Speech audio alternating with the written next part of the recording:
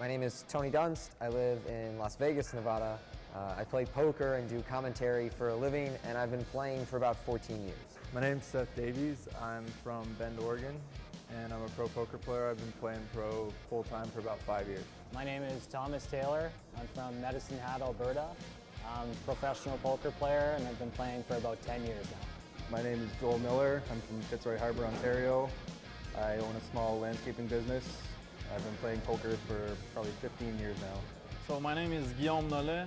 I'm from Rouyn-Noranda, Abitibi-Témiscamingue, and I've been playing poker for 6 years.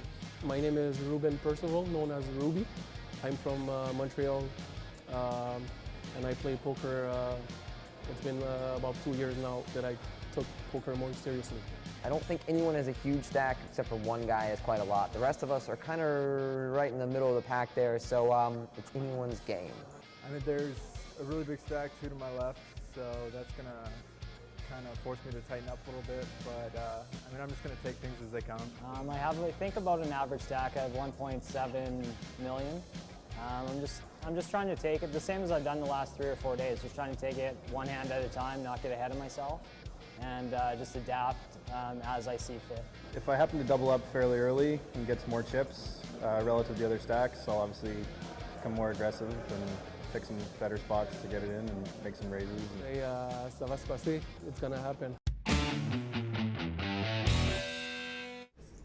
love that stuff. I wish I could find it anywhere. It's so good. Just don't break it. I feel around to go see there for now. They made it like stuff like really like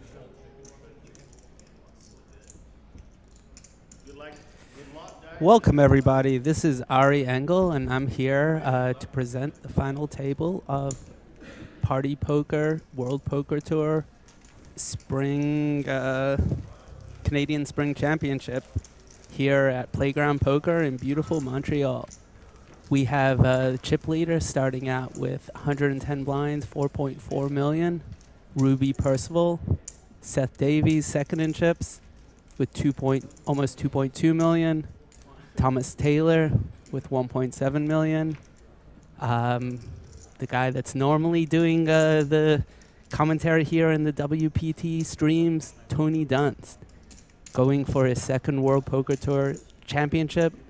This is his 5th final table on the World Poker Tour. He's got 1.7 million, and they took away the last 2 guys there. But off we go here, already ready to go, and Thomas folding 6-3. Let's see, I've played with Tony obviously a bunch. I played with Ruby, the chip leader, a little bit, and Seth I played with a bunch also online, and the other guys, a couple of them seem familiar, but I don't remember actually playing with them. But there's probably a good chance that we have. So Tony coming in for a raise, 85,000 with 7-5 suited. And the chip leader's got Queen Jack, Ruby on the button, or on the small blind, it looks like actually. Let's see how he handles this. Seems like it might be a decent spot to get aggressive and 3-bet. But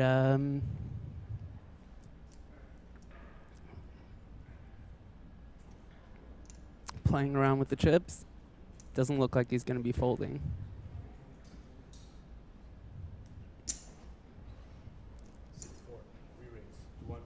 And that's a 3-bet to 235,000. My guess is Tony will be folding. Tony is not a big Hollywooder, so he just folds very quickly if he doesn't plan on playing the hand, and everyone watching tends to appreciate that. First pot, Ruby the chip leader. Everybody's tense in the early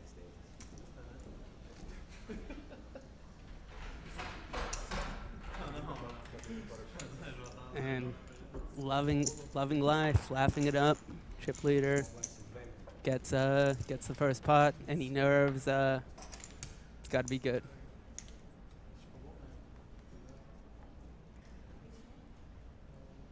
40,000.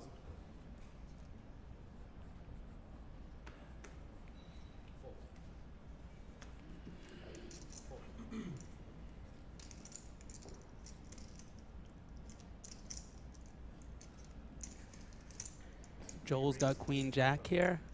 Looks like he's going to open the pot here with a raise to 85,000. Got the blue chips 5,000, gray 25s, orange 100,000.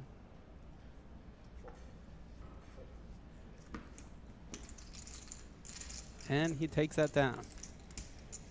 It'll be interesting to see if those small opens will keep getting through. A lot of people have been defending their blinds very wide in poker recently, and the minimum raise there would be 80,000. That's a very small raise to 85, and didn't quite catch what the big blind had, but just in general, we shall see. Joel Miller in his first WPT event, final tabling right off the bat. Pretty good.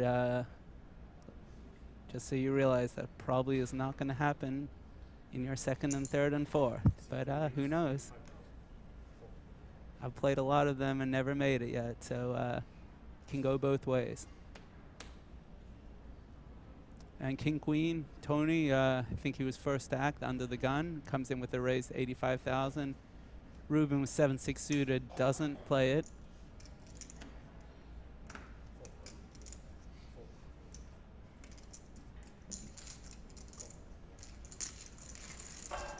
And Seth defends his blinds with 9-8 offsuit. Again, only 45,000 more though to win the 180 out there. Jack 3 deuce. We expect Tony to continuation bet here with his overs, and Seth didn't flop much of anything, so probably he's gonna fold. And he does. Pot goes to Tony.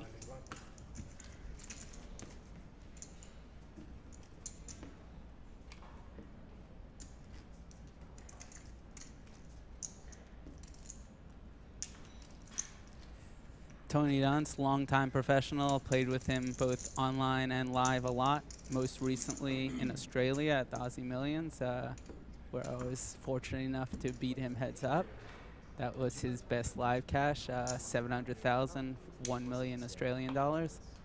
And he's won WPT Caribbean in 2013, and this, like I said earlier, his 5th WPT final table. Just, I don't know if you could say quietly putting together, but you know, that's definitely quite a record. Got Ruben the chip leader, ace-5 suited. Definitely expect him to raise this. Let's see what he goes with, 90,000 or 85 like everyone else. 85 it is.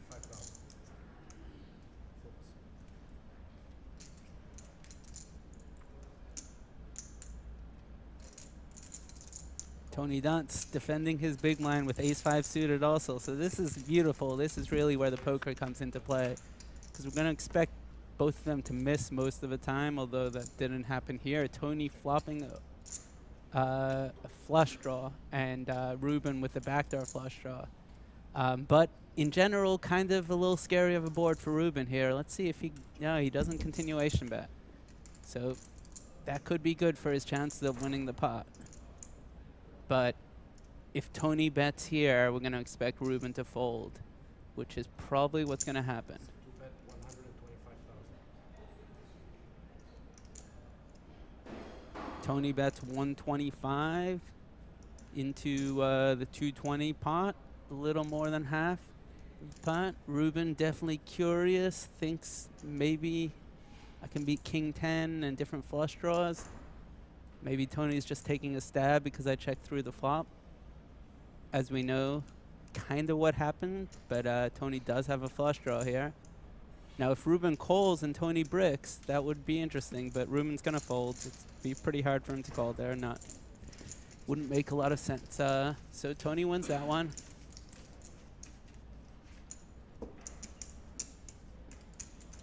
No, cautious play to start out here, just like we would expect. They're playing for a lot of money here.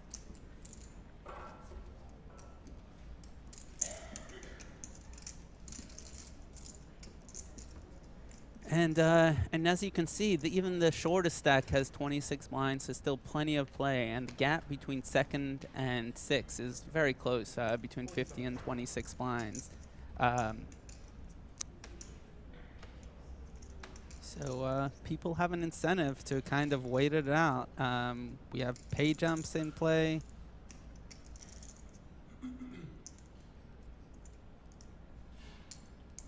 Ace-Jack suited for... Didn't figure out the correct pronunciation of Guillaume. Maybe. Very accomplished online player. Final tabled this event a couple of years ago. Got 6th. Wants to do better this time.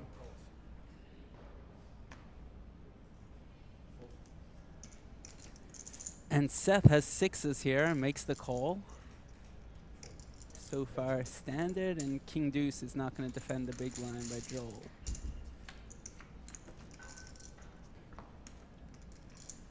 And Seth flops a set.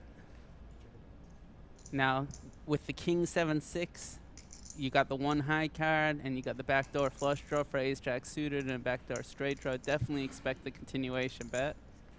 And I don't expect Seth to raise this. So this will be interesting to see how Guillaume, how many bullets he fires, how many barrels he fires at this pot. Or if he just gives up after getting called to the flop. I just can't imagine Seth raising, which he doesn't. He just calls.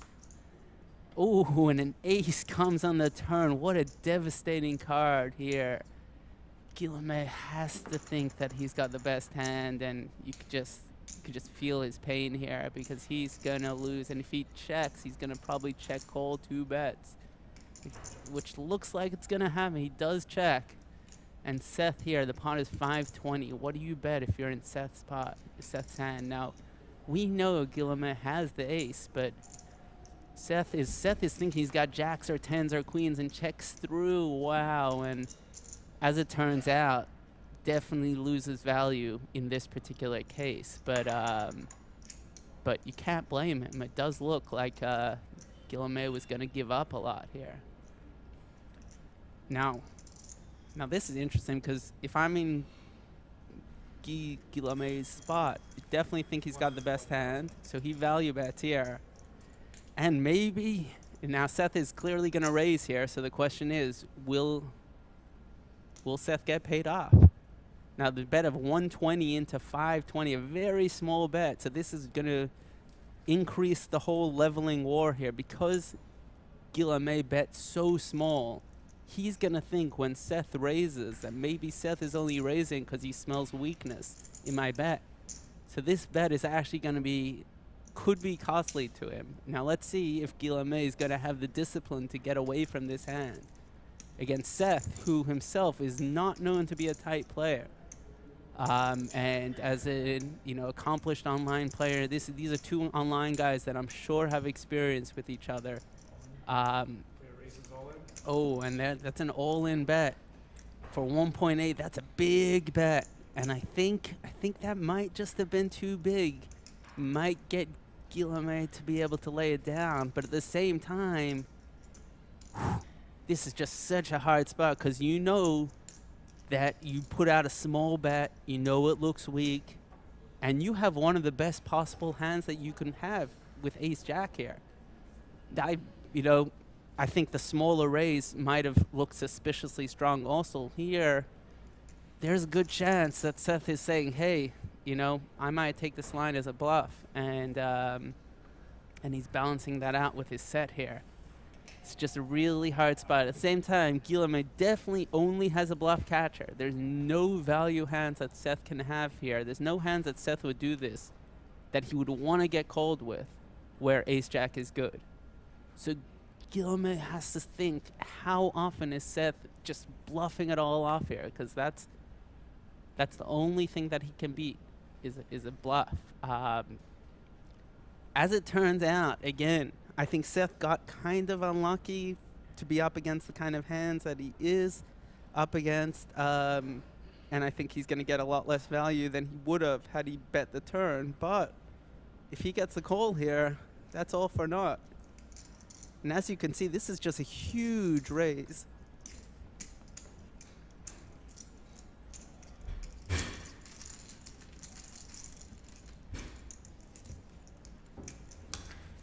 And I've been told that my pronunciation was wrong. It's Guillaume is the correct pronunciation. Apologies for that.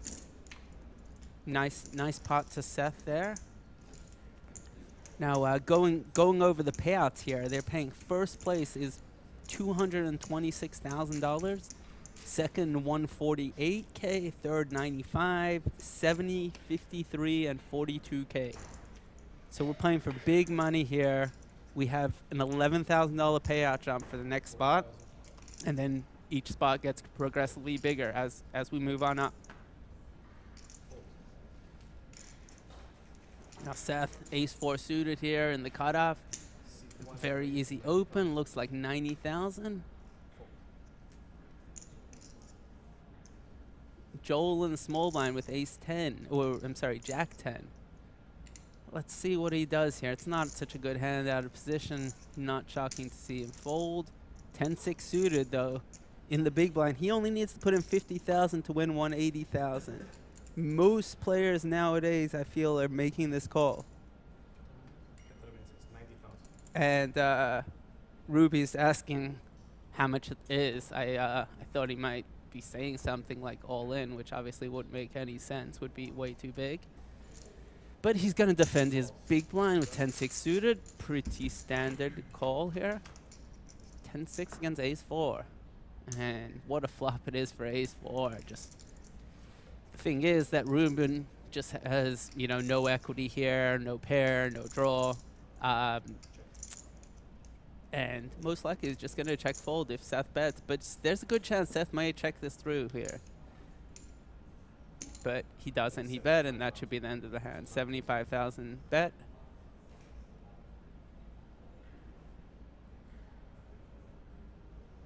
And Ruby folds it. Good fold.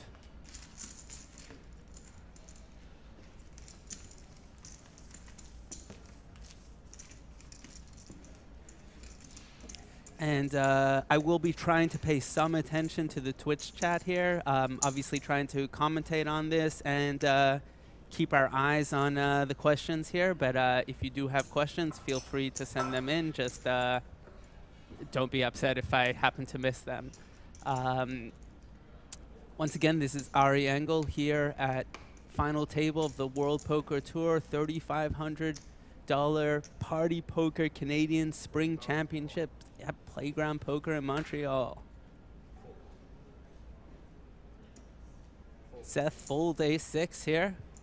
Ace-6, probably one of the weakest aces you can have because the ones lower than that will have a straight draw. And Tony Dunst, a little frisky here, coming in for a raise with queen-deuce suited in the cutoff. That's how you do it, ladies and gentlemen. Don't just wait for hands.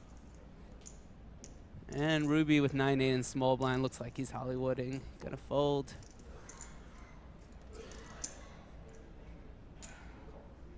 Gmo calls with ace-5. Defends the big blind. And flops the nut flush draw. Wow, 9-8-3 all spades. Tony just with no equity here. And this is going to be interesting because ace-5, now you do have the nut flush draw here, but maybe you just want to check call and not get in tons and tons of chips. And that'll be interesting to see if Guillaume bricks, if he just calls here and then misses, how this hand will play out. Now, if Guillaume does raise here, check raise, the hand will be over immediately. Looking at his stack, yeah, he's just going to shove all in here, and Tony quickly folds. And Guillaume takes that nice pot. Okay, yeah, so Guillaume probably only had 15 to 20 blinds to start that hand, so pretty easy to just shove there with his nut flush draw. Nice hand though, nice hand by Guillaume. And up to 23 blinds now. 915K at 40K. And we see Ruby still the chip leader with over 100 blinds. 4.3 million, 35% of the chips in play. But this really is anyone's game, you know, 35% of the chips, that means, you know, still plenty of chips in play for the other people. King Queen for Tony is gonna open this. We just saw him open Queen Deuce. There's no question about this. 90,000 again. 85, I'm sorry, 85,000. Ruby, that's all right. He takes his time before he folds, a couple of seconds. I like that when you're at a big final table. And Thomas here, looking to play his first hand. He's got Ace King in the big blind here, so this will be interesting to see whether he just calls or 3-bets, as I expect him to do here with Ace King. 3-bet, hoping to just get it all in pre-flop, and if Tony decides to go nuts, that could be really bad for him. But he is going to defend. So he just calls Ace King. I like this play also a lot, and this could be big trouble for Tony if the wrong flop comes. But 9-8-8 with a flush draw. Only Tony's got the backdoor flush draw here. Should be interesting. We expect to go. Tony's going to c-bet. Thomas is not just going to give this up after calling Ace King pre-flop, so he's definitely going to just call here. He's not going to raise. And, you know, we're going to see some poker go on here on the turn and river, because most of the time a king or a queen or an ace is not going to come. And Thomas just throws in one of those 100K chips, gets the 3 blues as change. And Tony turns a gut shot straight draw. That might be enough for him to decide he wants to fire another barrel. And if he does, I think it's going to work. Because we're getting to the point with Ace King here where you're not beating very much. And yes, Tony is going to fire that. He's got that look in his eye. I've seen it before.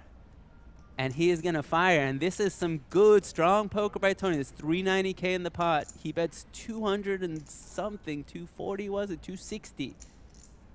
And Thomas just beside himself. He's going to have to fold it. Wow, great play by Tony Dunst there. Earning that pot with the worst hand. Strong, strong poker. Tony, a long-time professional, going for his 2nd World Poker Tour title today. At his 5th WPT final table. Now, he only has 8 WPT cashes, and 5 of them have been final tables. Just an astounding record.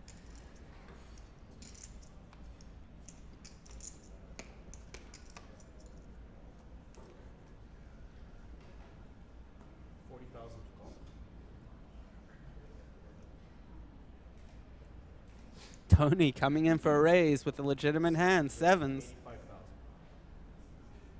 85,000. And Joel next to act with 8s. What's he gonna do? Now he's just gonna call here.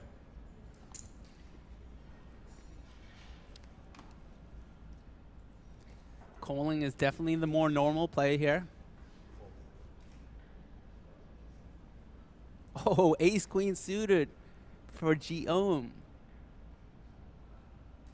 On the button. He's just going to move all in.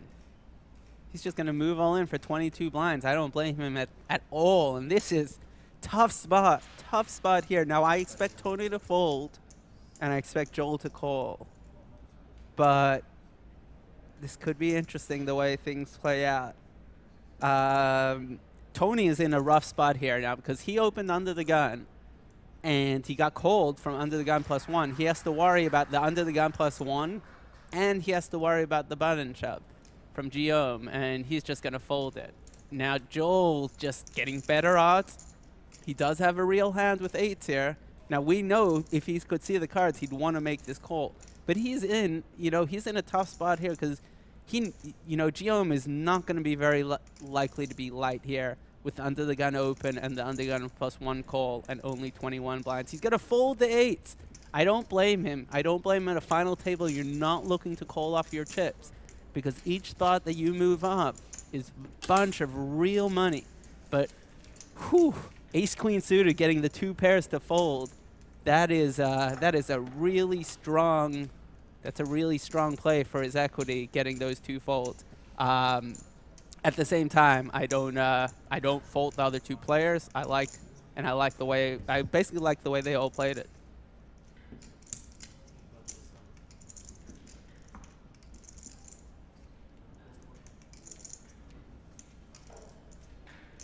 We're seeing some good poker here at the World Poker Tour Canadian Spring Championship, sponsored by Party Poker.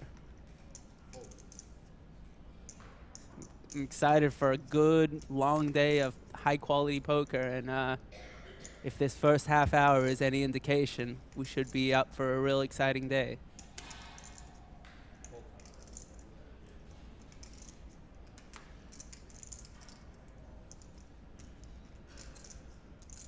Folds Thomas on the button, and for the first time, we see him get a little frisky. Just opens to a min raise here, 80,000. With 9-7 on the button. And Seth's got 4s in the small blind. This is, again, here we go. We have some poker. What's Seth going to do? He's probably not going to fold. We can be pretty assured that. I expect him to call here, but was that a folding motion? Nah, he's not folding. He's, what's he going to do? 3-bet, I would guess, is by his indications. It looks like getting serious, looking like he's not going to be folding for sure. Is it going to be a call or a re-raise? I'm going with the re-raise. Oh, all in? Is it? It's all in. 4. Well, that's 60. Oh, Tony's got ace queen. Oh man, that is a big reshove. If Seth, Tony's got 44 blinds with ace queen, and Thomas on the button has 35 blinds. Wow, what a big reshove by the 4s here, and Tony's got to fold his ace queen because he doesn't want to call off all his chips at the final table. And Seth just found the only way he could have to win that hand, basically. Because if he does a normal size 3-bet, Tony most likely just shoves himself. And wow, that was some interesting hands there, because ace queen is really a much better hand than 4s. Not when they're heads up against each other, but in terms of what hands you want in No Limit Hold'em, you'd much rather have ace queen in general than 4s. So 4s was able to use the first in the pot power, or more like first to be all in power, because no one else could put any pressure, and no one wants to call off, even if you have a good hand. That's aggression. Aggression and just being all in power. That was some interesting ace queen. I don't know if that's kind of an interesting fold by Tony. I think it's a fold, but borderline spot like ace king, he's definitely not going to fold. So I don't think so. Guillaume comes in for the raise, 90,000 with ace 5 suited, and Tony has king jack suited in the small line. I'm going to guess Tony is going to be calling this. Guillaume would start with 26 blinds, Tony with 44. Ooh, is he going to be 3-bet folding this, or is he going to be calling? Oh, that's a re-raise. 250,000, it looks like. 250,000, 5-4 suited, going to be forced to fold. And Tony just putting the pressure on Guillaume. And I mean, if I'm Guillaume, I'm folding this every day of the week unless I pick up something on Tony. This would be one hell of a shove. Now we know it's going to work because Tony ain't calling off with king jack suited, I'll tell you that. But this is a hard spot. Really hard spot. Now the one thing going is that there is enough room for fold equity here, but at the same time, Tony's going to do this with real hands also. And Tony just going after it here. King Jack suited. Nice hand. Nice hand by Tony Dunst there. I don't blame Guillaume for folding that ace-5 suited, though. That's ace-5 suited just is not the kind of hand that you want to be putting it all on the line with unless you're really sure the opponent's going to be folding. Tony Dunst, WPT Raw Deal host. That is 5th WPT final table.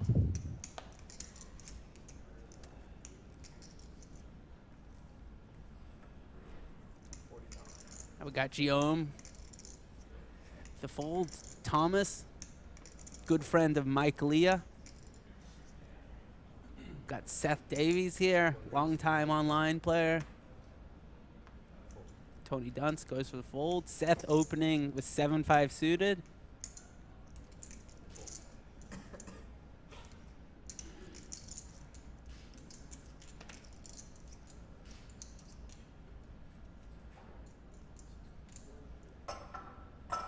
Eight-six suited for Ruby in the big blind. He will be he will be defending this. That's for sure. So the question is he gonna 3-bet it or call? He just calls. Those orange 100,000 chips.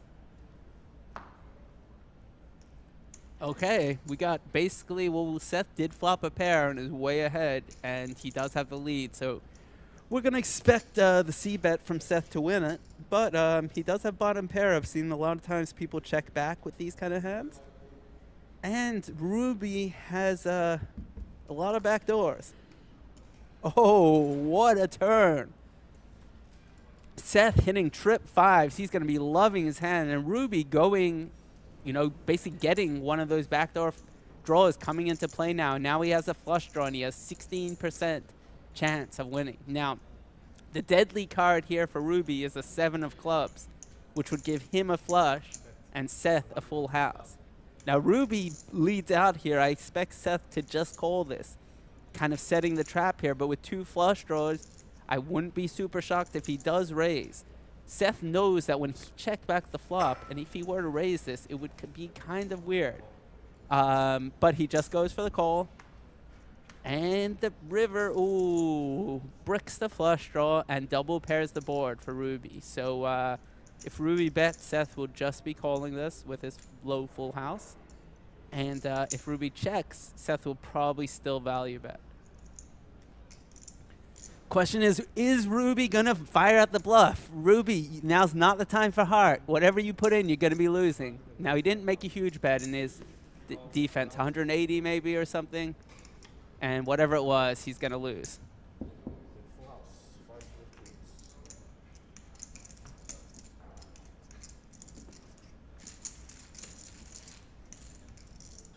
Well played by Seth there. That check behind on the flop really did wonders for him. Obviously, he hit an amazing turn card. But instead of C-betting and probably just winning the pot right there and then, he was able to get Ruby to fire out 2 barrels as bluffs. And Ruby here, from a $350 satellite, he's the chip leader at this WPT $3,500 final table. Guaranteed $51,000, playing for over $250,000. Amazing. Gotta love poker. I'm sorry, they're playing for $226,893. Tony Dunst cutoff doesn't open 9-5. And Joel A6, he's gonna be opening this 90,000. Let's go, Joel. 85,000. Joel in the button, A6. And Ruben in small blind with nothing gonna fold. Guillaume, Queen 9. Will he be defending this? I say yes. 45,000 more to win the 175. Guillaume doesn't seem like a folder.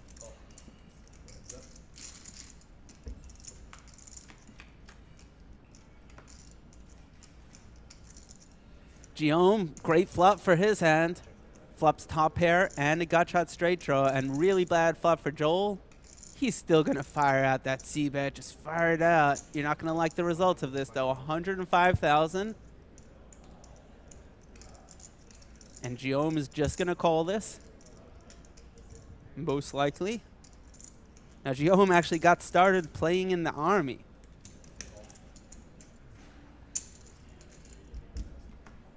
Check calls the flop. And brick on the turn. Will Joel fire out the double barrel bluff here with no equity? Now, he does beat some draws. Remember, if Guillaume had a flush draw with spades or a straight draw, Joel would be best with ace high. And when the board pairs, now the flush draw from the flop came. Guillaume hits his trips here. He's probably going to be going for value, and Joel cannot imagine Joel doing anything. Joel, when he checked behind the turn there, looked like he was just giving up on the pot. And I don't blame him. We see here that whatever he did probably was not going to work.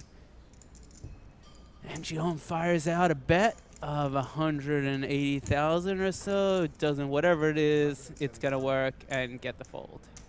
Joel folds it. 170,000. Nice hand for Guillaume. If he wins this tournament, he says he's going to do nothing special with the money. Nice job. Good luck to him. Okay, so Ruby is now below 100 blinds, and we're seeing, and the short stack is now Joel with 23 blinds after losing that pot. I don't blame him for the way he played it. I probably would have played it the exact same way. I've got Seth, who's picked up some chips here early, and now is up to a quarter of the chips in play. 78 blinds. Kind of a little bit of separation going on here.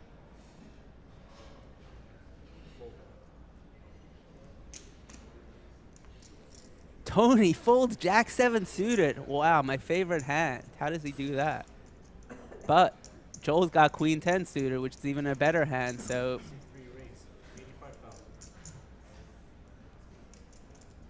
Queen 10 suited, Ruby the chip leader with ace 4 suited on the button. What will he do? Will he 3-bet with the intention of folding to a Joel 4-bet shove? Will he call?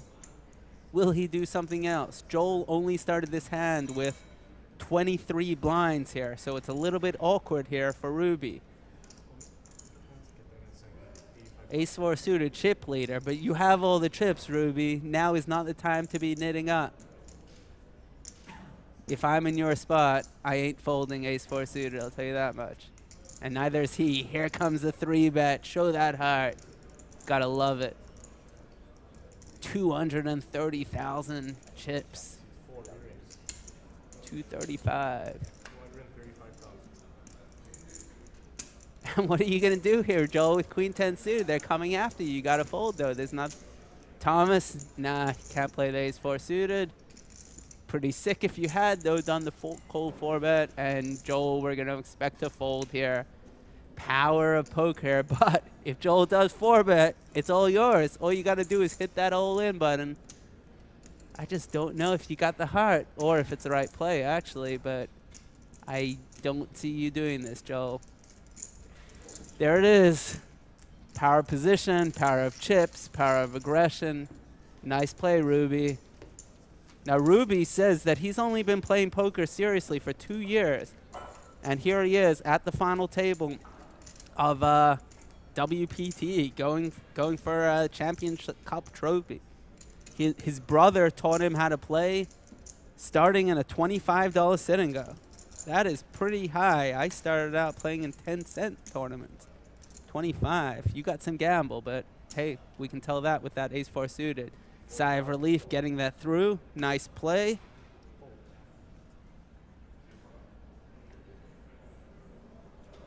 King 9 under the gun. Tony folds. Ruby 5 deuce suited. You're gonna come in, ride that heater, chip leader. Cut off. Yeah, here he comes. Oh, no. Okay, that's all right. Jack 9 on the button for Guillaume. 90,000.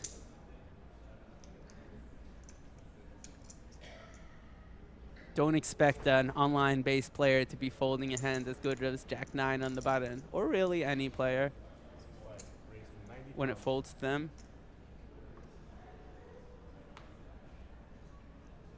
sixes for Thomas here. And let's remember, we have a shorter stack here sitting with about 20 blinds, who's not in this hand in Joel. So this really is changing the dynamics of the hand. Now, Thomas has about 7-8 orange. That's 800,000, and maybe about 5 or 6 bags. He's got 1.4 million. He's got maybe 35 blinds, so too much to shove. But he is shoving because sixes are the kind of hand that you would want to shove a lot of chips with. And I don't blame him at all. Over the button open with the shortest stack. Sixes are definitely in the hand. That would make sense. I like the way you played it. You kind of don't want to, if you 3-bet there a small amount, then you're opening up the chance that Guillaume is just going to 4-bet shove it with Jack-9, which would be horrible for you. You might not even want to call off, and even if you do, it's not that amazing when you got sixes.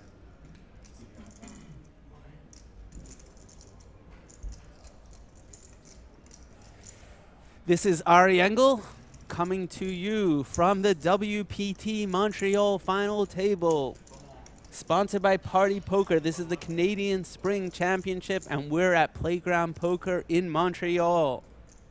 We're playing for 274,000 Canadian dollars. It looks like some of the numbers I saw earlier had been converted. So yes, we are playing for over $250,000. And by we, I mean the 6 people that you're seeing. I don't get any of it. We've got 6 people left here. We've had an exciting first close to an hour of play here. And we're up for some good poker. Some high-level poker being played out so far.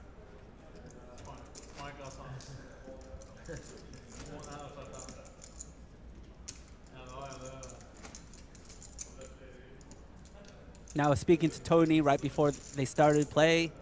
Told me with 10 people left, he got all in pre-flop with 9s against aces and was fortunate enough to hit that 9. That's part of tournaments. You got to get lucky. You got to play well. You got to play aggressive, but you got to get lucky. Queen Jack suited for Joel under the gun, but he has been getting banged around recently. He's under the gun here. He might not want to open with his 20 blind stack, but he does. He goes for it. 90,000. I like it, Joel. Showing heart. Coming in, they've been re-raising him. Ruben's gonna fold Queen 10 unless, yeah, Queen 10 definitely a fold. 5s for Guillaume. Wow, interesting spot here.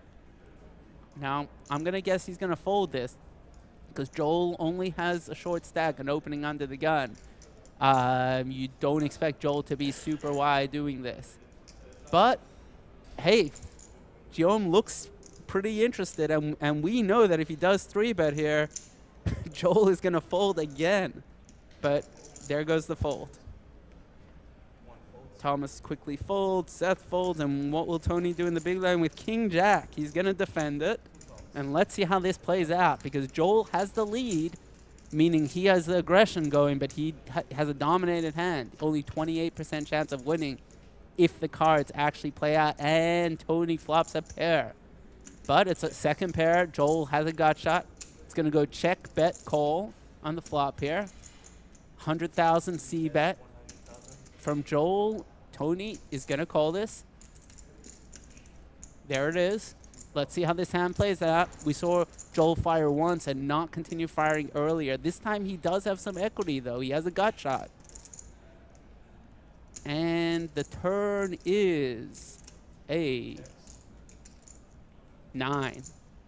Offsuit 9 here. Will Joel? No, he doesn't fire again. Don't blame him, but he will not be winning. Ooh, and a club on the river.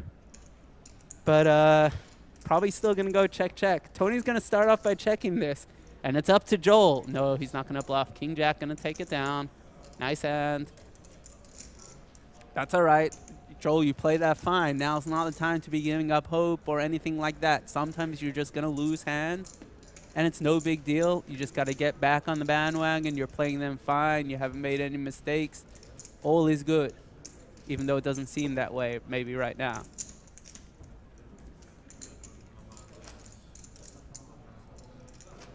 Joel Miller from Fitzroy Harbor, Ontario. Been playing poker 15 years, and This is his first WPT event, and here he is at the final table.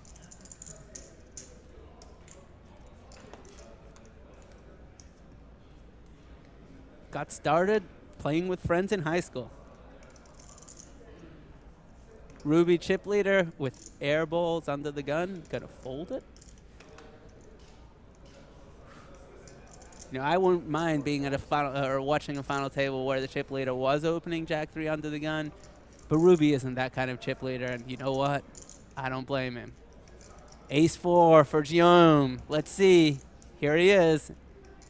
He does not look like a tight player. He's coming in with Ace 4 offsuit from under the gun +1 at this 6-handed final table.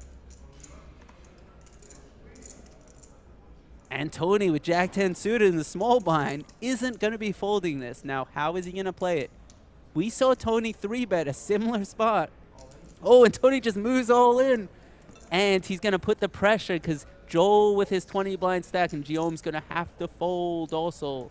Now, Guillaume also only has 20, 25 blinds. So Tony there using his stack to put pressure with Jack 10 suited. Jack 10 suited, obviously a hand people really like with all of its straight and flush draws and things like that. And if you do get called by a hand like Ace King or Ace Queen or pocket nines or lower, you're completely fine shape equity-wise. Of course, if you get called by pocket queens, it's not so amazing.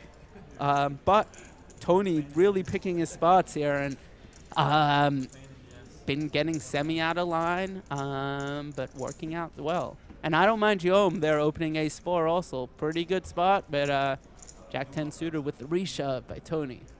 Sounds better. Plus, it's, I can't understand, you know? Yeah, but yes, it sounds better in French.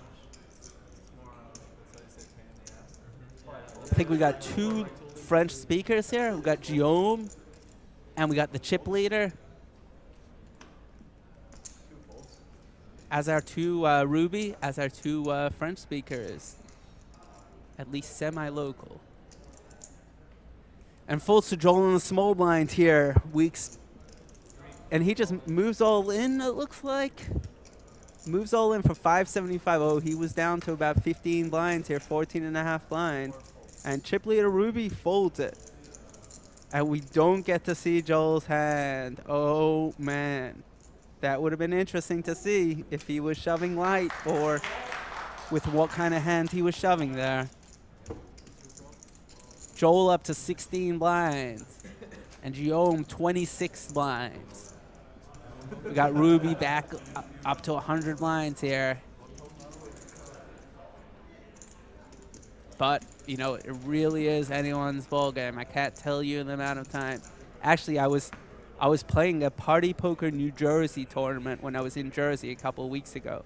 And I came into the final table with a huge chip lead. I had 3 or 4 times as many chips as the person second in chips.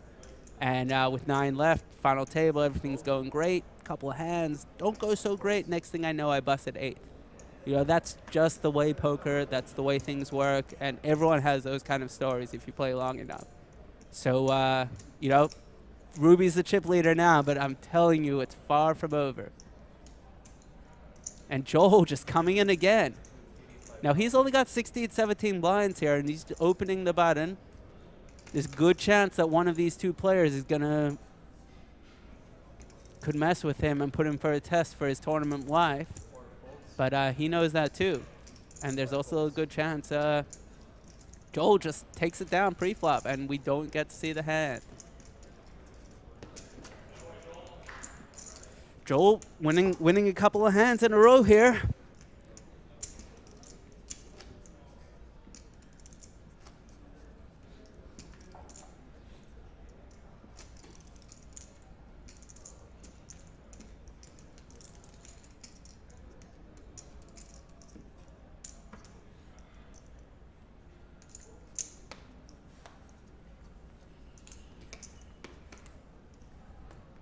A lot of pressure right now for all 6 players. No one wants to bust next. There's a lot of money. This is the biggest stage for most of them that they've ever been on poker-wise.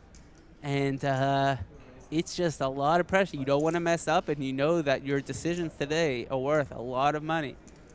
Tony just coming in for a raise. You know, he's been here before. So, oh, and we got a all in from Joel. Joel, gotta love the way he's playing his short stack here. Just really not letting these guys get away with things.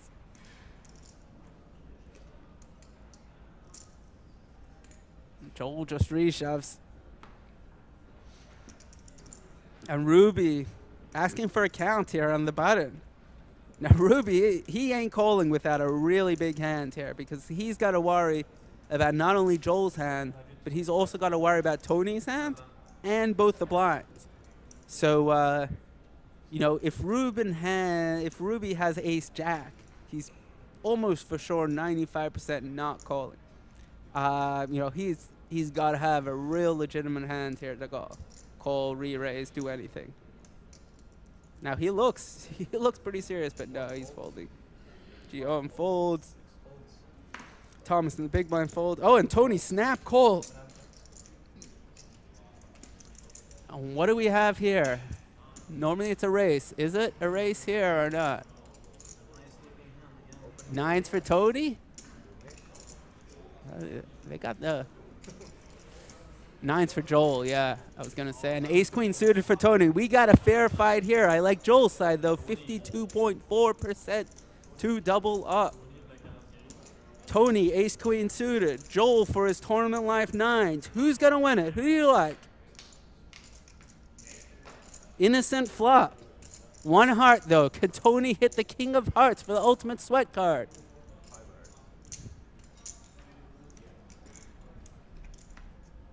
Oh, a brick. And only an ace or queen will do it for Tony. Joel needs to dodge an ace or a queen to double up and stay in the tournament. Tony looking for one of 6 outs. And a brick, a double up for Joel. Nice hand, Joel. 9s and 5s takes it down.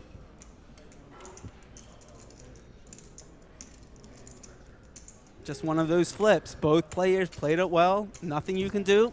Sometimes you're going to win it. Sometimes you're going to lose it.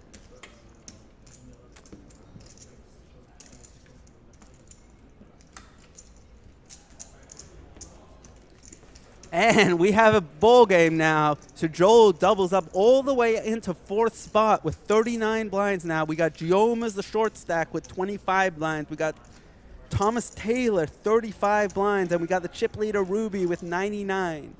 Now, as you can tell, between Tony in 3rd and Guillaume in 6th, it's only 560,000 chip difference. So we're really, which is 11, 12, 13, well, I guess 14 blinds if I could do my math. Yeah, so this is really interesting because you got all these shortish stacks. Just trying to survive, you know, because there is just huge pay jumps at these final tables, and no one wants to bust next.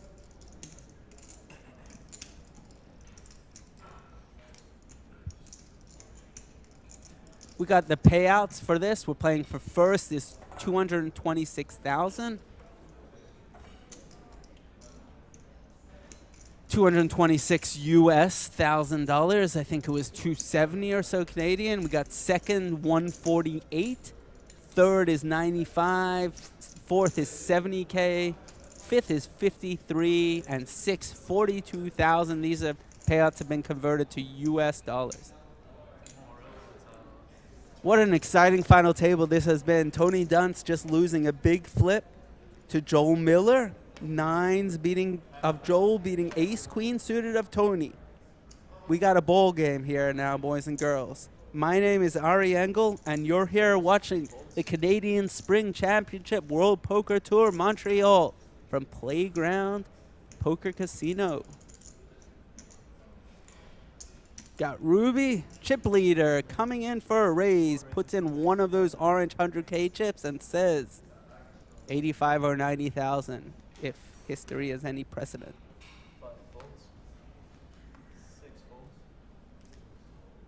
And Seth in the big blind will not defend. Ruby, the chip leader, takes down a pot. And can you believe it? Ruby's only been playing a couple of years seriously. Got in for $350 on a satellite, and here he is at a WPT final table with the chip lead. Gotta love tournament poker. I know I do.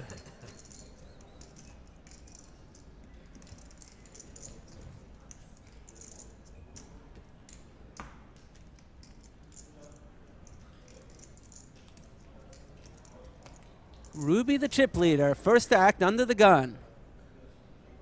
Expecting a fold here. But it's gonna be slow. Those orange chip there, oh, he wasn't under the gun, that's why. Ruby the chip leader, second to act, folds it. Flashed the cards to us, but we didn't see them. Guillaume.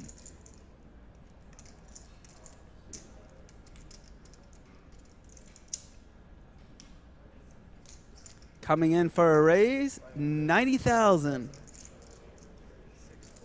Will Tony Dunst defend the big blind, as he's been known to do? He's got some stickiness to him. Ooh, that sounds like an all-in, and it is an all-in. Tony moves all in, putting the pressure on Guillaume again. We've seen this play out. It would be nice if they had shown the cards, but they didn't. Ooh, something flashed. Nice hand, Tony. Tony picking up the pot.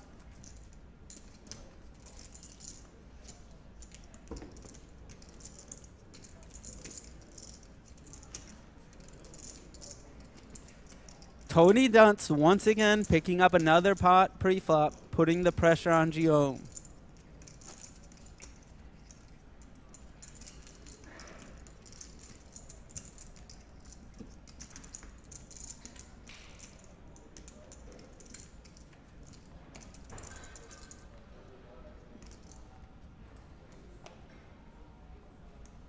Got Joel in the big blind, Tony in the small blind.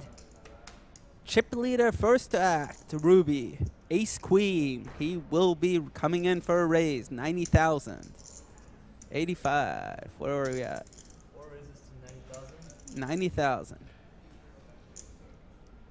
Ruby under the gun.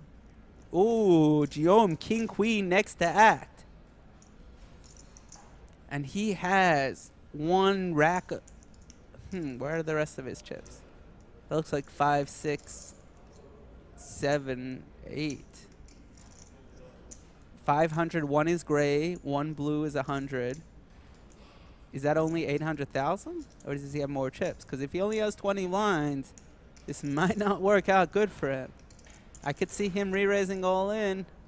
Oh, he just called. Oh, just calling.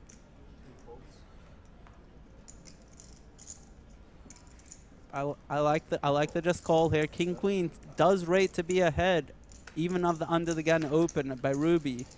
From the chip leader, he seems like he's opening a bunch, or there's good chance that King Queen. So we'll see if a queen comes though. Okay, that's an ace high flop. In theory, it might be easy for Guillaume to get away from this, but Guillaume might be thinking, hey, Ruby's gonna see bet this either way. Maybe if Ruby doesn't have an ace, I'll call in position and I can win the hand. 115 C bet. We have a 115,000 C bet into the 270. Ace 6-5, no flush draws. We do have a little straight draws developing at the bottom, but no flush draws. King Queen, will he call in position or do something crazy? We know that it's not gonna work. Ruby has ace queen. He's not folding this. Guillaume, whatever you do except that would cost you money, and Guillaume correctly fold, getaways. I'm sorry, he got away from that really cheap. Well done. I can pretty safely assume that if I'd been in his spot, I might have lost a little bit more money.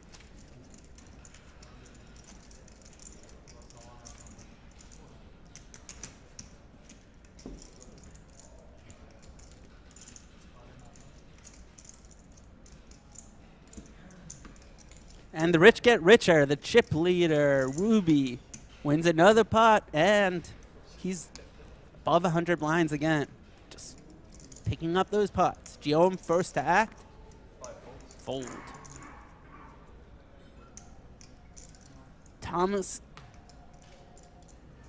he's been, you know, somewhat quiet, not super tight. We've seen a 9-7. We've seen some 6s from him. Comes in for the min raise. Him and Mike Leah used to work together before they got into poker. Mike quit his job first, although Thomas got Mike into poker first, but then Mike quit his job first, and then Thomas came along, and they've been traveling and working on their games together. Thomas has 2 WSOP circuit rings, and he's going for his biggest title ever here. He's a very good golf player. 3-time club champion. And we got Seth coming in for a 3-bet with 10-9 suited to 180,000. Now Seth has been really quiet so far also. So Seth's just, you know, 10-9 suited is a nice hand. He's using his position. He's using his image.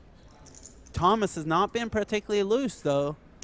But at the same time, Thomas has got to think Seth has a real hand.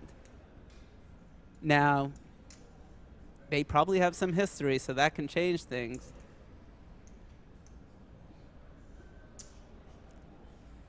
Thomas, you could feel the pressure here. He doesn't look like he's folding, though. Doesn't look like he's folding. Oh, he brings out some big chips. Is that... Ooh, that looks like a 4-bet to 400,000.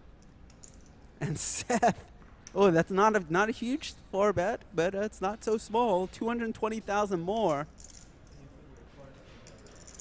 220,000 more. The pot has 6. Oh, Thomas with aces. Oh, wow. Seth, what are you going to do? Don't blow up here. If you pull the RE angle, blow up 5-bet all in here, it's not going to work out well for you. Trust me, I've been there and done this. Don't do it, Seth, but he's probably going to call here. I mean, 10-9 suited is such a beautiful hand in position. Now you got to figure, you know, Thomas is not the most light player ever in the world. His 4-betting range is not super wide, but who knows? I mean, these guys have history. There goes Seth calls, and this is a big flop. The pot already has 890,000 here. Big flop here. 9. Oh, devastating flop for Seth. Devastating. Let's see how well his hand reading skills are here, because this could be really, really bad for him. That's about one of the not low flops for Seth. Now, the more money Thomas can get in here, he's going to want it. Now, Thomas maybe only started this hand with 25 blinds, or only has 25 left now. Whatever it is, this is really bad news. 250, small bet. Really small bet here.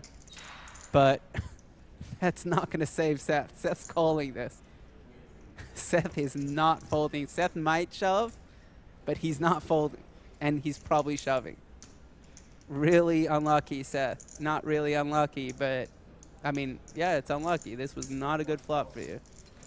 Okay, so he calls here. A low card is going to be bad for Seth. He's really rooting for a king here. King would be... Oh, what a bad card for Thomas. Now, it looks like, oh, that's a great card because he had aces full. But it's really bad because now Seth doesn't beat anything. Now, it's good check. It's a really good check by Thomas, but unlucky for him. Seth's just going to probably check it back. A 9, obviously, would be a dream for Thomas. But I think this is all Seth ends up losing. Now, there is some small chance that if Thomas checks, if it comes like a king or queen, and maybe Thomas checks again, maybe Seth turns his hand into a bluff. Or even if it comes anything, if Thomas does check. But if Thomas bets, like 90% of players are going to do in this spot, or more, it's over. Seth is not calling. And if he checks, Seth is probably checking anyway, but there's some chance Seth would turn his hand to a bluff. All this is the most results-oriented thinking in the world, clearly. Now look, all in by Thomas. That, ladies and gentlemen, was a fake Hollywood tanking. If you want to know when people are strong and pretending to look weak, Thomas was just trying to do that. Thomas wins the pot. Seth instantly folds his 10-9 suited. He got a really bad flop for his hand, but he only lost 250,000 on that flop, so got to credit him for that. And you got to credit him for not doing a 5-bet blow up.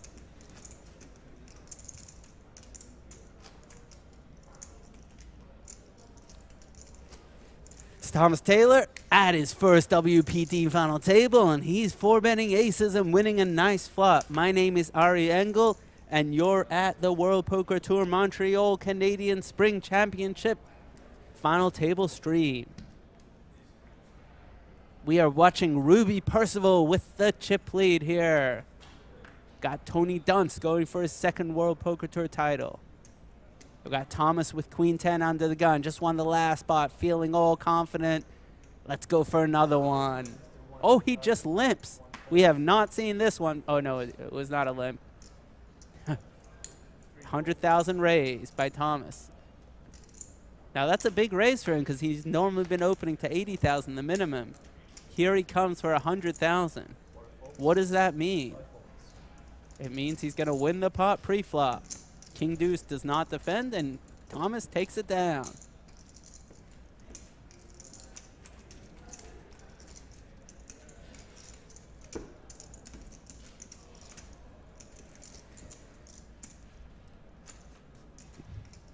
Nice couple of pots for Thomas. He's got to be feeling good.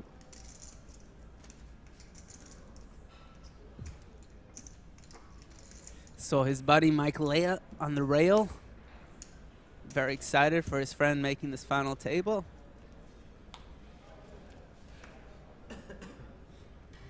And he said that he's going to be the spotter today, watching this stream, picking up clues and telling his friend.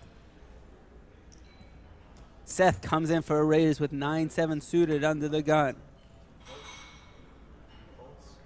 First to act, Seth. See a bunch of bad hands fold. No one's getting too out of line this early. Ruby King Jack on the button for the chip leader. What's he gonna do here? Seth opened under the gun, and we know Seth has not gotten too frisky. We do know he recently lost a pretty big pot with that 10-9 suited. Oh, and here comes a 3-bet by Ruby. Yeah, Ruby. We've seen him do this a few times now with these kind of hands. Ace-4 suited, King Jack. Good but not great hands. 265,000. 3-bet. And Seth. So this is Seth with 9-7 suited out of position. Got to call 160 to win 460. What's he going to want to do? He has about 2.5 million back, maybe a little bit less than that. 2.5 mil to start the hand. And yeah, second in chips though against the chip leader. So he, I love this 3-bet by Ruby pre-flop against the second in chips. Really looking to put the pressure on Seth. And Seth does not want to play a big pot here. He's second in chips against the chip leader. And what a flop this is. King 8-6. Ruby flopping top pair. Gotta like his hand. Seth with the open-ended straight draw. Now there is a flush draw from both people's perspective. That's going to change things. Because Seth now all of a sudden he needs to hit a 10 or a 5. But if the 10 of spades or the 5 of spades come, he's not going to feel as good. Now this is really interesting. I fully expect Seth to just check call this. But Seth is a tricky player. I could see other things going on, and I could see potentially on later streets some aggression going on by Seth, even if he doesn't hit. But let's see how this plays out. Ruby c-bets 335 after re-raising to 265 pre-flop. This is a healthy bet, approximately half pot. And that's called by Seth. A big turn card here. Big turn card. What's going to happen? Ruby wants a brick. Oh! horrible turn for Ruby. Seth turns the nuts, and Ruby is drawing dead with his king jack. Now, that's an offsuit 10. Most of the draws missed here, in the sense that the flush draws all missed and 7-5 missed. Even 10-9 got there in a sense, but not that enough to get ahead of Ruby. So the only draw that got there that beats Ruby is 9-7, but that's what Seth has. And Ruby is just, ooh, he fires out another bet. And Seth is just loving life. If you want to look at what a person looks like when they're loving life, Seth is it. What's he going to do here? It's 400,000, so it's 265 pre-flop, 335 on the flop, 400. Oh, what does he do here? What do you do if you're second in chips against a chip lead? If you raise here, it's going to look super strong. If you don't raise here, is Ruby going to keep firing? Is a bad card going to come off? Are you going to let Ruby get there for free? What is going on? What does Ruby have? What do you do? How much do you raise if you do raise? Anything but fold goes. He is taking his time here. If he puts in a raise now, it's going to look like one of the two, like it always does. It's going to look like either a bluff or he's got it. But, whew. Ruby just call. Just call. That's what Ruby's saying. Just call, check to me the turn, check to me the river, and I'll bet again. Oh, and he moves all in? Oh, he moves all in. Only 1.3 more. Oh, man. The pot got huge all of a sudden. So it's 1.3 more. There's 3.4 million in the pot. And Ruby is thinking, I got you beat. You might have queen 10 of spades. You might have jack 9 of spades. You might have all kinds of flush draws. You might even have 8-9 or 8-7 or something silly like that. You might have pocket 9s or pocket 7s. Ruby is trying to convince himself Seth has some sort of semi-bluff or something like that, but he knows that if Seth doesn't have a semi-bluff, he's in bad shape. And Seth is second in chips going up against a chip lead. Is he really just bluffing it off here? Now, we saw, if you go back to the 2007 World Series, we saw Philip Hilm and Jerry Yang do something really similar. And we basically saw the two chip leaders go at it and play this huge pot in a kind of where it was the pair and flush draw, and where I think it was Hilm was a chip leader and got in just a ton of chips. And so Ruby is thinking, Seth, are you doing the same thing? Do you have 8-5 of spades and you're just going nuts on me? Do you have 10 jack suited? But he doesn't. Ruby, you are drawing dead. Good fold. Good fold, Ruby. You saved yourself those chips. Very nice hand for Seth. Big pot. Completely changes the dynamics of the final table.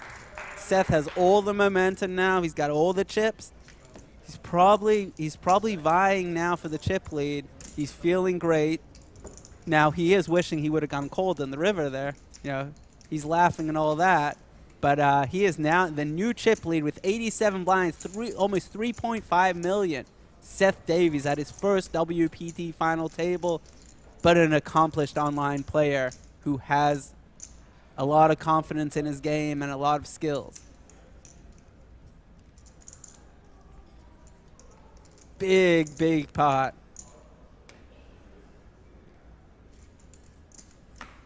We got a question from Poker Shot Clock in the Twitch chat. What was my bust out hand for this event? All these events kind of stick together so much, and trying to remember how I did bust in this tournament. Oh yeah, I had 75,000 chips and the blinds were 6,000, and we'll get back to that in a second because we got Guillaume with A7 on the button. He's gonna shove all in. Blinds at 20,000, 40,000, shoves for 18 blinds, 715,000, A7, and that is why you shove, to get deuces off the hand. Deuces were a slight favorite, queen 10, both legitimate hands, but when you shove with A7, you take away the play.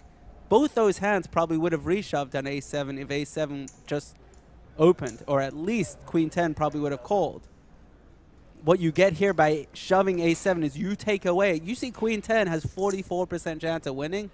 Now when you shove, queen 10's got 0% chance of winning because queen 10's going to fold. Deuces is actually a favorite. And you got deuces to fold. Nice hand, Guillaume. And he gives him the thumbs up sign.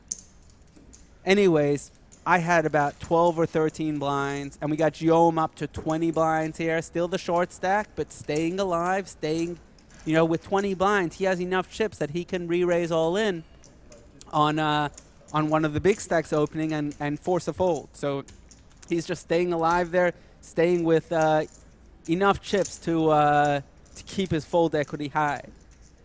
So going back to my bust-out hand in the WPT Montreal, where I wound up in 39th spot, I had 4s in the hijack and 12.5 blinds, and I shoved it all in. And I got one call from a guy with pocket aces. And then another guy went all in with pocket kings. And I did not beat them. And I busted. But I did get a cash in the tournament. And it was a good result. Ace 10 for Ruby here. Blinds are up to 25, 50,000 now. And we have it open to 115,000. Got 2.3 for Ruby is his opening size. And Tony in the big blind gonna defend with 10-8, a dominating hand. Two tens on the flop would be devastating for Tony. But it comes king 6-6, and we expect it to go check bet fold. But will Ruby c-bet here, or will he check through? If he c-bets, I expect it to win. If Tony does get frisky, he probably will win. No one has much of anything, and Ruby's lost a chip under the rare. It ain't easy. 110,000 snap fold by Tony. Tony beats him into the muck. Ruby takes it down. Tony smiles.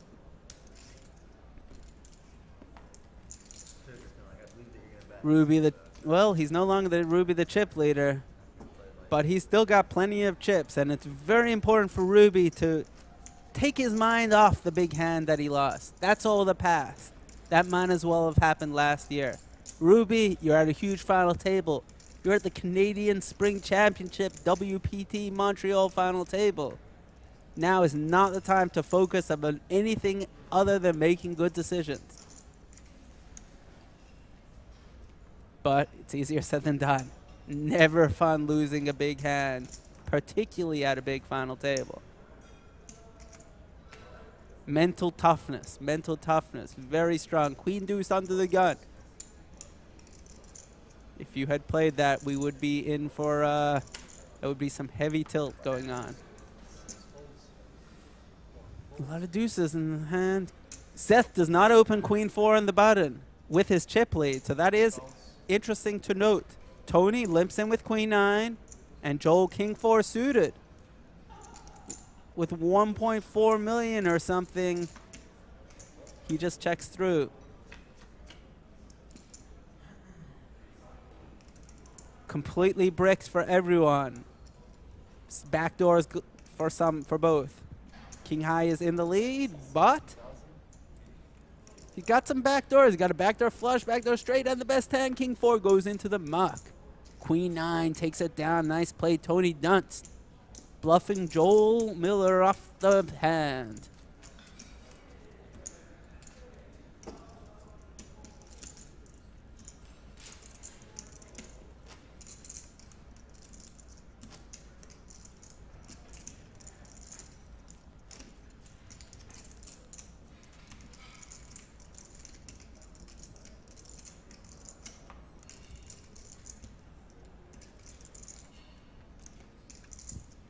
We got Party Poker is presenting the WPT National UK at the Dusk Till Dawn Casino from May 19th to the 23rd. For more information, go to WPT.com. And back to another hand here. We got some bad hands folding. Tony on the button with ace 10, a monster hand for their position. He comes in with it open.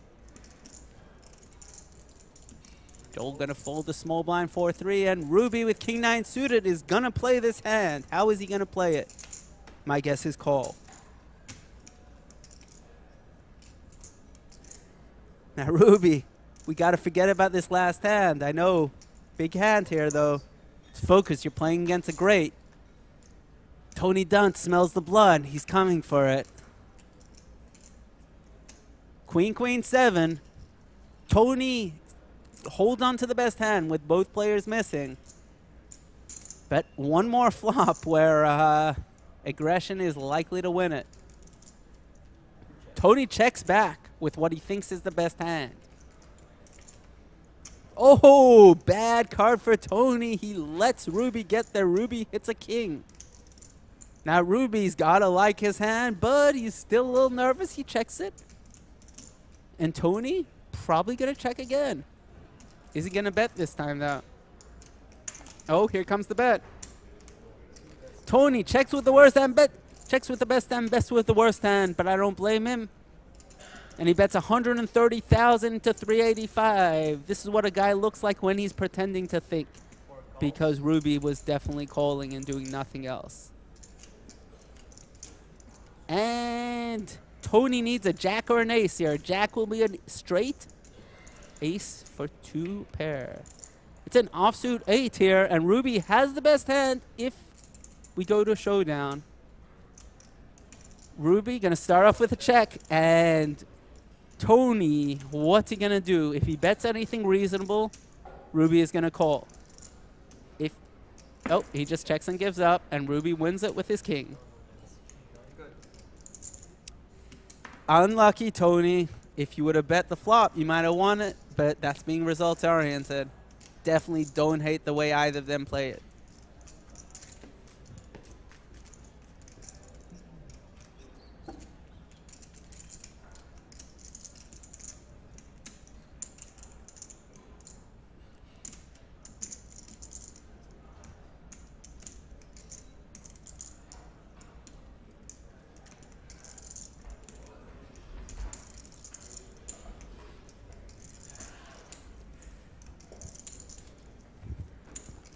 Once again, this is Ari Engel. I'm coming to you from the Canadian Spring Championship World Poker Tour Montreal, sponsored by Party Poker, and we are at Playground Poker Casino in Montreal, Canada. What a great country. I love being here.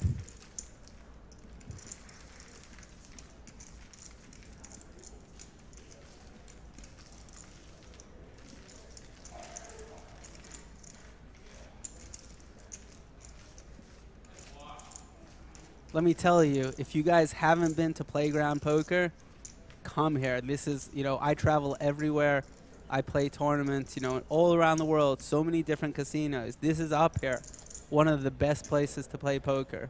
Everyone that loves it, everyone that plays here loves it, with the one exception of Alan Kessler, and that might be one of its best selling points. If Alan Kessler's complaining, they're doing something right. Having said that, I do really like this casino. Amazing, very well-run tournaments, and the chairs are really nice also. A6, Thomas coming in. Ooh, getting frisky under the gun. And Seth with 10s. Next act is the chip leader. What's he going to do? He just calls? Tony, ace, jack. What's he going to do now? Looks like he's just going to call. But he may 3-bet. Oh, all in. Oh, no. Tony. Oh, this does not look good for Tony here, because I don't think Seth is folding. The 28 blind shove here with ace jack. Now, knowing that sevens goes into the muck, easy fold. Knowing that Thomas opening a6 is makes the shove by ace jack, pretty clear. but I didn't really think he'd be opening ace-6. Tony, fourth. He's got 2 shorter stacks here. Ace-jack. Whew. And Seth knows that he'd be calling off half his stack here also. And Seth just is a little perplexed. He's not sure what to do. But Seth, you're a 56% favorite here. If you knew the cards, you would definitely go. And Seth called. He was not going to be folding. Ace-jack against 10s. We got almost a fair fight. But one of Tony's aces were folded by Thomas. So Tony is well behind here. And he is in an ace or jack to stay alive. Tony is a man in a lot of stress here. Will there be a jack on the flop? Easy flop for Seth. All bricks, 2 or 3. Oh, a deuce for a straight. Deuce, ace, or jack. And Tony is out in 6th place. Unlucky for him. He has bricked out.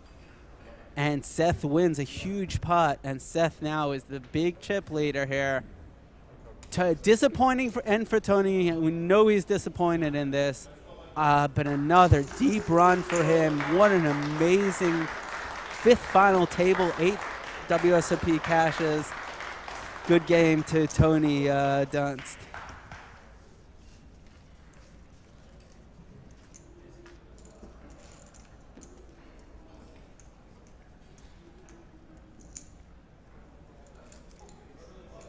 With that said, we're lucky enough to have my good friend Tony Dunst join us in the commentary booth, fresh off the 6th place. GG, my friend. Thank you, Ari, for your kind words. Good to be here. Thanks for filling in as well. Yeah, I'm sure. Yep. I'm sure you're loving being here. But I love being at Playground. I'm in the wrong part of Playground right now. That's right. But man, it's good to be here. That's well said. Always a professional. Mm-hmm. So yeah, we in the booth here got quite an enjoyable hour of entertaining poker. It was not dull on that table, Yeah. was it? Like everybody was out there swinging. They were really, yes. Mm-hmm. It was not what I expected with the more cautious play that I've grown accustomed to seeing. Well, one reason is the payouts are a little bit flat at the start of the final table. Okay. So I had a conversation with Timex about that, and he was like, "Hey man, don't be afraid to gamble early on in the final table if you think you can put pressure on people because the payouts are fairly flat." And I was like, "Okay." Oh, that's keep that in interesting. mind. So, Okay, like, yeah. When That's I looked down at that ace jack, I was like, well, if these were like if there was a huge jump in payouts, I would definitely just like fold this. Yeah. But with this kind of situation, Okay, so 27 played bigs, I was just a like, role for sure. Yeah, Okay, let's yeah. just rip it here, Yeah. It's a pretty crappy situation. Yeah, Like it Seth was. ends up having 10s, which is, In I don't know if you've learned yet, but the opener had Apple's A6 Yeah, yeah, so I he was saw. opening really wide. And I had played with him enough to think that he had a decently. I didn't think he'd open A6 there. Yeah, but yeah, I it thought was he way would have wider a than- decently wide opening range, and that Seth had 3-bet him enough that if he had some of his best hands, he'd probably just go for it again. Yep. So yeah, Yeah. gamble time. I Gotta win think- flips. I think that's very defendable Yeah. and makes a lot of sense, especially given the payout structures. Meanwhile, look at this hand. We got some action here. Ruben with a flush draw gutter. He's loving his hand. But Seth still has the best hand, Yeah. technically. Seth's not going anywhere here. With his middle pair and backdoor flush draw.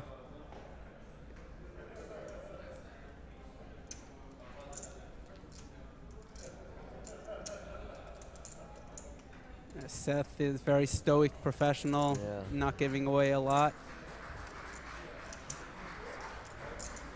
And he calls it.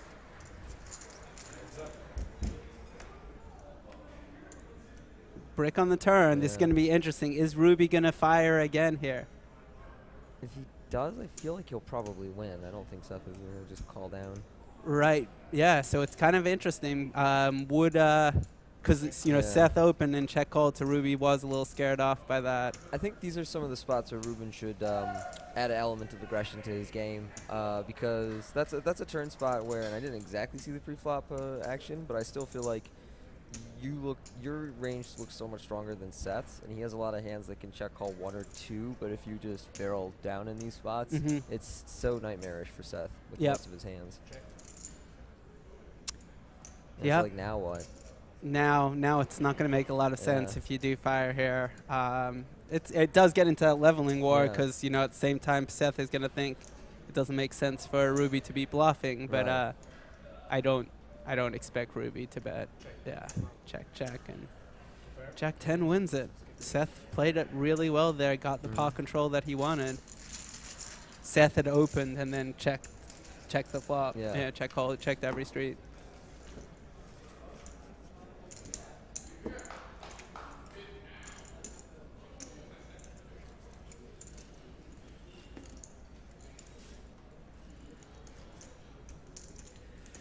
Like, Seth- basically, Ruben got one of the best flops for his hand and never took one aggressive action, right?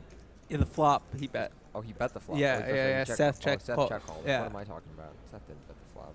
So by check calling the Yeah. flop, it created a lot of doubt in Yeah. Ruby's mind because it's not the normal way people play after raising pre-flop. Right.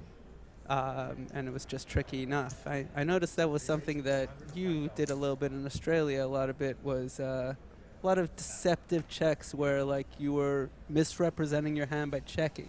Oh. Which is not so much what people do. People misrepresent their hand by betting, but you would check with nothing, let's say, as the pre-flop right. raiser. And delayed c-bet. And delayed c-bet, for example, or those kind Yeah. of things. There are some textures where I think people's continuation tendencies are so high that you should just like mix in your more checking back because God, you would only check back here with showdown value, and then that locks people up who are aware of that fact and they're like, well, crap, I have to check again on the turn if I don't have anything, and then give up. Yep. It worked really well against me, even though Cool. results, but Yeah. those hands, I definitely, looking back, thought you were playing them better than me. Ah, thank you. Well, we got another pot developing here. Jack 5 and 4s, and Joel opened the 4s here, and probably going to c-bet, but neither of them like. Oh, actually, Seth does have a flush draw. So Seth is not going anywhere, and probably is going to win the pot one way or another. Man, this kind of seems like I expect him to just call. But Mix it are in you with the check saying raise. sometimes check raise here? Because like you don't love it when you check call a spot like this. It's slightly awkward. Mm-hmm. You could check raise, and then sometimes you're going to turn like straight outs as well that kind of add a little equity to your barreling range. So, because he kind of wants to fold in a way. He's like, am I going to call? Am I going to fold? Oh yeah, he would Am I love gonna to fold. raise? Yeah, you have Jack Yeah. high. And here we go. I think he's going to check Oh. raise. I love it. Well said. Yeah. Seth is the chip leader also, so he, he has a little bit of leeway if things do go wrong. But perfect here. Yeah. It was about coin flipping, but Seth was able to win it Yeah, without a showdown. He's aware of the fact that on a like ace high monotone board, people are going to see bet a huge percent of their range that just has zero equity because so does a huge percent of your defending range. So by check raising, a whole bunch of those hands have to just fold immediately, and it's just hand over. Makes sense. And also we have Guillaume sitting Yeah. there with 14 blinds, so Right. Joel is a little handcuffed from that. Wow, 4 Canadians, 2 Americans. That's Montreal Yeah, the poker about, I would home say. court. That's probably a pretty reasonable distribution of what you'll find in Montreal poker. About 2/3, 3/4 Canadians, a quarter American. It's Yep. great up here, though. It is great. I love coming here. And it's nice coming here in May when you don't have to deal with the Montreal Yeah. infamous winters. I did have to buy a jacket when I first got here because it was so unexpectedly cold. The last 2 times we came in the spring, it was so nice, and then this time around, it was just But all right, Seth's got king queen suited here. I'm thinking Joel's in the big blind, so it's one of those spots where it looks like Seth will probably just raise call off his stack or something, right? Seth's going to Yeah. open to 150 here. Yeah. And Joel has one of those Joel sort is of awkward king 8, hands. and this could be bad for him. But Joel, he's a little more of the flatty type pre-flop. From playing with him yesterday, he flatted some hands in the small blind, where I thought it was like real close on whether you would 3-bet or flat them, and some hands that I never got to see as well. So I just feel like in these closer spots, we should expect Joel to just go to a flop as opposed to rip or something. And that makes sense because Joel says he's been playing poker for 15 years. So I feel like, a lot of the people that just got into poker or younger tend to love to 3-bet on the margins, and the Right. people who've been playing a little more tend to like to call on the margins. Now I Seth agree. with a small C bet here. Yeah. Joel gonna call in position here. Joel kind of floating here a bit. Yeah, yeah, this could work out here. Nope, not on that card. Ooh. Good card for Seth. How's Yeah, this gonna not on play that out card. though? There's still hand is far from over. Yeah. But a bet by Seth you would expect would win it It's if certainly he the does. most awkward heart in the deck. Now a check shove here would also definitely win it Yeah. if he does go that route. Joel, after calling in position, I mean, he's probably going to bet, he's right? gonna He's bet, he's going to try and rep it, and then what's going to Seth's happen? gonna shove, and Joel is gonna fold, and I guess. really So working out gross. perfect for Seth here. And Seth Seth's moves all all in. in, and Joel is going to reluctantly fold.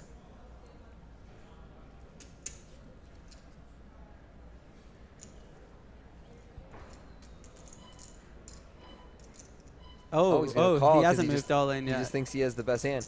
I thought the Oh. graphics said all in, so I guess Yeah. he's just like, whatever. Oh, 8 on the Oh, river! no. Oh, oh, Seth just was trapping with all the equity somehow with king high and just gets rivered. And is Joel going to value bet here? You almost have to if you get to this spot here. Well, 7-6 got there, so it makes it a little closer. 7-6 did get there, but like Yeah, you we just expect him to. your opponent really just looks like he has a 5 or a 4, I guess. So he's just gonna bet super small. 5-4 ace try and high. get paid. Yeah. And This sucks. It's like, how is he ever bluffing? and look how small this bet here Yeah, is that's- now. Really small bet for value, and Seth folds. Seth folds, and Joel wins the pot. Somehow was able to win the pot. Now, what happens if a brick comes on the river there? That would be very, very interesting. Yeah. I would shove if I was in Seth's spot there with King, Queen of Hearts at flush draw, and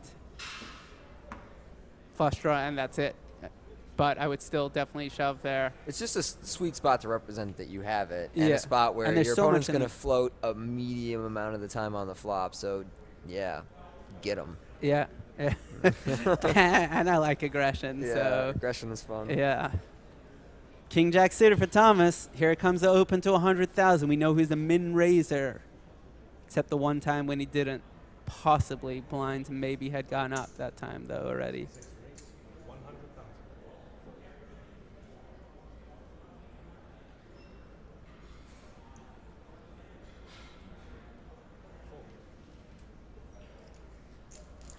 Ruben, ace-4 in the big blind, and he's going to defend this. You got to figure. Yeah.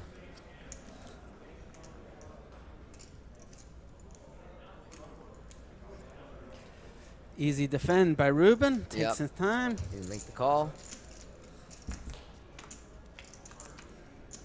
All right, so 995 on the flop.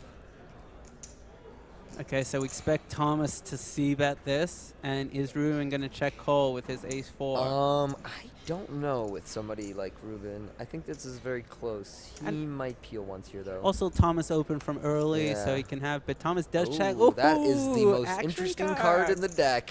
But not really. It's going to go check, bet, call, realistically. Here, I don't think Ruben is leading here with his bad ace very often. And Yeah, I know, but it just makes the hand. oh yeah, way no, more it's interesting. definitely yes, action card.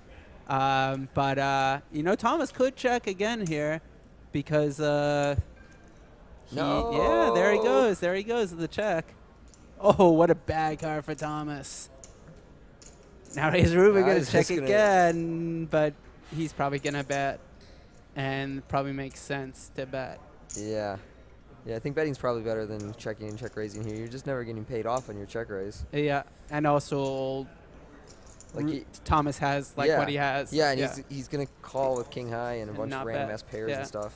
And Thomas had a call that or didn't have to, but I don't blame him for calling at all.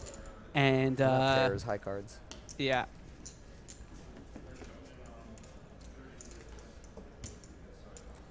Yeah, it's a pretty reasonable hand. I feel like I still bet when I'm in Thomas's position on the turn, just because I picked up a bunch of equity and I can represent that card. And he's still in the big blind and has a bunch of random dumb stuff. So, but other than that, yeah, good looking hand. Yeah, I mean, I can see either way. With your king jack, you tend to have the best hand a lot, but at the same time, you're not. There's no real value. You're not getting called by worse, really. Right. And probably most hands that are better aren't even going to fold. Like you're not Yeah. bluffing out any. So I can see both. But to protect your equity, it makes some sense.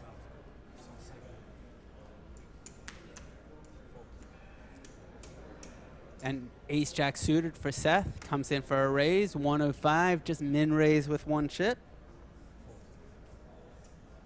There's a quick one. And everyone folds it. This whole tournament since about like early day 3, I want to say, is just going great for Seth, where he's just like run really sweet and hasn't had anything bad happen. It's just awesome when tournaments go down like that for you. Where it's just like, you're aware that like you're hitting hands, like you're playing well, your reads are on, like, and just nothing bad happens to you. You just run kind of sweet like that. That's amazing, and then Yeah. it also becomes like a self-fulfilling prophecy Yeah. because you're just feeling on top of the world and you're able to make confident plays. And I don't mean that to detract from the way he's playing. He's playing really well and everything, but just like he's perfectly aware of the fact that like everything has gone great. Yep. There hasn't been any like major dips in his stack for the last day and a half of play.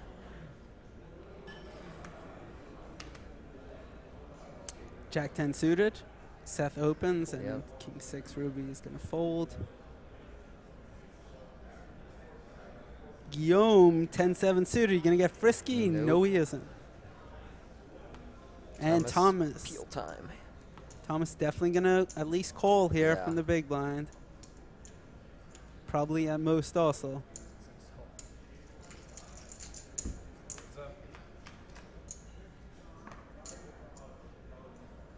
Okay, Thomas does flop the best hand, but very vulnerable top pair here. There's 3 clubs on the board.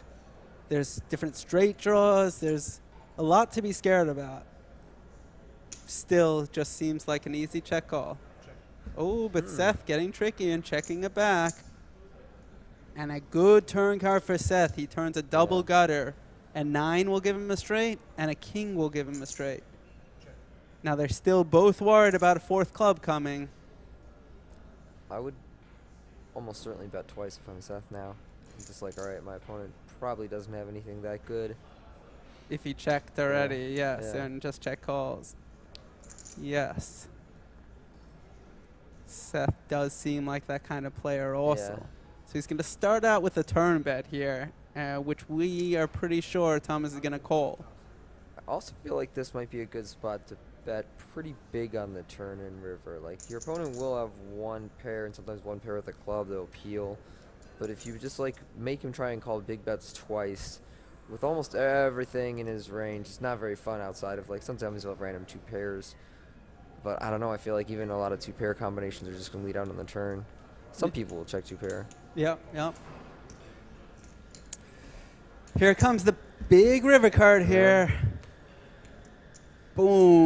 Boom. The big bet will most likely work if Seth does follow through on the Tony Dunce I think logic. on a club, I don't want to bet big quite as much because I feel like if you had the king of clubs, you're betting the flop so frequently, so you're kind of repping a medium flush when you check back there. Okay. So on the club, I want to bet more like 3 3.25. Like I'm value betting some medium club. Okay. And on a bunch of bricks, I want to bet like big and just kind of make his life crappy. So I want to see what Seth does here. Seth goes small. He's going value town. Oh, like it. Seth going small with the bluff. Wow. And Thomas cannot beat anything here. That's a little smaller than I would have gone, but He is really, really taking that. But man, it looks authentic, doesn't it? Yeah. It looks like a bet that wants to get Yeah, called, and this he's is the whole really- idea. Yeah. Oh, man. Now, Thomas has to call 170 to win 670. But Thomas knows that Seth knows all this. Seth only bet 170 into the 500K pot. And this is where you start telling yourself you're getting like 4-1. Yeah. Like you only got to be right that one time now and then. And he's the chip leader. He's going to probably bluff at the 4 flush. Yeah. What they used to call it, a Zebo theorem, where people used to like, there was some theorem on the internet forums back in the day where it just meant people bluff 4 flush and 4 straight boards way more frequently than they ought to. So just don't fold in these like type of spots. I don't know that still applies, but it just kind of reminds me of that thinking back. Zebo, he definitely got around. Mhm. I had my own version of Zebo theorem, which was people don't fold full houses. That might have been the Zebo Yeah, theorem, and I think okay. I'm You maybe, but misnaming my whatever it theorems. is, he's certainly Yeah. had a lot of staying power with his theorems. I wonder if Thomas is going to make this call. This is gross and annoying. This is gross. I can't see him calling. He's obviously pained by this. I just feel like if Seth bets 300, it still says I'm betting for value, but also Thomas isn't getting really good. Oh, man. Oh, man, what a call by Tom. What? Wait. Oh! Oh, he almost fucked his hand. Oh, damn. That was some nice poker. A slow roll after the call. Wow. Last second non-muck. And in some casinos, that may have been draw that's time. close. Definitely, I think that he didn't do anything. Unethical. I don't think that no, was intentional. clearly not anything. unethical, No, but no. not beyond that. I think that the hand's live and everything was fine there. It wasn't a legitimate muck, but wow. I want to throw out that this is why whenever I'm bluffing in a poker tournament and somebody calls me on the river, I table my hand super confidently just in case they misread and then just muck their cards, because it can and beyond can. We potentially almost will just happen. saw Yeah, it happen. almost happened. Yeah, at a huge final table. Yeah. And whenever anyone says, "Oh, it's a big final table," people aren't going to do that. I mean, Ivy misread his hand, right? I like there you to go. say that. I was just about to say. I like to remind them, Phil Ivey with 20 people left in the main event misread his hand and mocked the winning hand on the river after it went to showdown, and his opponent showed him the second best hand. There you go. I myself was playing about 7-8 years ago in a 1-2 no limit cash game in underground Brooklyn. And $200 pot. I queen high on the river, first act. I went check, check, check. I was so embarrassed because I'd been bluffing on the prior street that I just didn't show my queen high. And they both didn't have me beat. And I was so tilted. I got up and I left the game immediately. And I remember the hand 6 years later still. That's pretty funny. Here we have Thomas 3-betting ace queen over a Joel open. And like I said, Joel likes to go to flops. Joel's going to call. Yeah, I think this is close. I'm not exactly sure what Joel's stack is.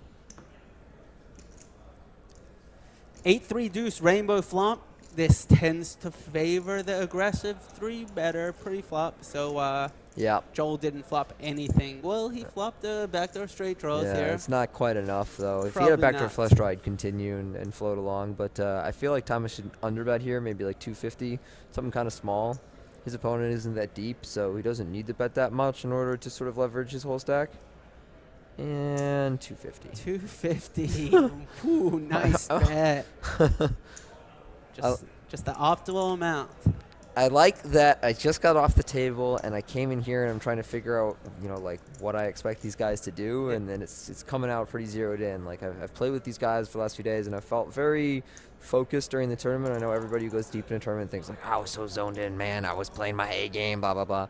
But like I was really trying to pay attention in this tournament, and I feel like there's a big difference in how you react to the players around you when you really try and focus on the table as opposed to the times you watch a sports game or text on your phone or, like look through Twitter or Facebook or Instagram or whatever, or just, get distracted in any number of ways. So the deeper you get in a tournament, the more I think you should prioritize just watching everything that goes on. Definitely that's more than true. Yeah. And here we have Seth Davies kind of taking the chip lead and starting to run away. He's up to 39% of the chips in play, almost 5 million chips, and blinds are still 50,000.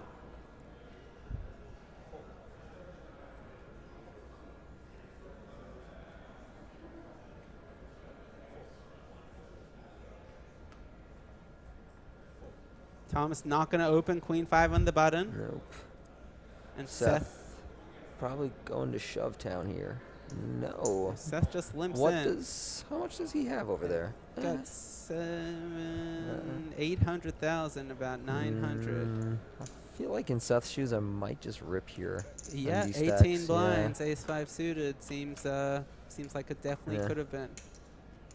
But he chose to limp, and 10-9-9 flush draw. No one hits it. Ace high, still looking good.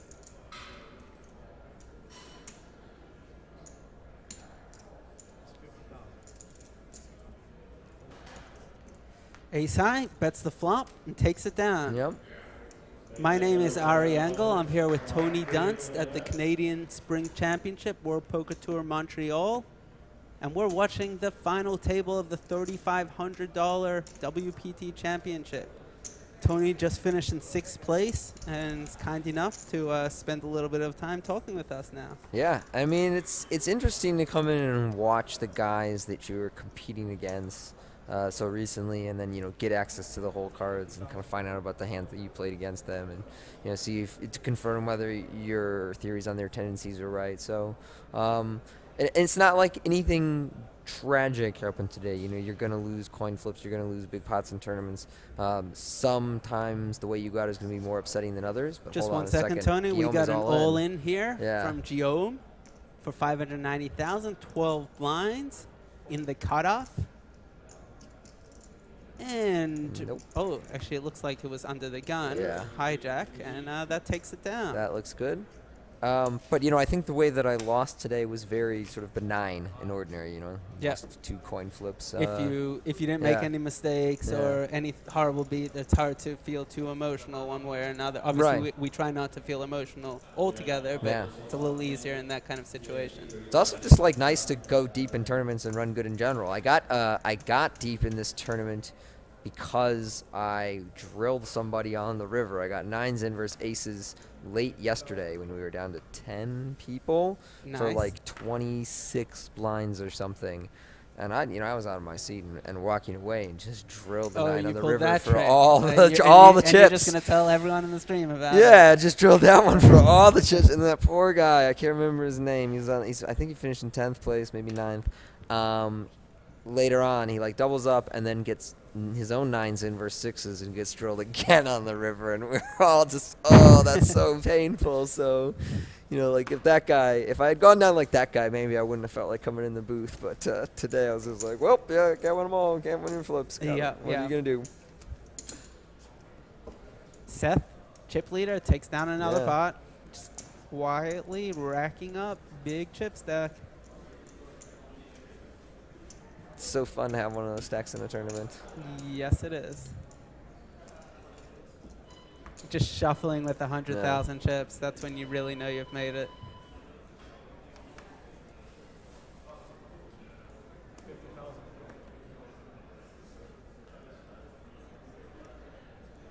Seth, 10-9. He's going hard now. Now he smells it.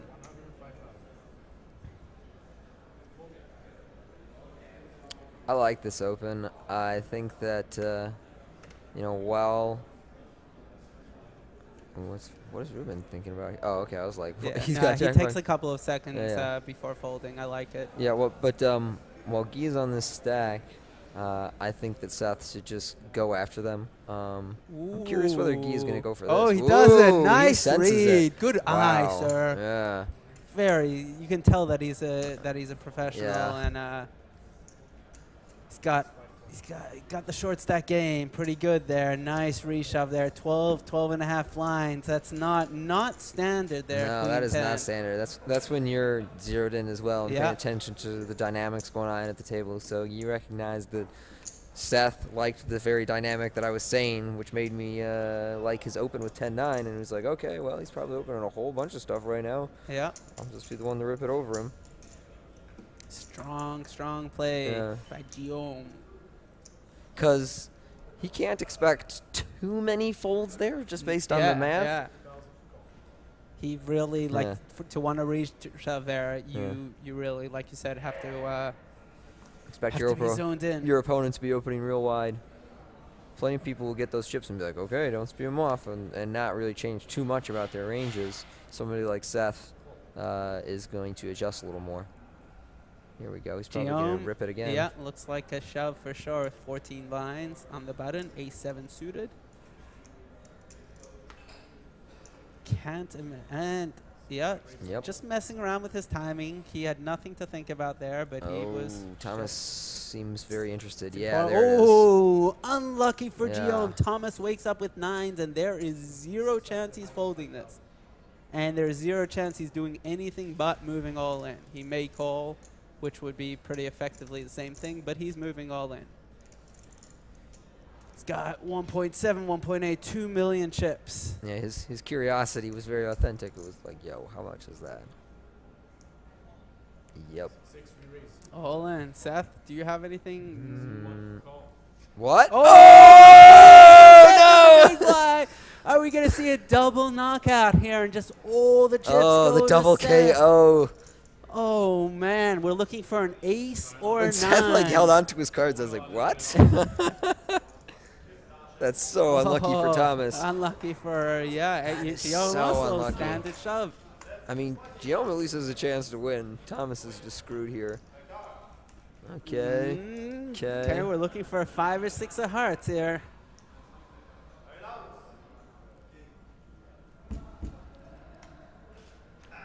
Jack, Oh, safe. okay. 9 or an ace Such an only. excellent card for Seth.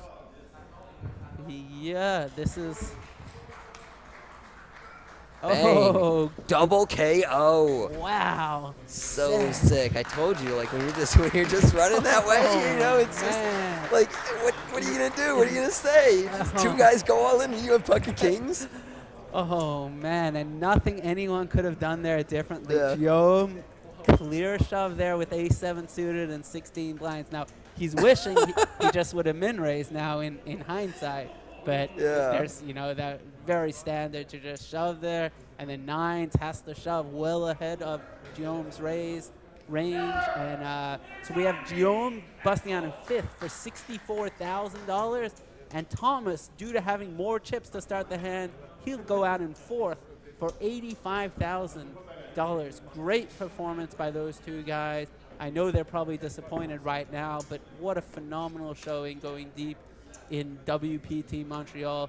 We're down to 3-handed now, and Seth has over 8 million chips. He has 65% of the chips. Unbelievable. Yeah, it's there you see the payouts, and they are like fairly flat. You know, it doesn't double in money from 6th until 3rd. So, Joel is the one who's loving life right now. Oh, it's just he has like, done oh yeah, I came in short, and this is how it goes down. He was the shortest. He was 6 out of 6, I think, Was to start. he? Either way, he was definitely Close. one of them, if not. Yeah, he was 5 or 6. And here he is, still alive with 3 people left. So much of that is, it's just like you're saying, he's loving life here in 3rd.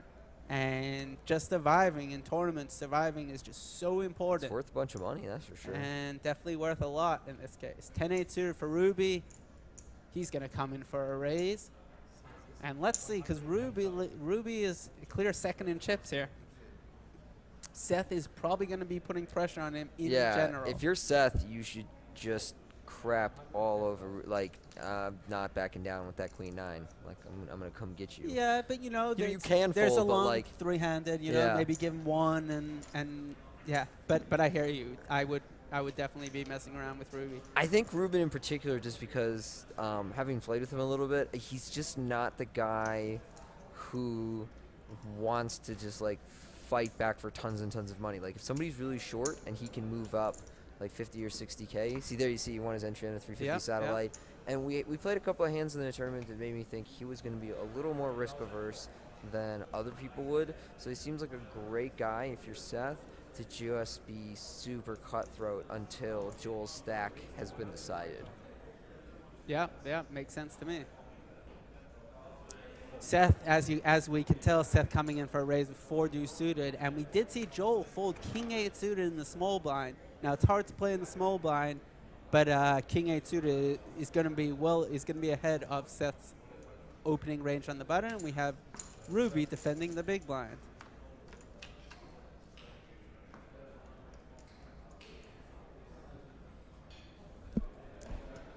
And Seth just flops a flush draw, and good for him, and luckily enough for him, Ruby is drawing stone dead, but he's not going to be able to tell.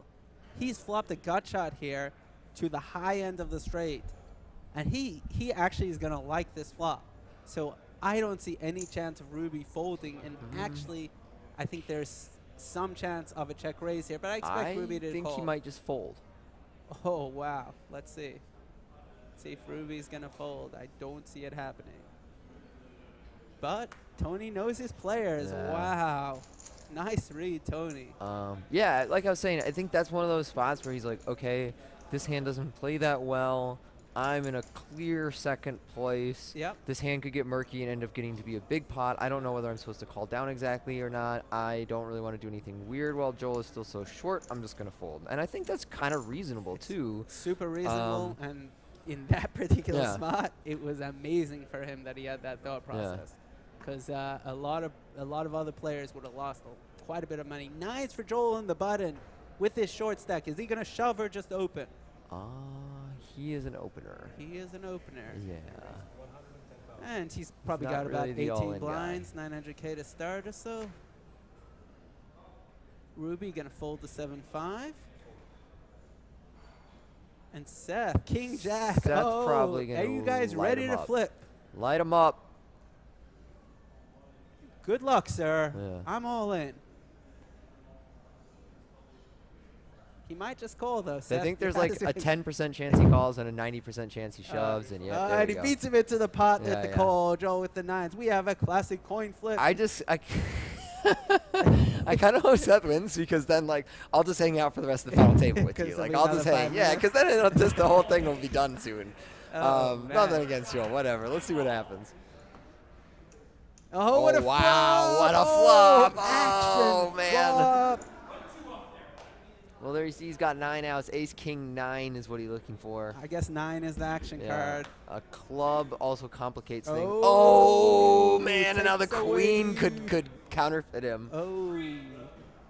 But a 9 no longer will help. Ace, king, or queen? A 4. Oh, and it's Wow. safe. Joel doubles up and kills the set. Yeah. Wins every hand theory. Yeah, he's doing good at the coin flipping thing. Yeah, you yeah. gotta. Big hand there for Joel. Big hand there for Ruby. Yeah. Big hand there for Seth. All three players were sweating that one. Ruby, we know, is very disappointed Yeah. there. He was hoping that Joel would just go home in third and he could lock up at least second place money and play heads up against Seth. Now Seth loses the pot. Seth was thinking, here we go. I'm about to be heads up with a huge chip lead. He has to make sure to not get ahead of himself here. Because I'm telling you, I've been in his spot and I haven't won the tournament. And it's happened a lot of times. So Seth's a big favorite to win it. Yeah. But things can happen and these kind of things can slip away from you so easily. So on the car ride here, I was with the live reporting staff, and we're kind of in this discussion, like, how long do you think this final table is going to go?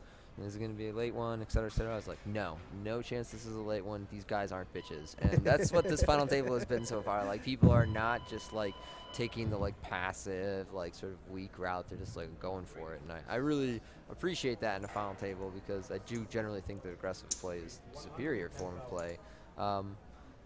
Tournaments have become a little more passive in recent times and in ways that I think are intelligent, but like when blinds get short, you just kind of have to be willing to leverage risk more than other people. And yeah, I really like how everyone at this final table has approached that element. I was worried coming into it that it might be boring, it might have times that were not super exciting, but this has been an amazing, exciting first level of play. All right. And we're about to be on break. Okay. We're about to have a 15-minute break.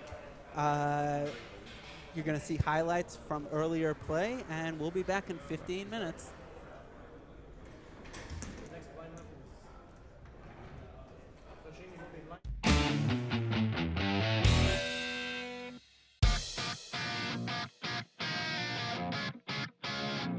My name is Rohan Sharma, go by Ro. I'm from Brampton, Ontario, officially from Guyana in South America. I've been playing live poker for about, since 2011, so about 5 years, give or take. First experience was back in LA. But the way I qualified was online. They had daily free rolls, and then you had to be in the top 10, and then you go on to the finals. And they were awarding one seat to the playground here. It was so coaching, and I came up on top. My greatest accomplishment is actually today playing here at the playground. Party poker is just amazing, putting this on, and I had such a great experience here. It's part of my VIP experience.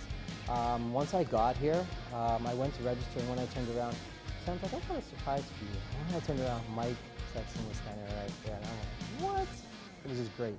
We took some pictures and hanged out, and that experience was just unbelievable. I sent some pictures back home to Toronto, and everyone was like, what, you met Mike? I was like, yeah, that's me. What's next for my poker playing is actually I'm going to go back, wait for Party Poker to put on another event, and try and qualify again. And actually, I like playing. I'll probably, on my way home to Toronto on the train, I'll probably be playing.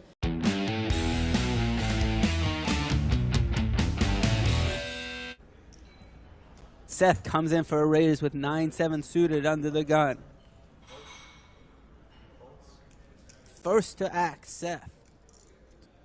See a bunch of bad hands fold. No one's getting too out of line this early. Ruby King Jack on the button for the chip leader. What's he gonna do here? Seth opened under the gun, and we know Seth has not gotten too frisky.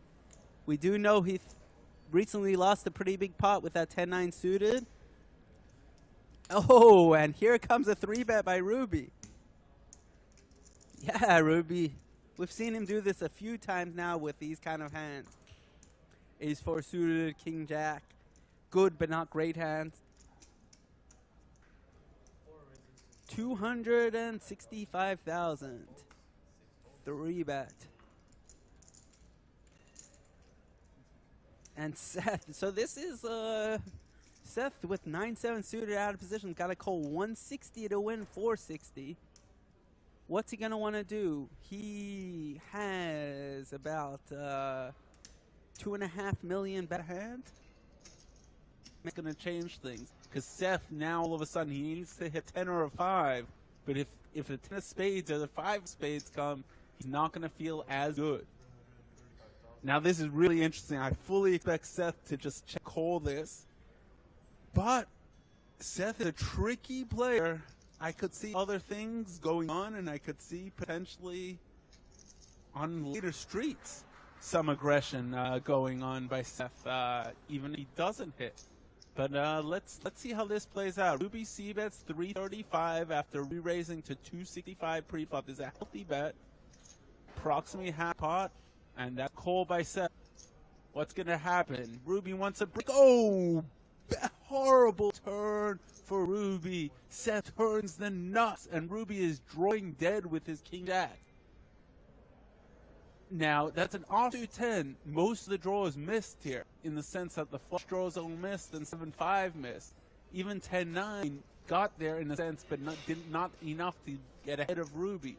So the only draw that got there that beats Ruby is 9-7, but that's what Seth has. And Ruby is just, ooh, he fires out another bet. And Seth is just loving life. If you want to look at what a person looks like when they're loving life, Seth is it. Flop 335 on the flop, 400. Oh, what does he do here? What do you do if you're second in chips against a chip lead? If you raise here, it's going to look super strong. If you don't raise here, is Ruby going to keep firing? Is a bad card going to come off? Are you going to let Ruby get there for free? What is going on? What does Ruby have? What do you do? How much do you raise if you do raise? Anything but fold goes. He is taking his time here.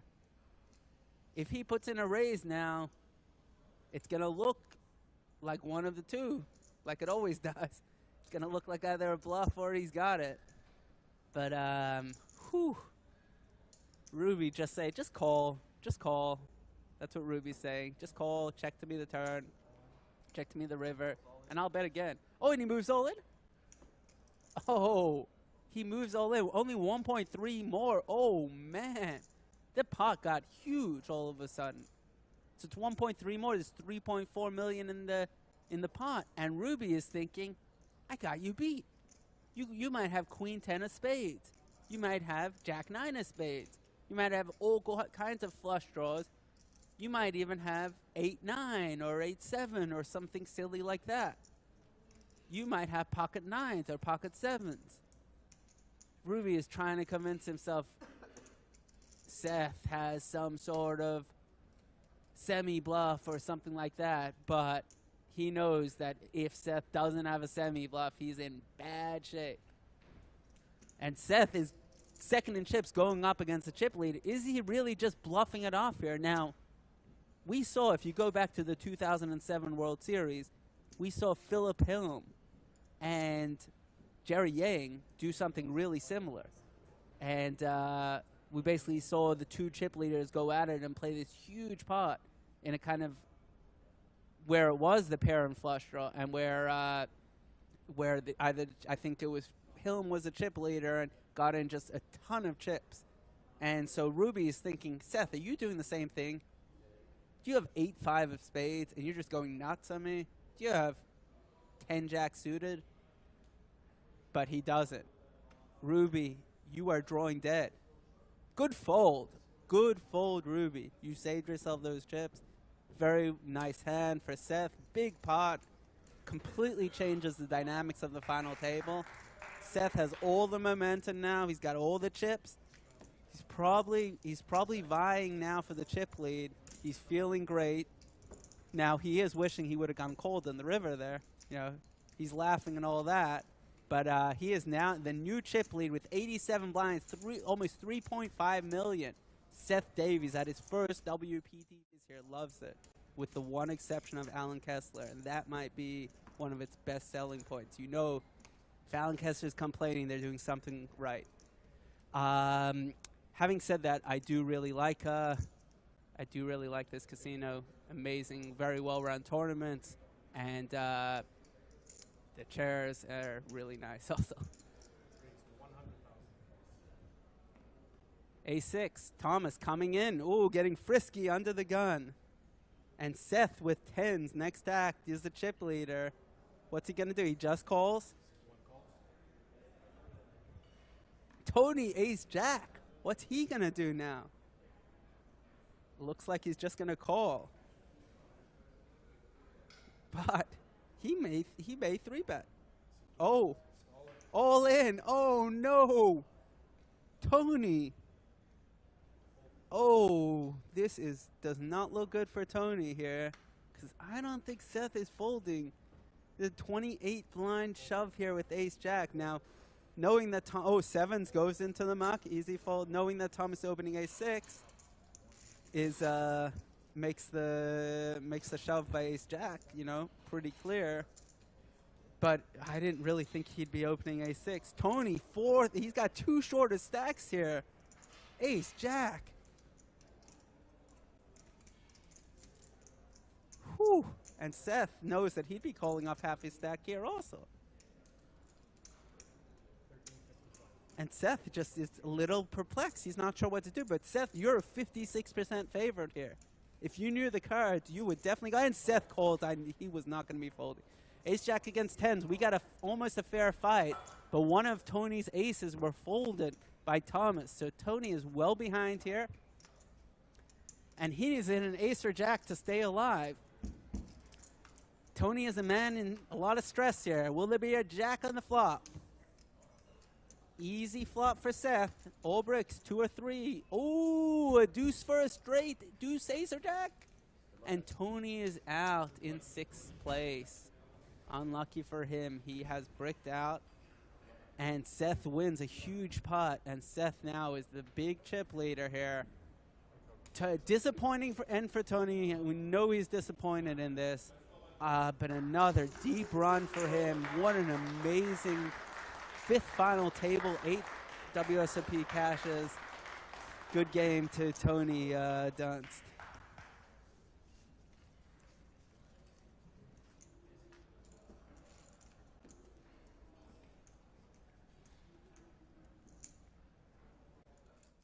Those chips and be like, okay, don't spew them off, and not really change too much about their ranges. Somebody like Seth is going to adjust a little more. Here we go. He's probably going to rip it again. Yeah, looks like a shove for sure with 14 blinds on the button. Ace-7 suited. And yeah, just messing around with his timing. He had nothing to think about there, but he was. Thomas seems very interested. Yeah, there it is. Oh, unlucky for Guillaume. Thomas wakes up with 9s, and there is 0 chance he's folding this. And there's 0 chance he's doing anything but moving all in. He may call, which would be pretty effectively the same thing, but he's moving all in. He's got 1.7, 1.8, 2 million chips. Yeah, his curiosity was very authentic. It was like, yo, how much is that? Yep. All in. Seth, do you have anything? What? Oh! No! Are we going to see a double knockout here and just all the chips Oh, go the double to Seth? KO. Oh, man. We're looking for an ace or a 9. Seth like held on to his cards. I was like, what? That's so unlucky for Thomas. Unlucky for, Guillaume so also unlucky. standard shove. I mean, Guillaume at least has a chance to win. Thomas is just screwed here. Okay. Okay, we're looking for a 5 or 6 of hearts here.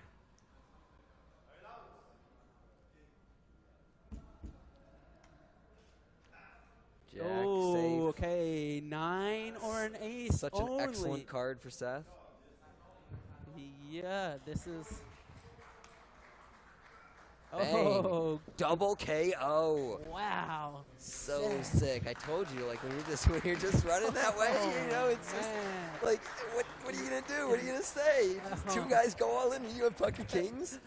Oh man, and nothing anyone could have done there differently. Guillaume, clear shove there with ace-7 suited and 16 blinds. Now he's wishing he just would have min raised now in hindsight, but there's that very standard to just shove there, and then 9s has to shove well ahead of Guillaume's range, and so we have Guillaume busting out in 5th for $64,000, and Thomas, due to having more chips to start the hand, he'll go out in 4th for $85,000. Great performance by those two guys. I know they're probably disappointed right now, but what a phenomenal showing going deep in WPT Montreal.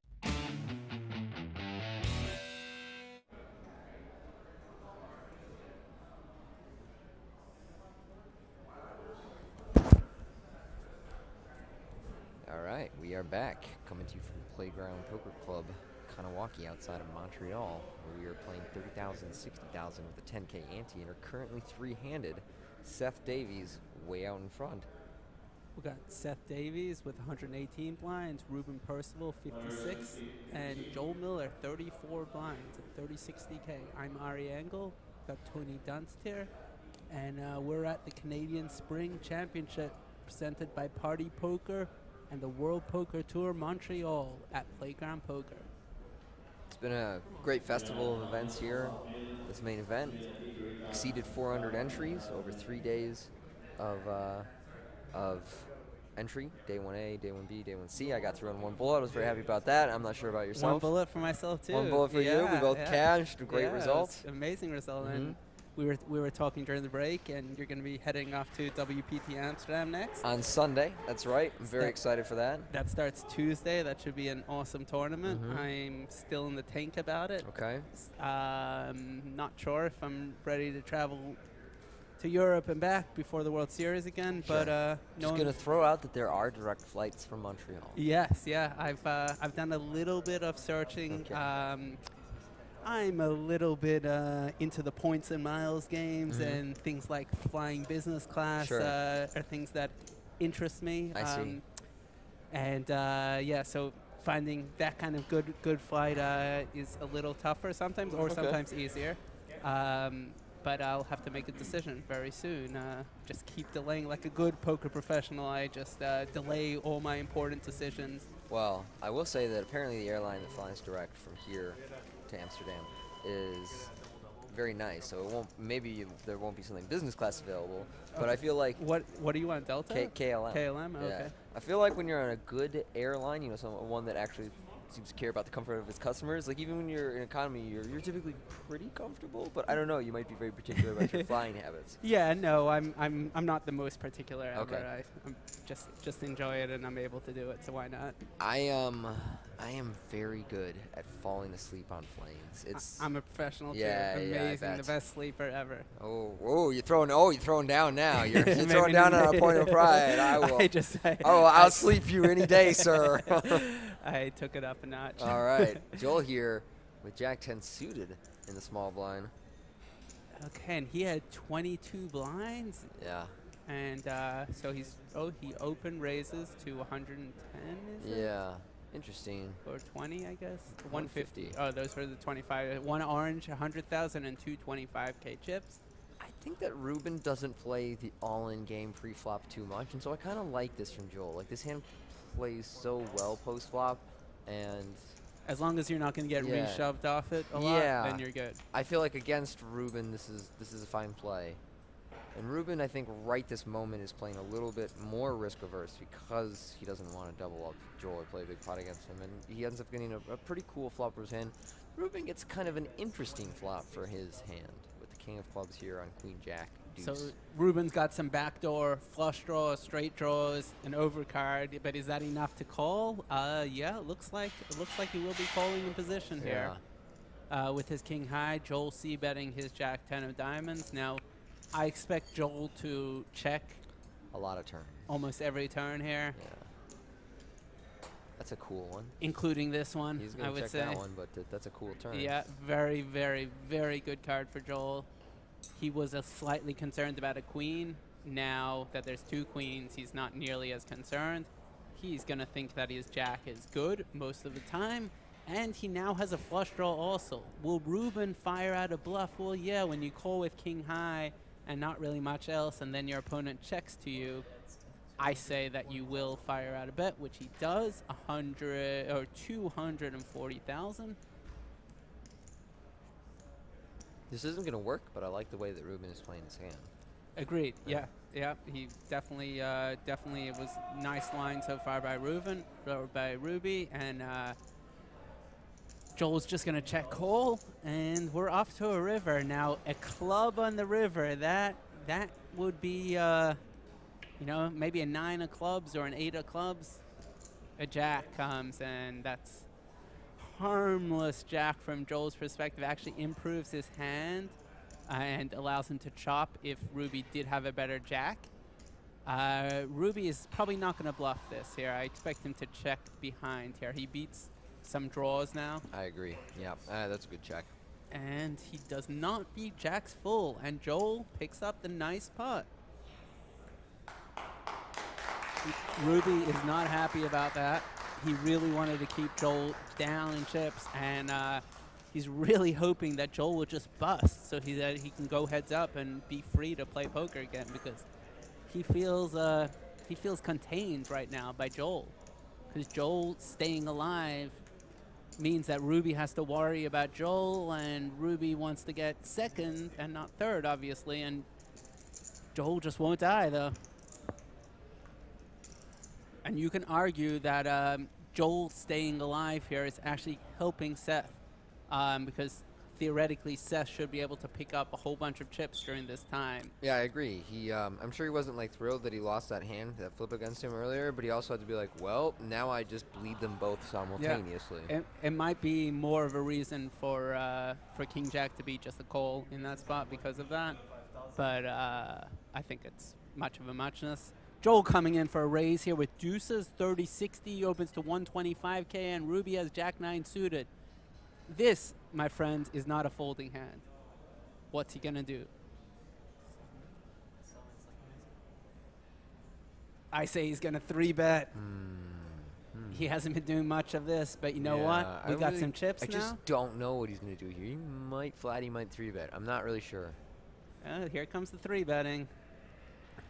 Takes out 3 or 4 of the big chips. Glad I didn't predict anything too strongly. I really wasn't sure how Ruben was approaching these spots. 350,000. But he was 3-betting a decent amount at the start of this final table. Yes, that's true. Yeah. Is Joel gonna shove this hand? and show 1-2 after Ruby folds. That is the nut tilt your opponent line. But I don't know if it's going to happen. I think this is a sweet hand to shove. Like, I don't know, deuces don't play that well post-flop.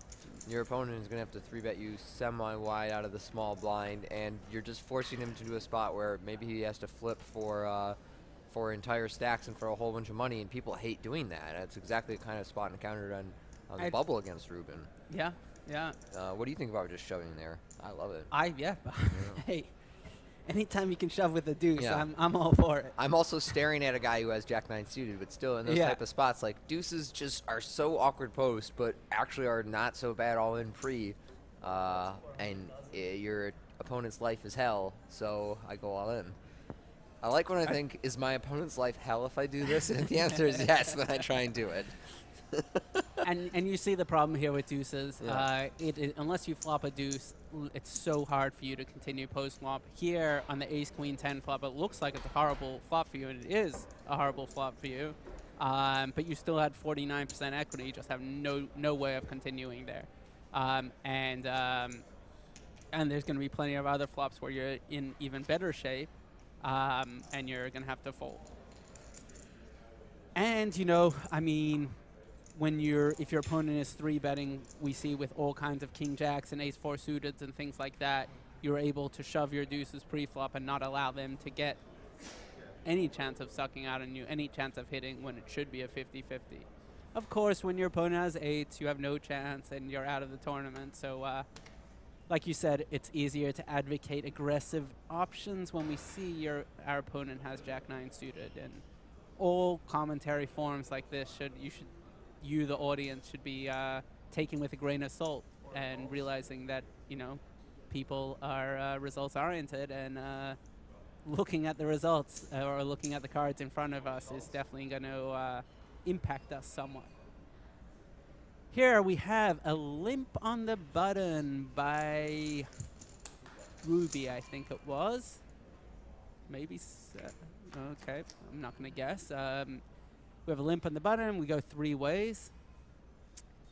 And Seth checks. Yes, it was Ruby on the button here who started it out. Limping with Jack-7, my favorite hand.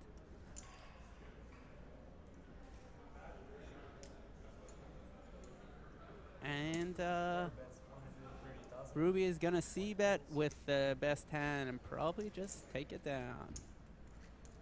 Joel, with the ace of spades there, doesn't choose to get frisky with a backdoor flush draw, backdoor straight draw, and possibly the best hand, but it was not. Ruby playing the Jack-7 trickily there by limping in. Flop second pair, takes it down. Seth has a huge lead here, but Ruby and Joel both have 40 blinds plus, so it's anyone's game.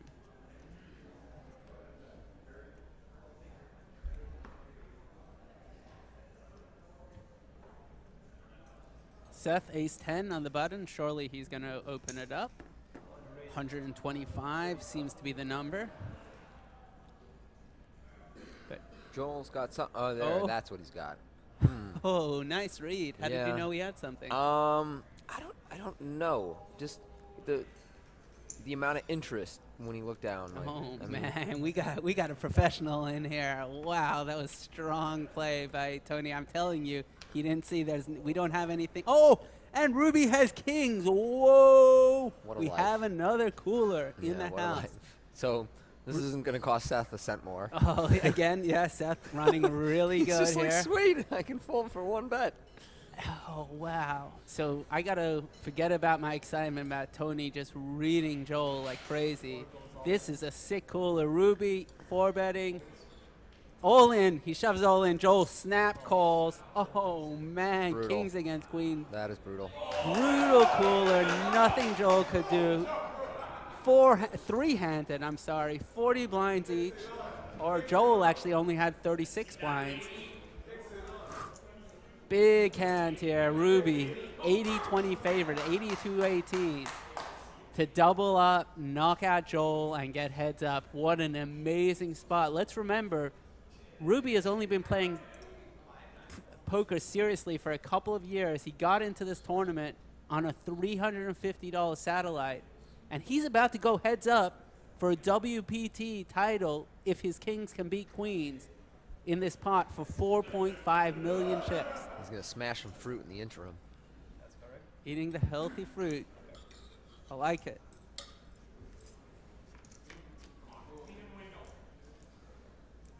Oh, there's the ace. There's the ace of Seth Davies. Oh, and he mentions it. He's like, yep. Okay, looks Five. good so far. Anything but a queen. And Joel is out in third spot.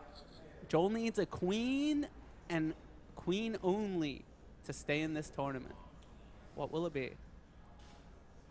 Pressure, stress, tension. Will be a queen. No, it's not. Good game, Joel Miller Yeah. in third place. What an amazing showing by him. He came in as the short stack or one of the shortest stacks, held on, played some really good hands, got away from some hands. Doubled his money. Third place, $115,000 on a cooler, queens into kings, three-handed, nothing he could do. Great showing by Joel Miller, congrats.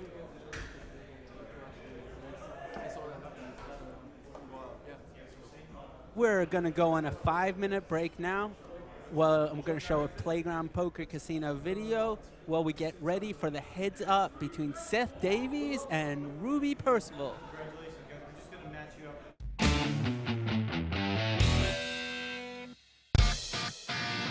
Bienvenue au Playground Poker Club de Montréal pour les joueurs par des joueurs. My name is Martin Roy and I'm the tournament director here at Playground Poker Club in Montreal.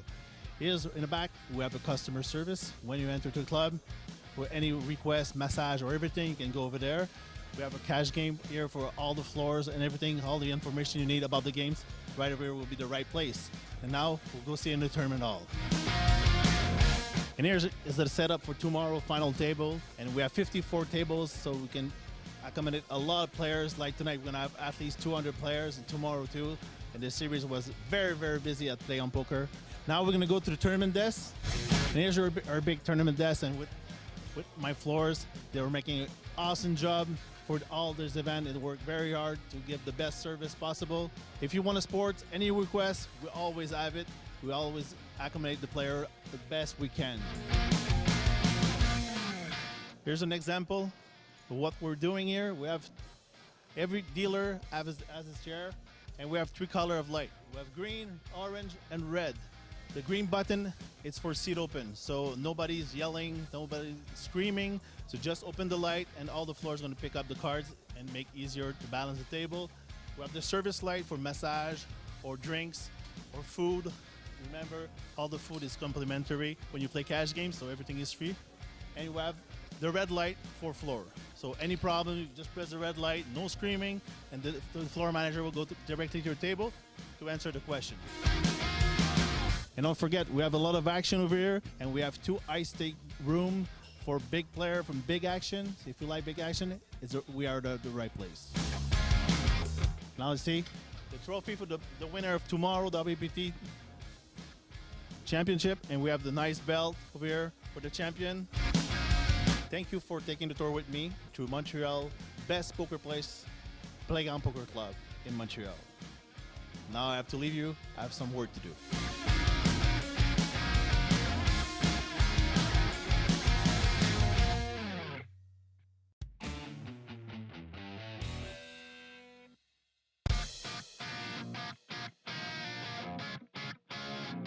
My name is Rohan Sharma, go by Ro. I'm from Brampton, Ontario, officially from Guyana in South America. I've been playing live poker for about, since 2011, so about 5 years, give or take. First experience was back in LA. But the way I qualified was online. They had daily free rolls, and then you had to be in the top 10, and then you go on to the finals, and they were awarding one seat to the playground here at the Silk Ocean, and I came up on top. My greatest accomplishment is actually today playing here at the playground. Party poker is just amazing putting this on, and I had such a great experience here. As part of my VIP experience, Once I got here, I went to register, and when I turned around, Sam's like, I got a surprise for you. And when I turned around, Mike Sexton was standing right there, and I'm like, what? It was just great. We took some pictures and hanged out, and that experience was just unbelievable. I sent some pictures back home to Toronto, and everyone like, what, you met Mike? I was like, yeah, that's me. What's next for my poker playing is actually I'm going to go back, wait for Party Poker to put on another event, and try and qualify again. And actually, I like playing. I'll probably on my way home to Toronto on the train, I'll probably be playing.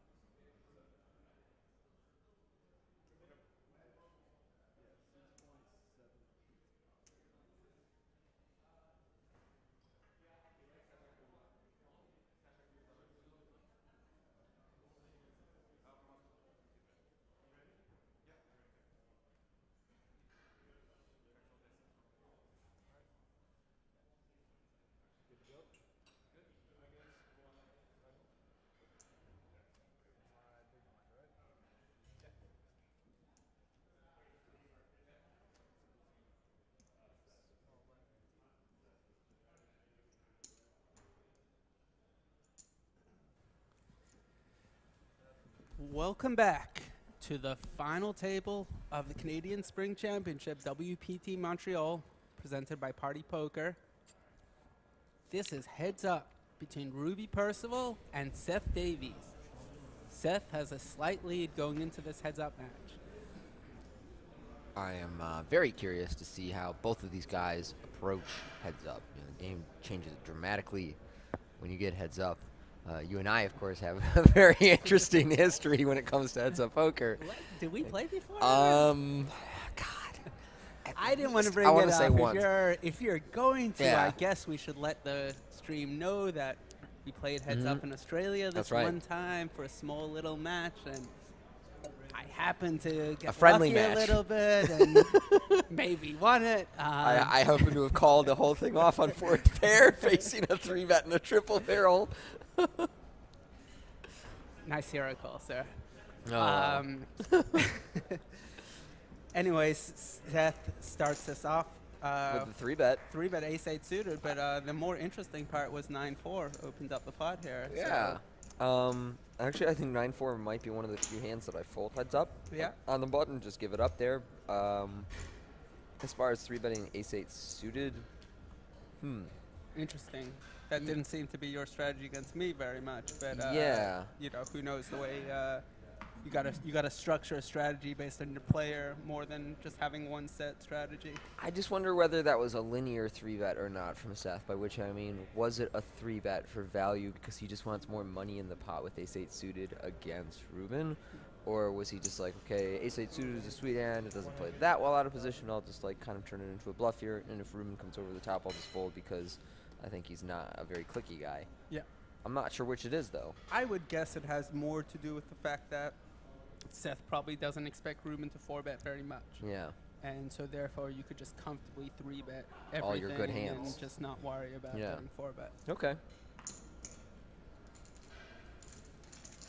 But I in my time playing poker, I see a lot of times people play a certain strategy getting to the heads up, Yeah. and then when the heads up, you have nothing to lose. A lot of times people are completely change it up, and you thought the guy was pretty tight, and all of a sudden they're coming in with all different kinds of plays, and vice versa also. I was heads up in like a small like 20-person tournament in Philippines a few years ago, Yep. and the guy I was heads up with had been really aggressive the entire time, and then we got heads up, and all of a sudden he turned into a huge passive player. Whoa, it was really wrong timing, dude. Yeah, yeah, it was completely unexpected. I hope you won then. Yeah, it was interesting because going into the heads up, I'm like, I'm gonna make a chop. You know, it Okay. wasn't a TV. It was, Right. you know, all that, and and we did it. And then all of a sudden he was like, he turned into like a completely passive player, and I really regretted doing it. Like, Wow, that's so yeah, it was completely unusual. especially that he would get passive after you made a chop. After we made, yeah, it was so unexpected. We're getting some hands here now. Here we go. Everyone is a pair. Yeah, and we got Seth with fourth pair. We know one part of this commentary booth really likes to call bets with fourth pair, but here.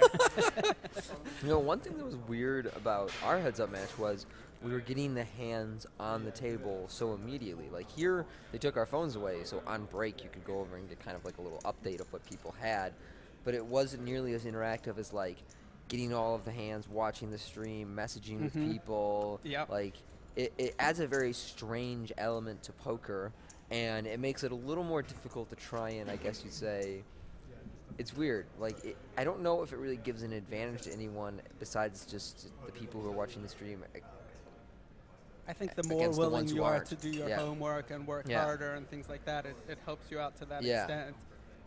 But if we're all watching the stream, I don't know that anybody gains a significant advantage. It's just so Yeah. strange like that. Well, I Yeah. guess, yeah, it definitely changed the thing a lot. I think from all perspectives, it's much better to have it the way they have it here. Yes. Which is you can get it at breaks, Yep. but you can't get the information every hand. Yeah, I think that's good, because otherwise it's hard not to just be face down the entire time. And yeah, I mean from watching stream, Right. Obviously, like I'm at home most of the time watching the streams. I'm a huge fan of yours and the show, and it's awesome having the hole cards. You Right. can't compare a show that doesn't have the hole cards to one that does. Yeah. And it's way more exciting. So Ruben raised this button with Jack 4 of hearts. And Seth called Queen 3 in the big and flops bottom pair. But Ruben checks behind and turns a jack. So we're getting a nice feel for how they're going to approach the game. This is going to be interesting. Very evenly matched, 106 to 97 blind. Chips wise, no one, it's very close to 50-50. No one has a huge edge here. Goes check on the flop. Now Seth with the worst hand leads out. 90,000, very small. So he's value betting here, hoping to get called by a draw. And he's going to just get called, but it's by a hand that beats him. I And think raising in Ruben's position is kind of interesting. Again, it's easy when I'm looking at my yeah, the going opponent for the having thin the bottom value. pair. Oh, and Wow. Seth hits the river. If you're set, you should just bomb it. You're not supposed And- to have a 3. And it's so good for Yeah. him because Ruby's gonna love his hand here. It's such a brick. Oh, he's going for the no! check raise. Oh, I think wow. I think Ruben will value bet this. Ruby will definitely value bet. And Seth, presumably Seth is gonna raise. It's kind of thin still, but It's kind of thin, yeah. but he's I gonna guess do it. Wow, this is some. Seth is really playing. I feel like since you have so many missed draws in your range, I would rather just bet than check raise, but I wonder how this is going to work out for him. This is gonna work out really well for him because I think Ruby's gonna call this You think he's going to call the check raise? because clearly it's gonna look bluff or not kind of situation, and I think Ruby's gonna talk himself into making the call here. But we shall see. Clearly Ruby will only have a bluff catcher here. Thus far, I just don't think that Ruben... And he doesn't seem like the hero call That, type. I don't here, think he's the I'm hero probably call type. probably realistically I'm doing Yeah. what I are they when you put your yeah. own thing into someone else's Yeah. I feel whatever like I that would word just is. lead 400 here and expect to get called by a whole bunch of stuff. And here comes the raise. Here we If this go. works out by Seth, then I think it's really awesome that he's so zoned in on what Ruben would make of this. My read on Ruben is Yeah, that I this think is I like yours not also because I don't the way expect get Ruby value. to bluff that Yeah. enough. Yeah, And exactly. yeah. And I don't expect him to hero And stuff like yeah. this too much. Whereas if you just like lead out for 4, I think anytime Ruben has one of the better pairs, he's just gonna be like, screw you. There's a lot of misdraws. Call. Yeah, this is a really good line against Somebody who's gonna level themselves Yeah. into calling like one of us. Yeah. I didn't want to say against me, but Yeah. yeah, that's what I was thinking. Wow. 725K, a big raise, but he's still getting more than 2-1 to call. This is such a big if raise. you're in Ruby's spot, wow, you're like, man, he's probably cursing in his mind. He's like, what is going on? Yeah, I hate this. It's just like a bunch of good hands that Ruben could convince himself that Seth somehow has. 8-10, a 3, flush. Like, I guess that's kind of the problem with check raising the 3. I'm not sure you're going to get a bunch of calls from the jack. Whereas if you just, like, pot it, I think the jack snaps. And I think 9s talk themselves into calls. Yes. Yeah, 9 might not even bet. I mean, I guess a lot has to do with what I presume. You have to remember, Seth bet the turn for value. So Seth is thinking that his 3 was good a lot on the turn, so he's like probably thinking there's a lot of bluffs. Now he's like, okay, obviously, like he realizes that it wasn't bluffing, but I think the turn was both for value and to protect his equity a little bit, because he's like getting to the river for free for him is bad for me. Oh, great fold by Ruby, and Tony once again shows that he is dialed into these players, correctly predicting the fold. That you know, I just really enjoy watching a guy like Seth play, because he's not doing the traditional lines. Yeah. And it's exciting. It's exciting seeing these out of the box lines, and that's actually what it takes, because everyone kind of knows about the traditional thinking and traditional lines. You got to be willing to experiment and take some risks and play unconventionally.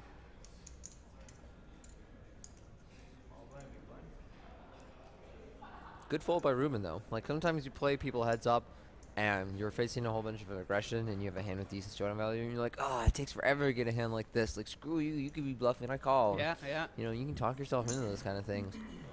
Definitely you can, and definitely I do. And and if I'm in Ruby's spot there, I think I do talk myself into the call. So yeah, I'm really impressed by his fold. They're very disciplined.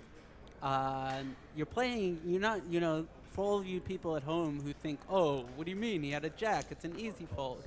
You're not playing against a normal player here. You're playing against a really aggressive, professional, online-based guy. So, you know, it's not an easy fold at all. Here we have Seth flopping the best hands here. Yeah. Now Ruby has absolutely nothing. Yeah.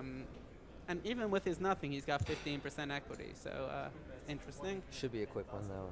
I don't see a lot of reason that Ruben would continue. 110K small C bet. Yep, that looks good to me. Just, you want somebody like Ruben to peel ace high and stuff, which he typically will. So you just bet small and let him peel that kind of stuff. Yeah.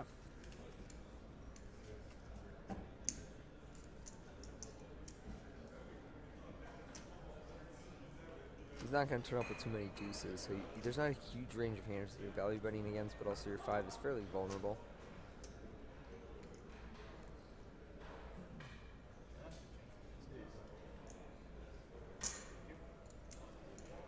Once again, we got the blue 5,000 chip, we got the gray 25,000 chip, and we got the orange 100,000 chip. Blinds at 30,000, 60,000. Half-hour levels now that we're at heads up. Now that's right. So. And the ante is 10,000, so it's kind of big as a percentage during this level.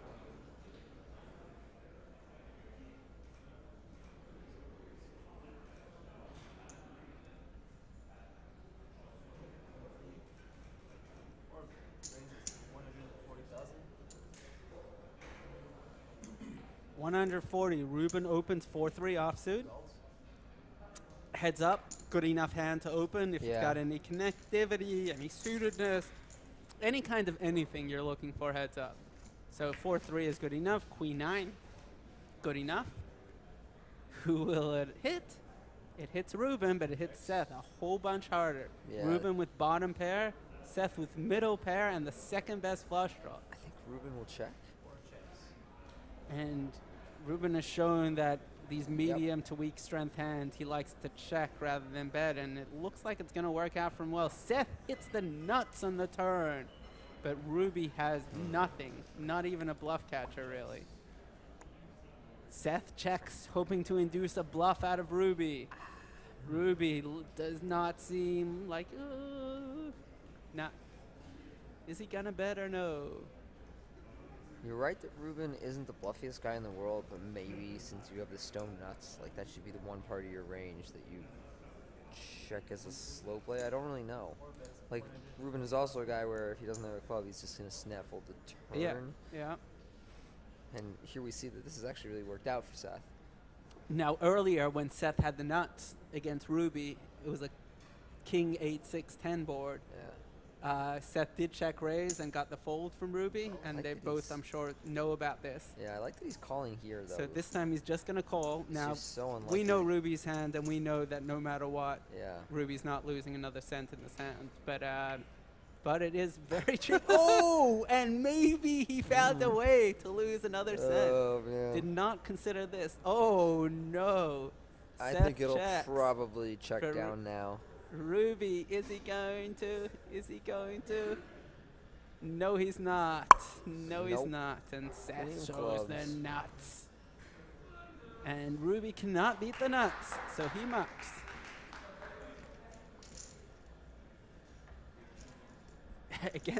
against a more aggressive opponent. Again, that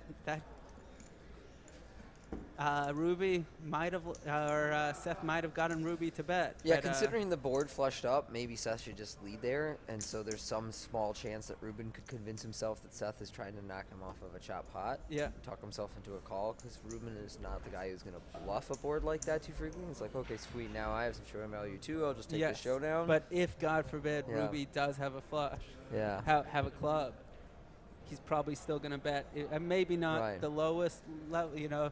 So he was going for the jugular. Yeah, he was going for the check raise again. Yeah, and that, The can double you check raise. imagine? No, he check raised him again. Oh He's like, my what are you God. doing to me? They were, 5 years ago, a river check raise didn't even exist. Yeah, you didn't have to worry about people getting that creative with you on the Yeah. river. And now people have realized that river play is one of the spots where you can still get people to fold a lot. Yeah, this is really interesting, and we've been getting really excited about Seth's play, but I am really impressed with Ruby so far because, yeah, he hasn't won these hands heads up, but he's gotten away from them a lot cheaper than I would have gotten, and I might have been down to 60 blinds now with the same hands, or maybe even less. So, sometimes it's about losing the smallest and not only about winning.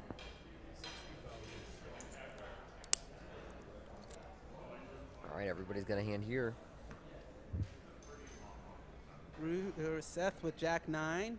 Looks like he's going to open to 150. And what's Ruby going to do with Ace 10? He is going to call. Could be wrong, though. But I feel like 80% he's going to call. Ace 10. So this is just a real traditional, interesting spot because Ace 10 is super far ahead of Seth's opening range. Oh, I'm wrong. But then when you 3-bet, Seth's going to fold a lot of his junk. All of a sudden, Ace 10 is could be not as far ahead of his opponent's playing range of what he's willing to call the 3-bet with. But a lot depends, and I think Seth is still going to call with plenty of dominated hands here. So I think it's pretty reasonable either way. Seth is going to go to a flop here with Jack 9.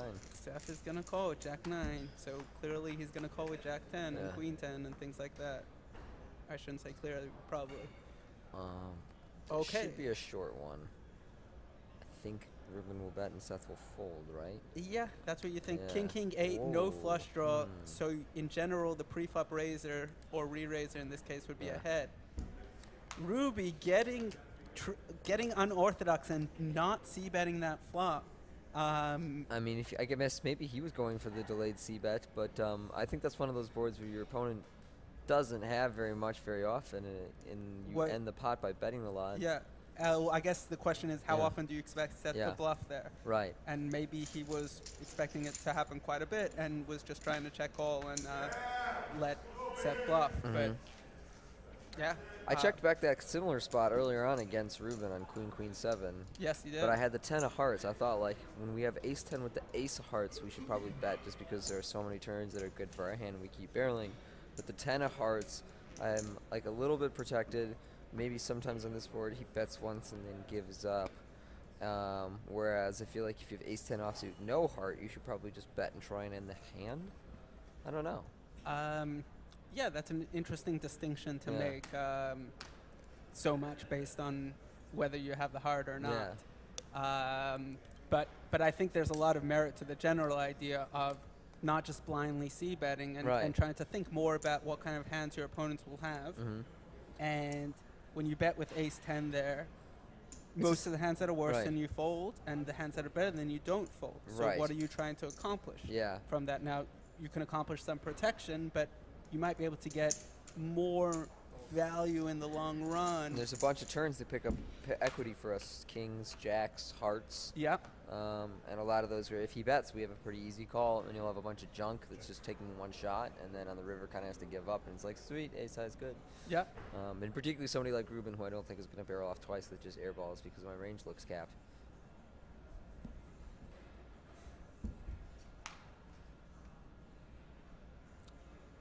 So here we have an open by Ruby, 140. He opened 3 deuce offsuit. So we've seen him open 9-4. We've seen him open 3 deuce. Then with no equity on the flop, doesn't c-bet. Now he turned to 3. He thinks he's good. He's kind of betting mainly for protection here, but also for some value against the flush draws and straight draws and things like that. Seth is most likely going to call here. He didn't call pre-flop. Yeah, I think he's going to call. To fold when he flopped a pair for 1 bet. Also, when he checked it twice. So, oh man. Ruby hits the river. And also, very innocent card here. Innocent card, but I don't know if Seth's going to call on the 6. Right, so it's interesting in the sense that if Seth thought he had the best hand on the turn, he still should think he had the best hand on the river. But this is a thing that a lot of people don't understand. Seth thought he had the best hand on the turn against 1 Ruby bet. Right. Now he's facing a second. The river might not have changed, but the betting has changed. Yeah, That's there's a even new piece more of information. valuable. Yeah. So I think he's going to fold here. He's got a bluff catcher. And I think that he would call a 9 and will fold a 6. That's the distinction I think he'll make.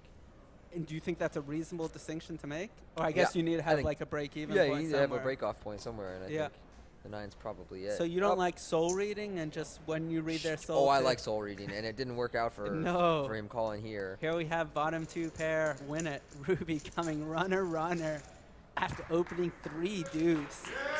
And we have a dead even match here. Wow. I think there's tons of value in just trying to soul read people in the moment. Yeah, I don't like doing ranges and math and GTO and all that. I like to look in someone's eye and be like, you got it or you don't, and then make my decisions based on that. I like to do both, kind of. I like, okay, what is the default telling me? And then is this guy trying to tell me something from his body language that should override what the default is? Okay, I like that. I like that. And this has all changed from my plans a couple of years ago. I used to just say, close my eyes and say, I put him on ace-king. And if I could beat ace-king, boom, deuces, let's go for it. Let's go. Deuces are a sick hand. Like, it's just so gross when you get an ace-king and your opponent turns over deuces and you're like, no! Yeah. Yeah, I used to like getting in like 50 to 80 blinds with deuces, knowing that my opponents had ace-king, because they would never shove that many chips if they didn't have ace-king. And then they show up with like 9s though. It's like, oh crap! That happened, that tend to happen about half the time. Yeah. But half the time I was correct putting them on ace-king or ace-queen. But eventually stopped doing that one. Got Jack 7 and Jack 5, 2 of my best trash hands that I like. 150,000. Jack 5, if we go back to Thunder Valley a year and a half ago, WPT Thunder Valley. Okay. Sitting there on the bubble, 46 people left, 45 pay. And here we go, Seth defended Jack 5. I'll continue with the story afterwards. Ruby, not going to c-bet. And I even think though Seth should probably just bet for value here so Ruben can call with an ace or a king or something. yeah, the way that's played out, Yeah. Seth's got to think he's good vast majority of the time. Ruben will probably just fold, but I think betting is better for Seth. 160 pounds. Sounds for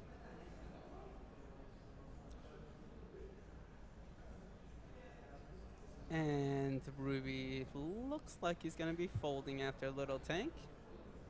But he's pretty serious here. It's not a folding face. Kind of hero callish. Wow, Wait, what's is he going gonna on raise? here? Raise. Don't raise. It's not going to be working. Don't raise. This doesn't represent anything if he raises. Especially because we know Ruby is not a thin He value calls. raise. Oh, he calls. And Chop Seth it gets up. counterfeited. Now, this is a chop it up if there's a chop. Yeah.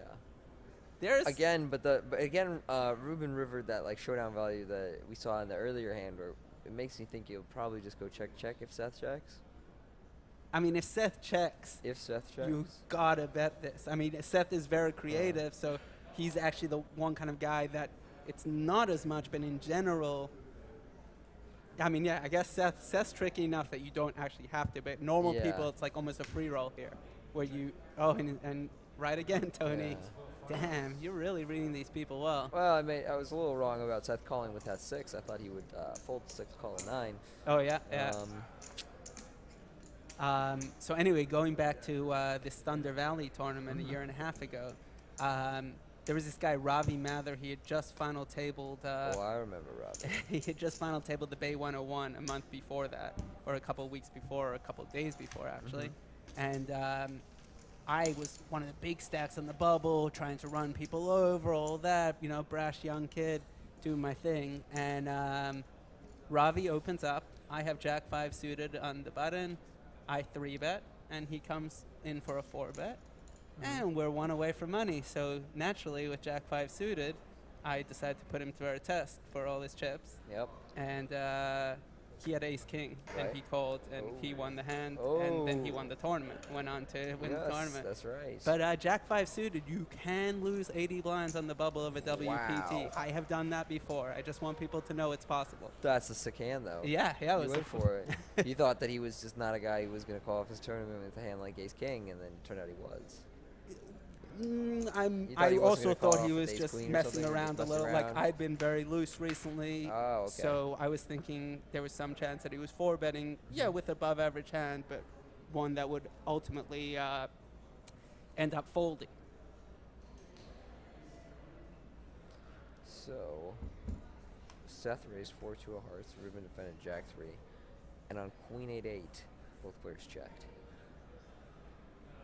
So Seth did not c-bet when he flopped nothing, backdoor flush draw, but Ruby's going to check here, and Seth's going to do the delayed bet. This is what I like to call the Tony Dunst line, checking behind, pretending to have Double check showdown behind, value, though. but maybe he's actually just giving up. Ooh. But And now, now- if I'm Seth, you just kind of have to. You've got the like stone bottom of your range.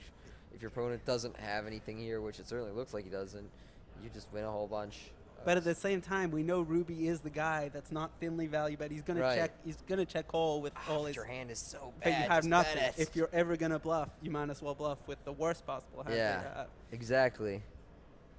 And you are ever gonna bluff. So here he comes, and Seth is gonna win this. Find a way to win it. He tried to lose it, but Ruby was not taking the bait this time. And Ruby had really bad hands. Also, it's definitely a right to not bluff Yeah. there.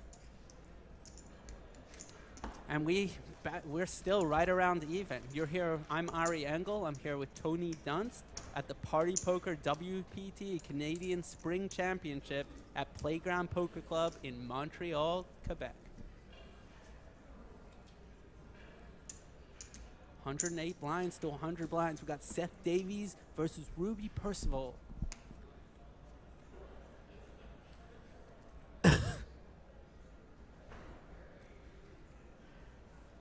Ruby looks like he's going to open 5-4 given the way he's been playing.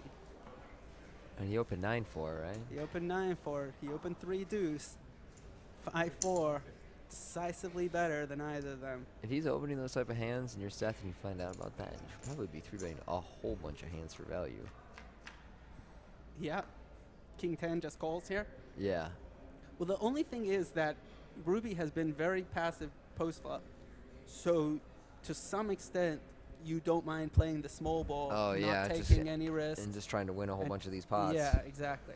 And here, this is a flop that Ruben should probably be betting. It's actually not that bad for his hand, considering he can turn so many straight draws, 7s, 6s, deuces, aces. And bad flush and draws. spades draws, yeah. And barrel down. I mean... Now he's gonna bet, but right, now it might not he's- work anymore. But Seth had a spade, this would definitely not work. Yeah. Out a spade, it's going to be close. It's rough for Seth because really, Yeah.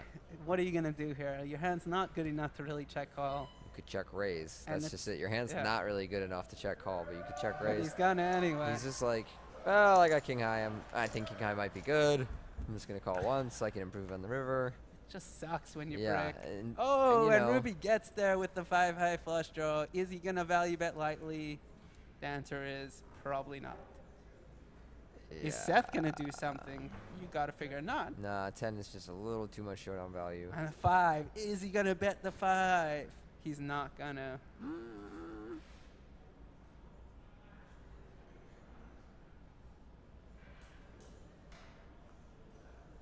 Oh, this is. You got it. The longer we go, the more likely. Oh no, there it is. Check. 10 no good. 10 no good. Ooh, fake. Careful now. Yeah, yeah. Almost happened earlier also. 5-high flush is good.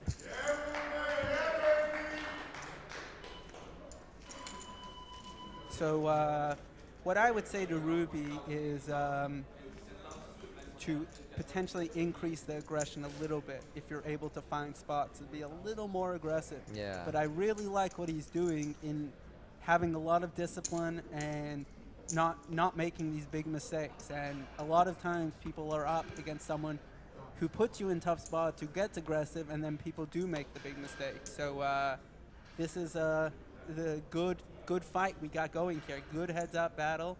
Blinds are up now. We're up 40,000, 80,000 with 10K antes. 140K in the middle to start.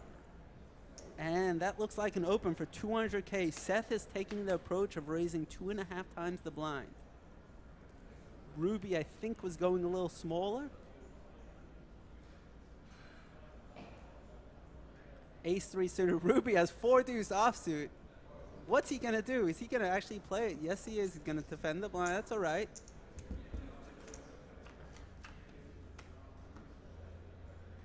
Queen, queen, 4. Ruby out flop Seth.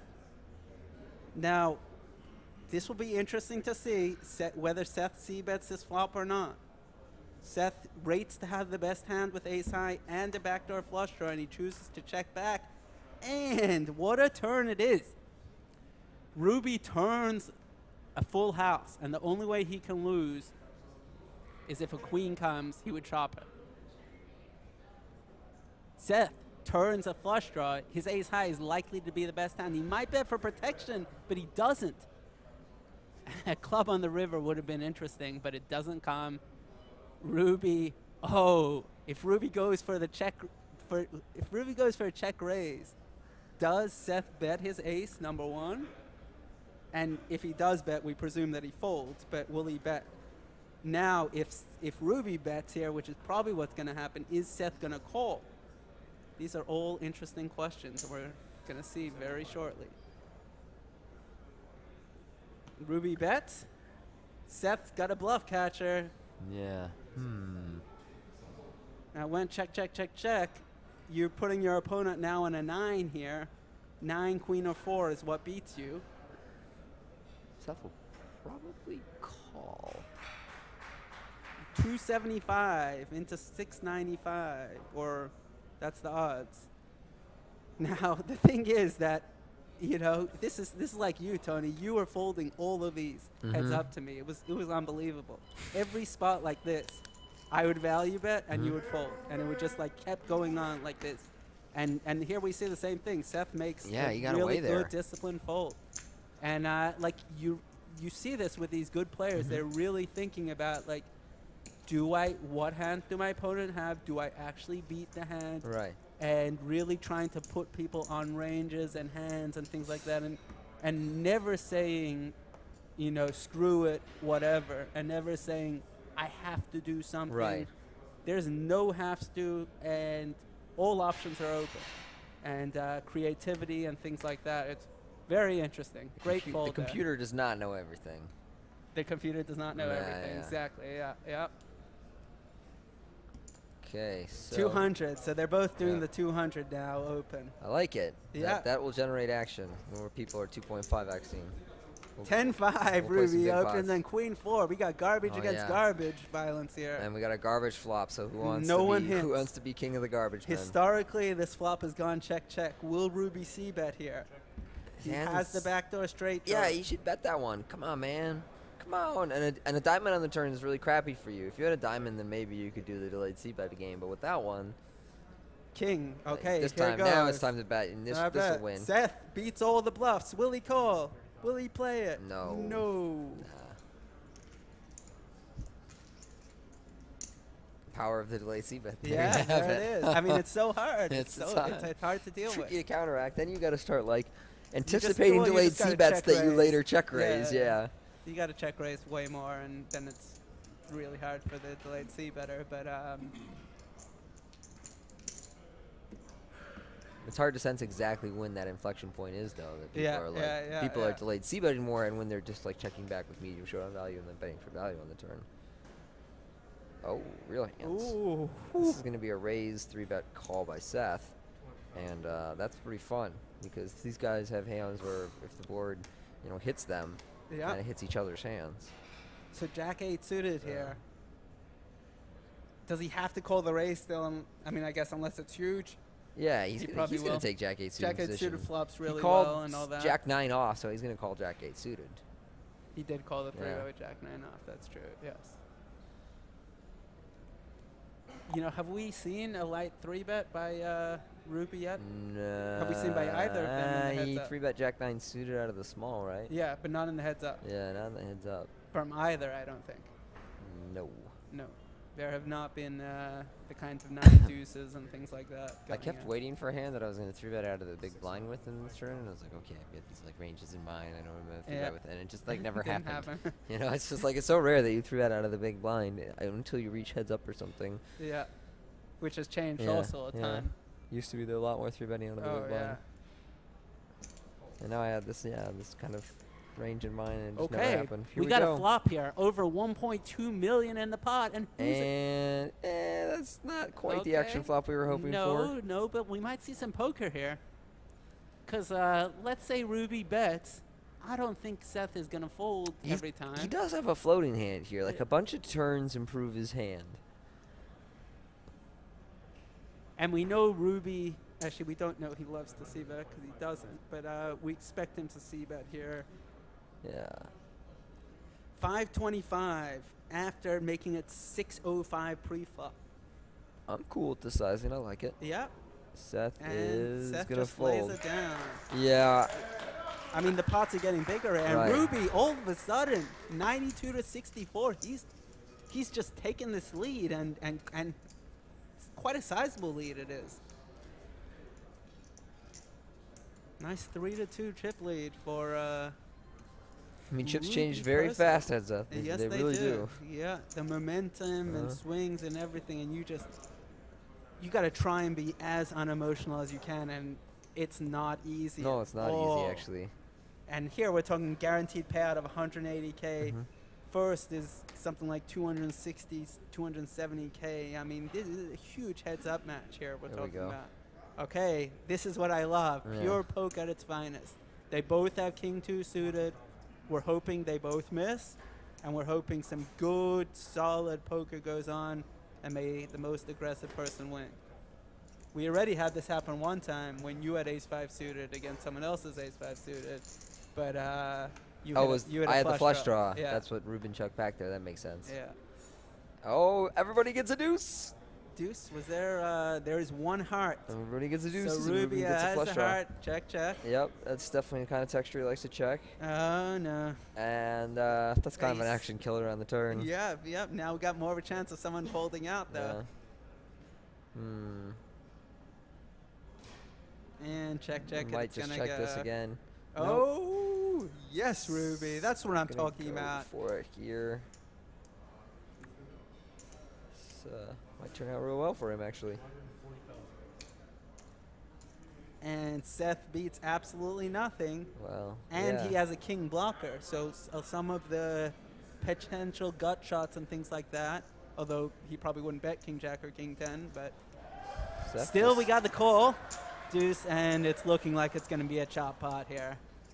Because if it does go check, I think it's going to go check, check. Oh, no. Thought that might be a deuce, but looks like it's not. It's a 3-ball. Check, check it is. Chop it up. Slow roll him, do it. You had a great opportunity to slow roll. Everyone knows the rules are when it's a chop, you're allowed to slow roll. so that's, you got to take those opportunities. It's all right, Ruby. You kind of look back at your cards, keep him down. Look back at your cards, look over his head, keep him down. Shake your head Table, a couple yeah, of times. shake the head. Yep. Table super confident. Yeah, those are good spots to slow roll people. I guess it's a lot easier to be entertaining and funny when you're not the one playing for six figures. Yeah, it really is. You don't really think about those kind of things when there's No, so much no. money on the line. I clowned it up deep in the World Series main once. That's about as close as it's come. And I was very incentivized to clown it up because if you had a patch on, you only got paid for it if they showed you on the television. Oh wow, yeah, that's yeah, those were the days Yeah. when you used to just get paid Yeah. for being shown on TV.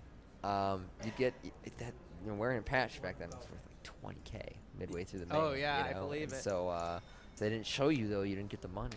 So Oh, you were sick. so incentivized Yeah. to just like clown it up on camera. Yeah, yeah.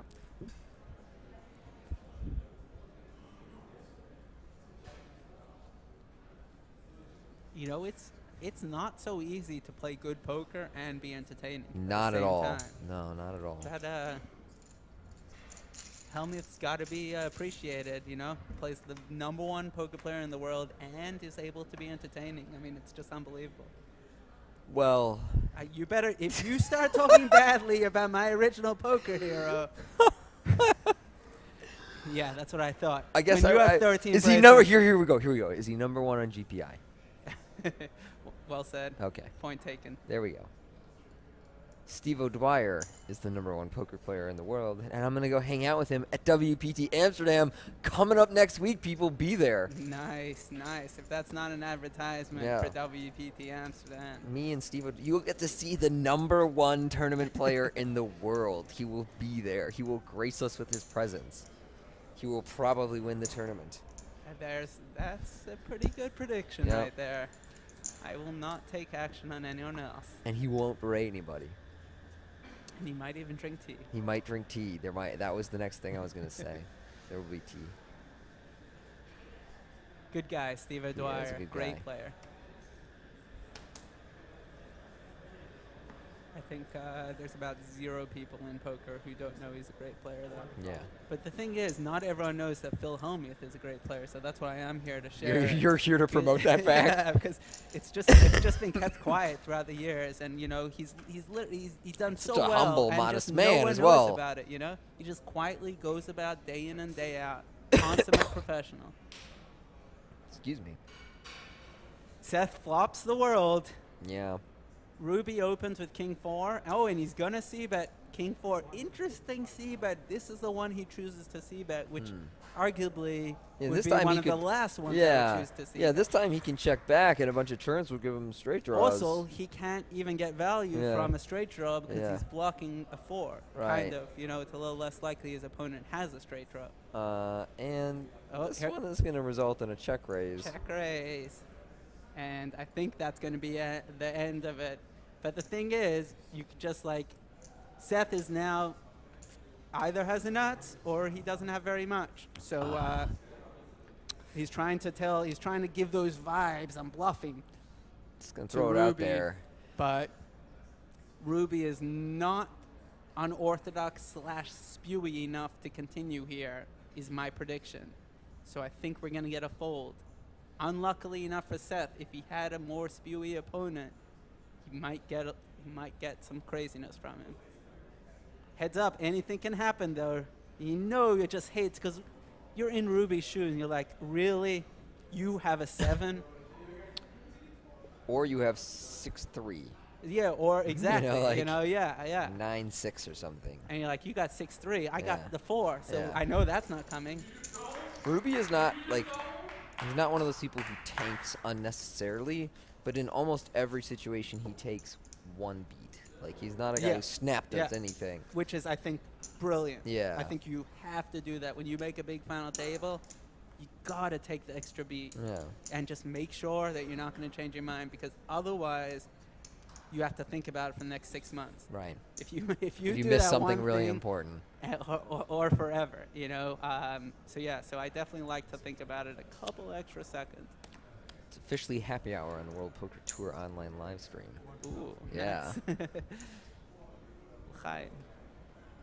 Leaning back with my red wine. Here we go. Ruben with a pair of 7s. Seth with 6-2 suited. I'm curious whether Ruben will 3-bet a hand like this. I'm gonna say yes, given everything we've seen from him. He 3-bet ace 10. I think 7s are a little bit better than ace 10. 7s are great. I just like to 3-bet and 3-bet and 3-bet. I mean, when we have good hands, just put more money in the pot. Yeah, hell yeah. It's a good Either policy. way, really, you just look at one of them and just hope the other one matches. And yeah, I don't think Seth will peel this time though. That's 6-2 suited is bit quite much. weak. Bit much. Now, what's the sizing going to be from 200? Boom. Oh, snap fold. Snap fold. 610, 605. He made it. Made about 3x. Same.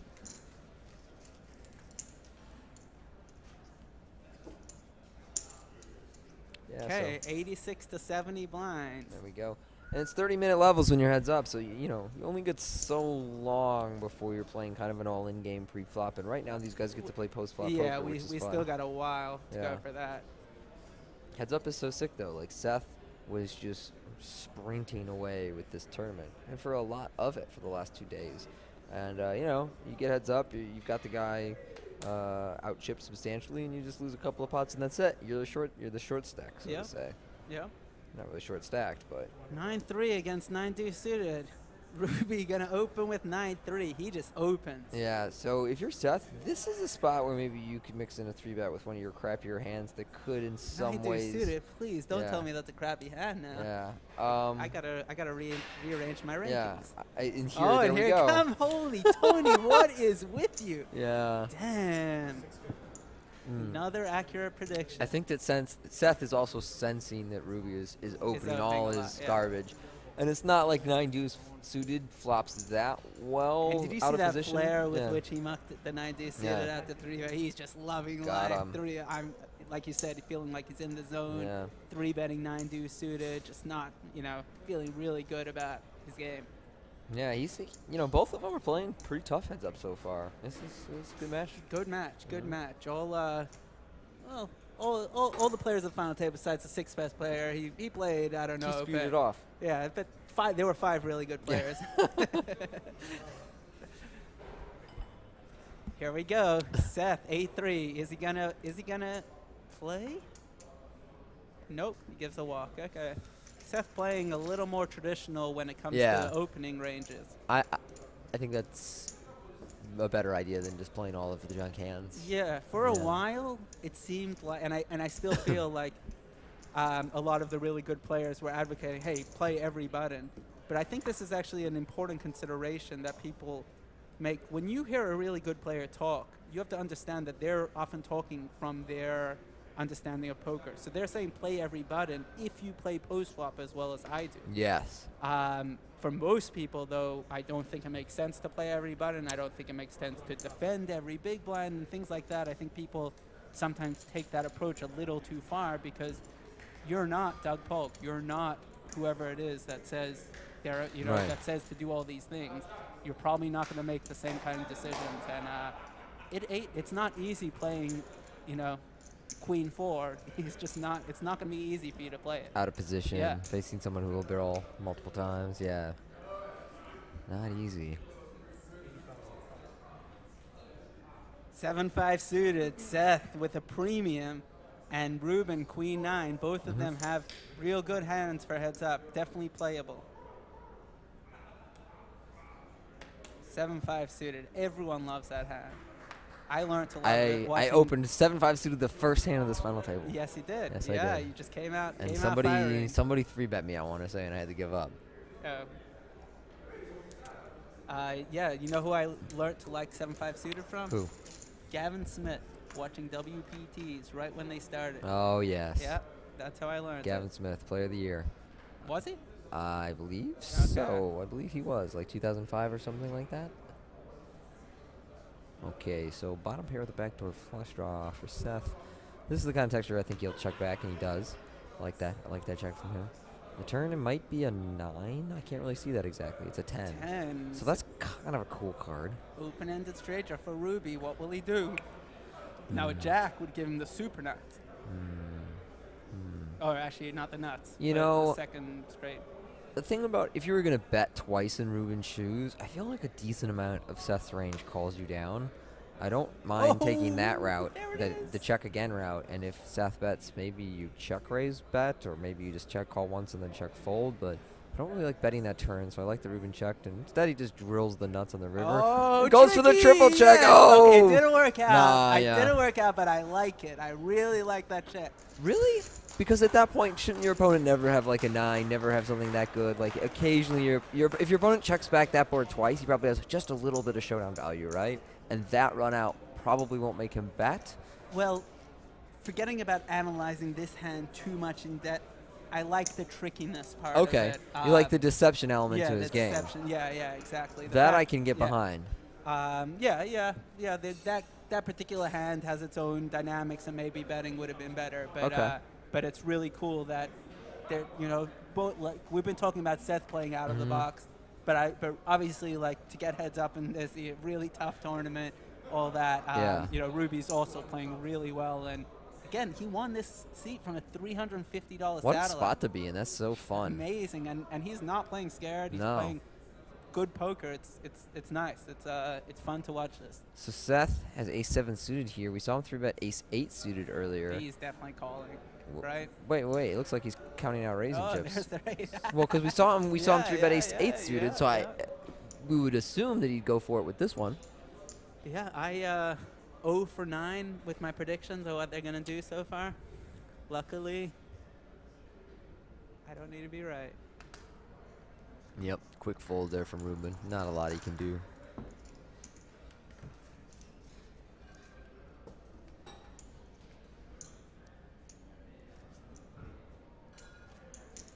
$85 to 71 blinds. The gap is closing. Ruby still with the chip lead. What a match. 80,000 call.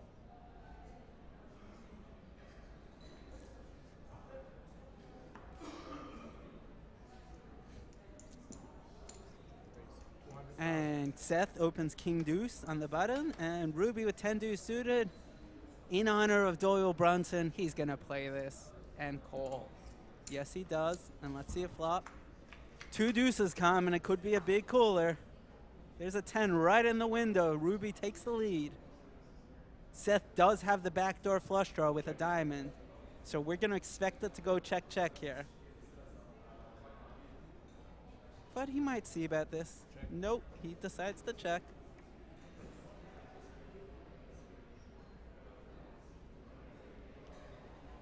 Will Ruby bet the turn? Check. No, he doesn't. Turn looks like a paint card. Check. And it goes check. Turn jack, river, ace. So Ruby still has the best hand, but if Seth fires, this is going to be really hard for Ruby.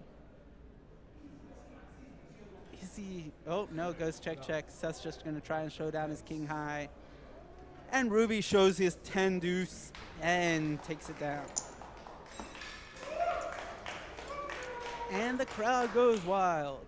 Ruby, the hometown hero, against Seth Davies. Seth is originally from Colorado, 27 years old. Grew up in Bend, Oregon, and went to the University of Oregon.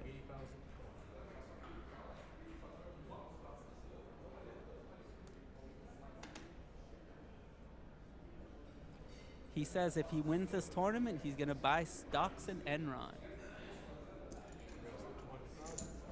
And Ruby opens, and Seth doesn't defend his 7-3.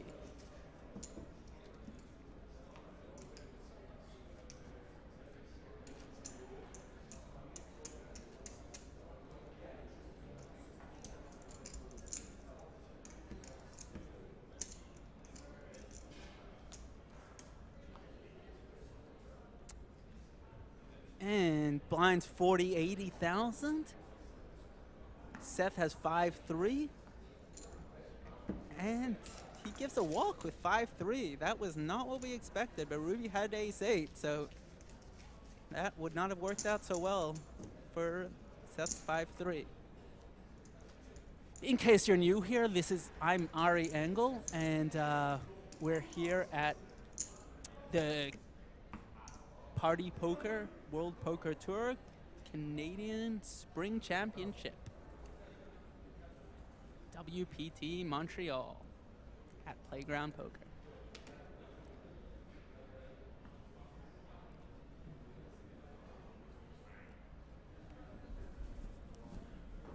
We got Ruby first to act with Queen 8. And he probably is going to open this, and Seth's going to call. What do you think, Tony? Yep, I would think so as well. Yep, quick call from Seth. And still doing the 2.5x. Yeah. I like it. Better flop for Ruben than Seth. And Ruby flops a gut shot at Jack. Jack would give him a straight. 8, 9, or Jack he needs. Or, I'm sorry, 8, Jack, or Queen. And that's 37%. He's going to c-bet and probably win it. King Deuce suited does have the backdoor flush draw, though. Oh, he's not going to win it. Okay, we kind of got a surprising. check call. Because Ruben doesn't continuation bet that much. I think I would probably just fold if I were Seth. Yeah, I think so. This should be interesting. Ruby doesn't seem like he's the double barrel type so far, but we this know is the card, man. Yeah, we know that would work very well for him. That's Here we increased his go. equity, or it's decreased his equity, but it's given him another out to 6 now. He needs to size it a little bigger than this, I think. It's like 3 1/4 or something. I think he should be betting And bigger. yeah, that Doesn't kinda- matter. He's going to work here. It works here, but yeah. But otherwise, yeah, a well-played hand from Very Ruben well there. played by Ruby there, Yeah. earning the pot with the worst hand. That's how you're gonna do it. And Ruby over a 3-2 chip lead now. Back over 3-2 chip lead, approaching the 100 blind mark. It's got him 1.5 to 1 now. Coast into a comfortable lead. Seth with a pair of 3s. And gotta think Ruby's gonna fold 10-4 here to Yeah. open, but let's see what happens.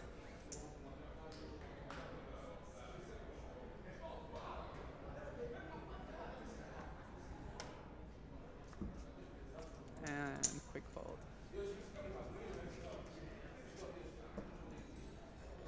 Ruby with a pep in his step now. You can kind of feel his excitement, and things are going his way recently, and he's looking to take down the WPT title. That'd be so sick to do it off of a 350 satellite. Yeah. And this was not a soft final table, so to come into a tough final table and just wipe out a bunch of pros and run 350 into 274,000 would be awesome. Unbelievable. That's what poker's all about. Jack 10 opens it up, 8-7, gonna defend it.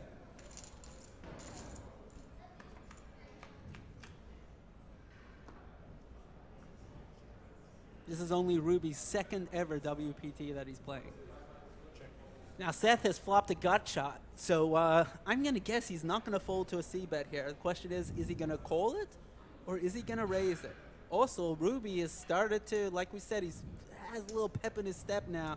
C-betting basically complete air here. It is the best hand, but he does not know that.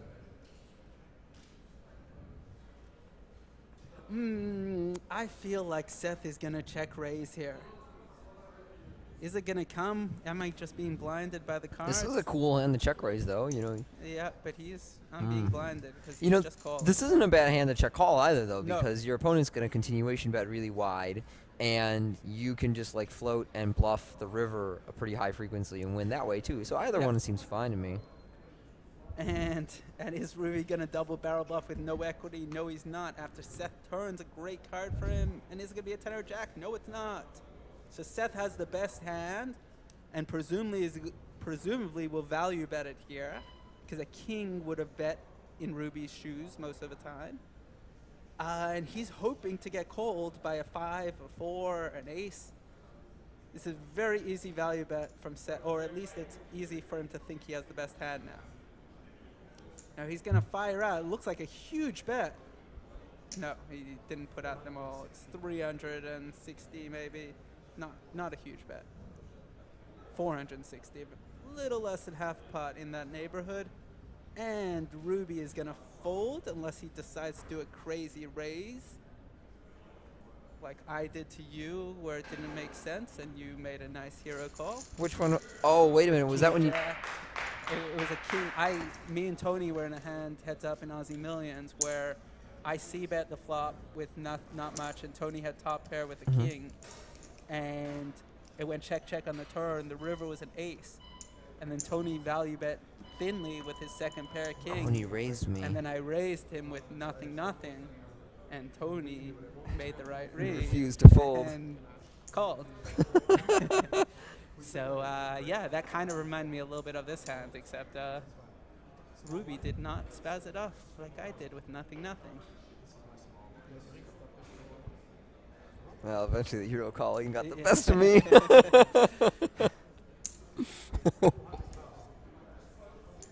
No, what was really sick about that hand is because, let's forget about the last hand for a second.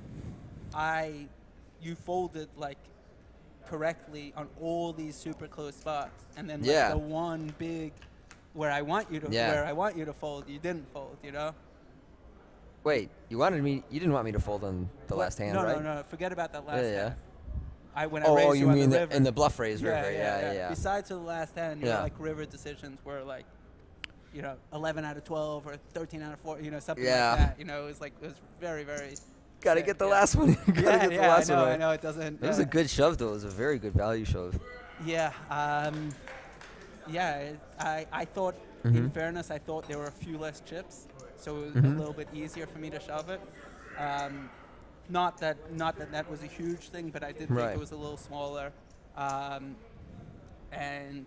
it was it's obviously really dream run out when you, or like to hit the jack on the turn, when you're bluffing a huge pot with jack high, How has life changed for you since that win? Has the way people react to you around the poker circuit changed, or did, I would assume, a whole bunch of friends and family reach out after the win, or tell us about it? There's been there's been a little bit of reaching out from people that I haven't spoken to in a while, and that was kind of cool to reacquaint with a few friends that I haven't seen in years. But nowadays with Facebook and stuff like that, it is a little easier to keep in touch with people anyway. Poker-wise, I was already an established professional beforehand, so maybe I'll keep a few extra percent in myself in some tournaments and things like that. And I played in one tournament that I otherwise wouldn't have. I played in a $25,000 tournament in Florida where I lost. But it hasn't been huge changes, in my day-to-day life. But obviously, from a long-term perspective, it's been phenomenal. And here, Wow. This could be the end of it. This could be it, Boys man. and girls, ladies and gentlemen, this could be the last hand. It's not gonna be, but it could. We have ace king against fives, and under the right situation, all the money could go in. I don't think it's gonna happen here. We're gonna start off with Ruby raising, Yeah. and Seth just calling. Boo. I mean, it's I probably think it's the right smart. play. It's but I smart. was Why just play the saying click game with I fives? wanted But to man, see some action and that. So that's you what versus me, this could turn Yeah. into oh my God, we are coin flipping for 600K spot. But especially if you give me the fives. yeah. Okay, Ruby out flops Seth here, and Seth's gonna check call though. Yeah, he's got just enough to check call here. Well, I mean, not only that, he has the best hand a whole bunch, but Yeah. it's also nice that he has these backdoor draws. Yep, yep.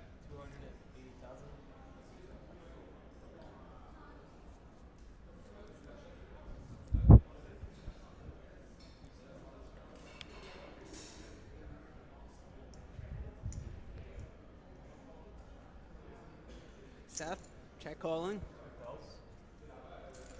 7 or 3 would be an action card.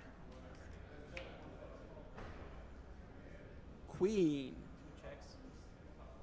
Not a good card for Seth. One more big over card.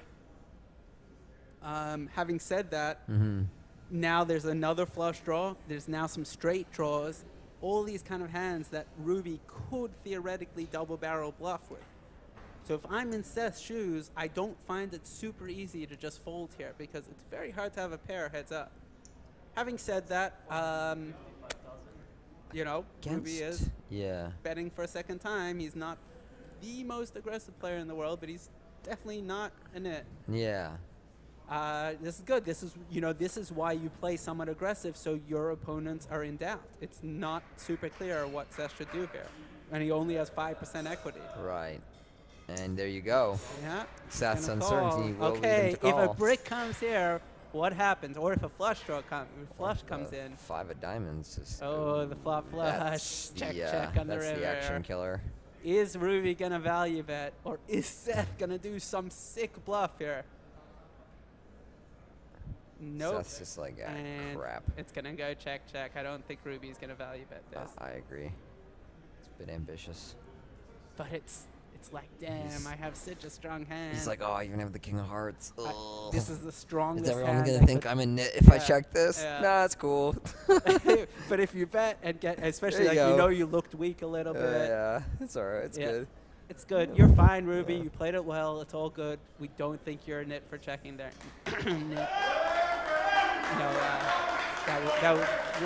With the flop flush draw coming in on the river, that was not at all super easy value bet. And Ruby has now really extended his lead. And look at this. Seth has done the Ukrainian stack heads up. What I did too. Do you see the What's the where Ukrainian stack? Ukrainian stack is when you separate your stack into 2 portions. I did the same strategy against you. Heads up. Why is that Ukrainian? One of my good friends, Tim Finney, Okay. Highland Fox, he started doing that, Uh-huh. and I don't remember what came into that, but through him it got called the Ukrainian stack. I think he has some history of his family being from Ukraine or Okay. something like that, and yeah, Ukrainian stack. When you have so many chips and you can separate them into 2 separate portions. It's a strategy often used heads up in tournaments. As it turns out, Seth has a lot of physical chips, but he's a short stack. Yeah, in a yeah. Heads up match. Lucky, you know, heads up. That's why, like, even when you're the shortest, like, you still have a lot of physical chips usually. So it's a good. It's really nice when you can do that earlier on. You know, with 5, 6 people left. But it can be a little deceptive and not super ethical if people think that the stack belongs to someone else. Yep. All right, so Ruben makes the call with Queen Jack, and we get a King 9-8. Hey, Two good spade and a flop for heart flop. Ruby-ish. A Yeah. 10 would give him a straight. He's got all the equity here, but Seth did raise pre-flop.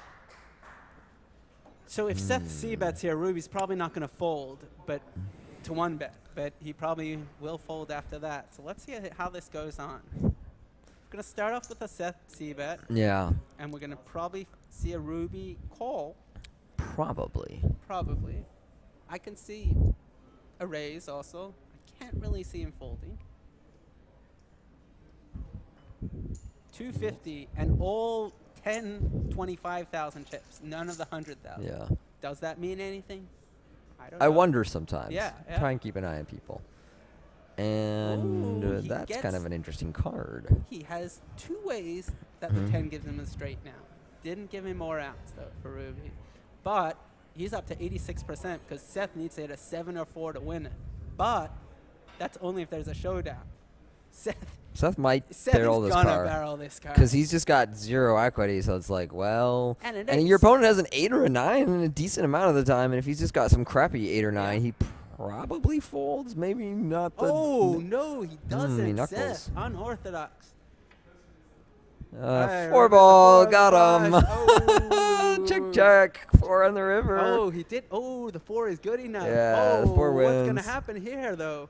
Ruby, Well, you know what, Ruben? If he bets here, Oh, and he's gonna yes, bet. this is a really good bet because your opponent just never has anything that good. Yeah. So you should win with this so frequently. Well, at the same time, I expect my opponent to bluff the turn a lot. So when he checks back, I expect him to have some showdown. Yeah, like an 8 But- or a 9 a fair bit. Oh, yeah, which we can't necessarily call on this river. Definitely not. And so Seth beats Jack 10, Queen Jack, Queen 10, 7-6. 7-6, 10-7, whole bunch of different straight draws. But that's it. But that's it. Now He loses to a he- spades, an ace. Now he Would can Ruben- raise here. But Ruben might not. Oh, Ruben might not bet a king, is what I was gonna say. Seth. Oh, damn. Oh, that's a dirty feeling when you're Ruben. That, He played that hand well, and it's just like, gross.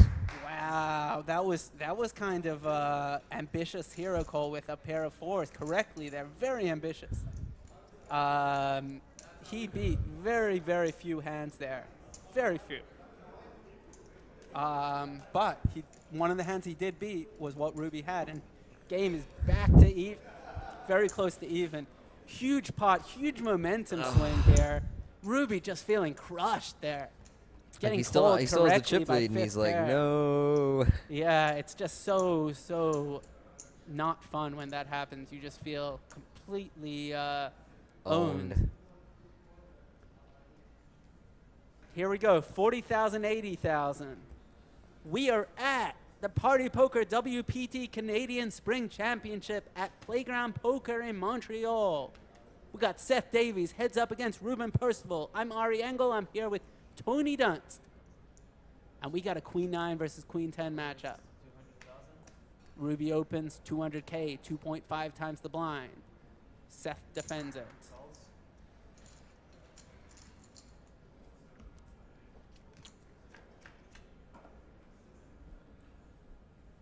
Oh, Seth Gets him. hits that 9 right out the gate.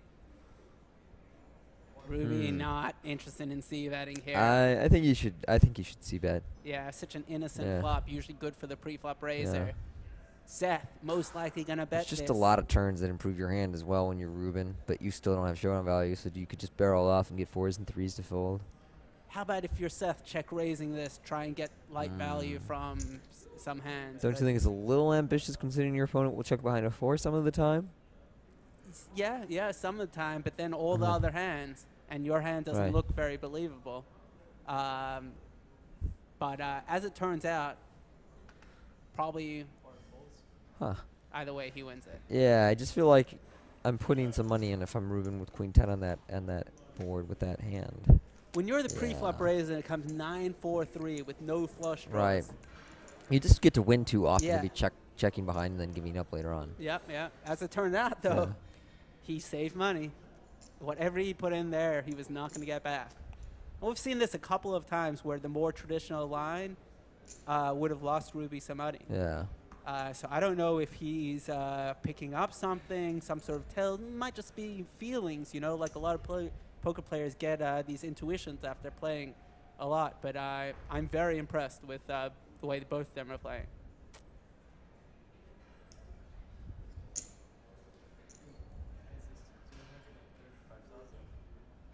Ooh, and has Seth gone smaller here?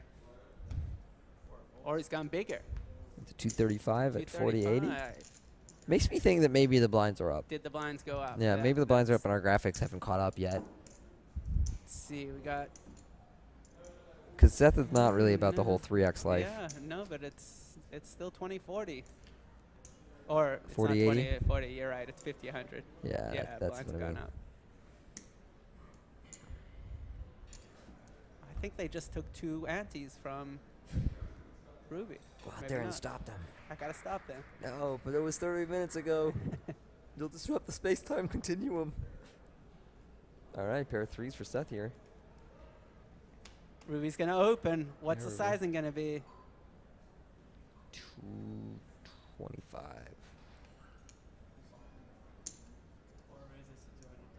2 even. Oh, 200,000.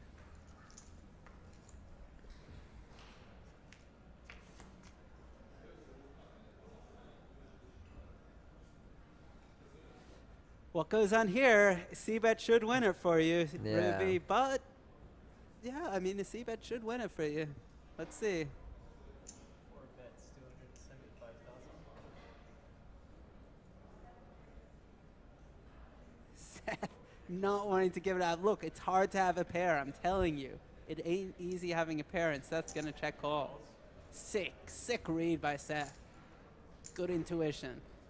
Will Ruby keep firing? 7, 8, Jack. Not Jack.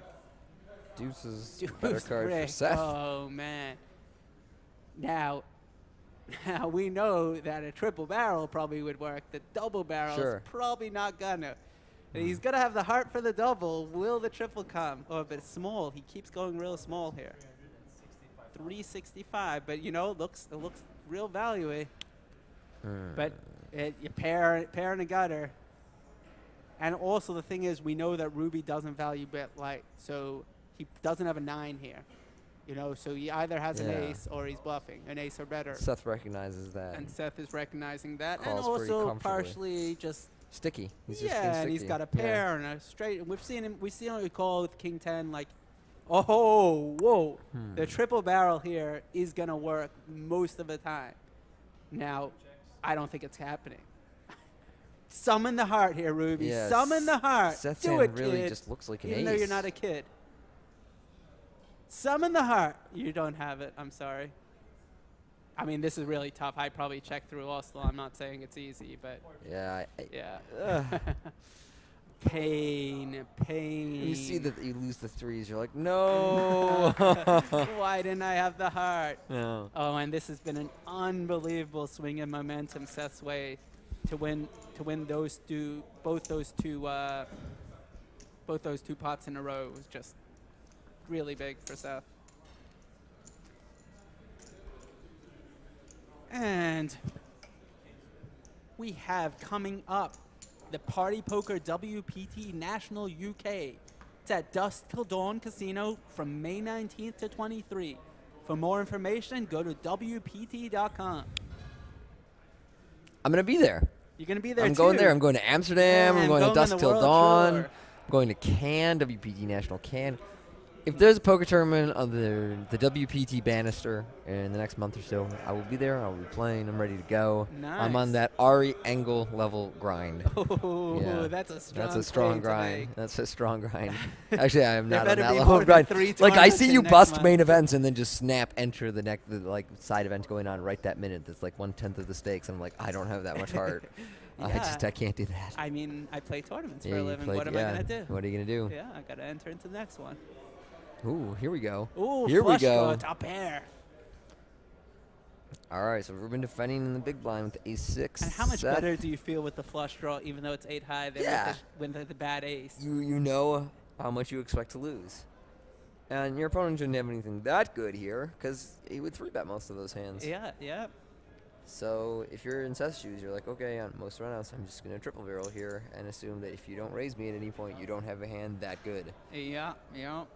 It'll be interesting. Okay, Mhm. so like we can basically see the way the hand's gonna play Yeah. out. Good chance. Ruby's check calling flop. Yep. Very likely check calling turn. Yep. Let's get to the river. What's Yeah, happening, you know, hopefully it boys? goes, 7 of spades, deuce of hearts or something, and then we can find out. Yeah, yeah. We want to see who's got the bigger heart Yeah. here.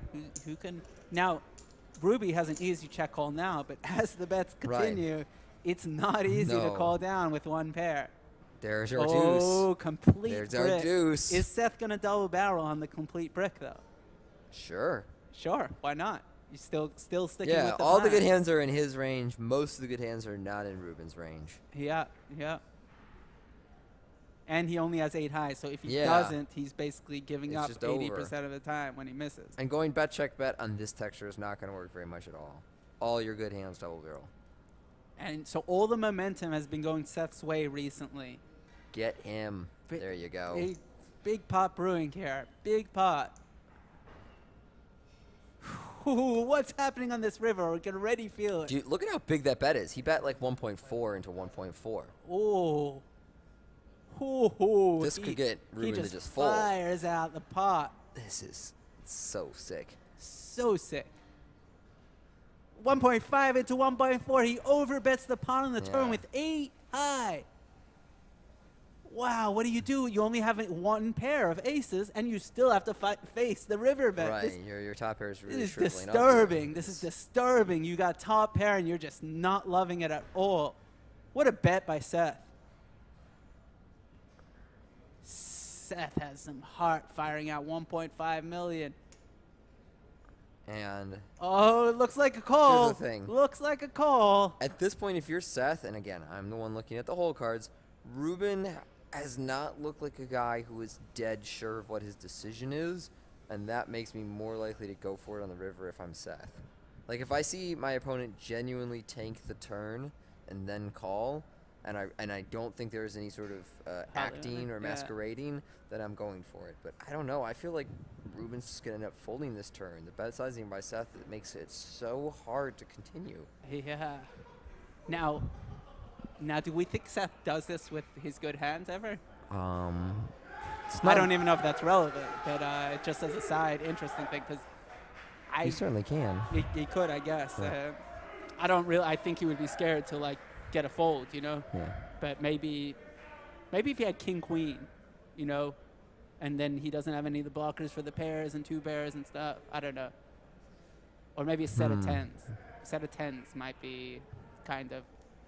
This is crazy for Ruby because Ruby knows he still has to potentially face a river. Right. It's like one thing like, okay, I think I'm good, but this is so tight. It takes There you forever. go. You can't even. There you go. 8 high. Show him one. Show him one. Okay. Oh man. Seth now has a big chip lead. Huge momentum. Everything is going Seth's way right now. Ruby has to find a way to switch the tides. And this is really hard to do again because Seth is just feeling confident. Everything's going his way. He got a huge bluff through right there. Oh, 8 high just bets more than the pot.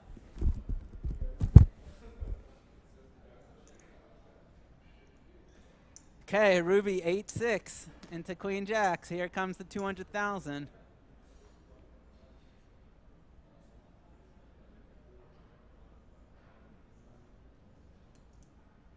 And we don't really see anything yet, but 215, 235. Queen Jack gonna call. Seth with the Ukrainian stack.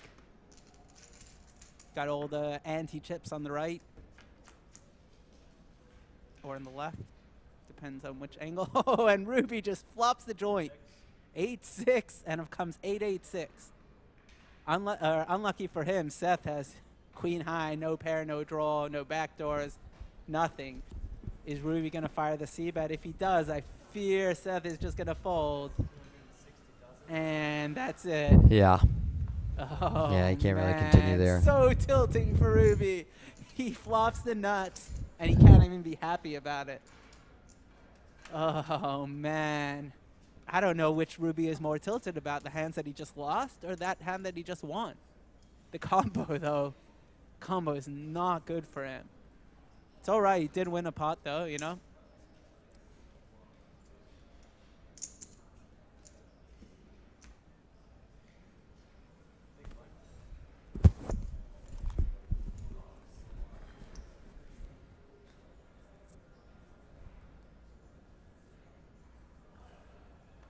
Nope.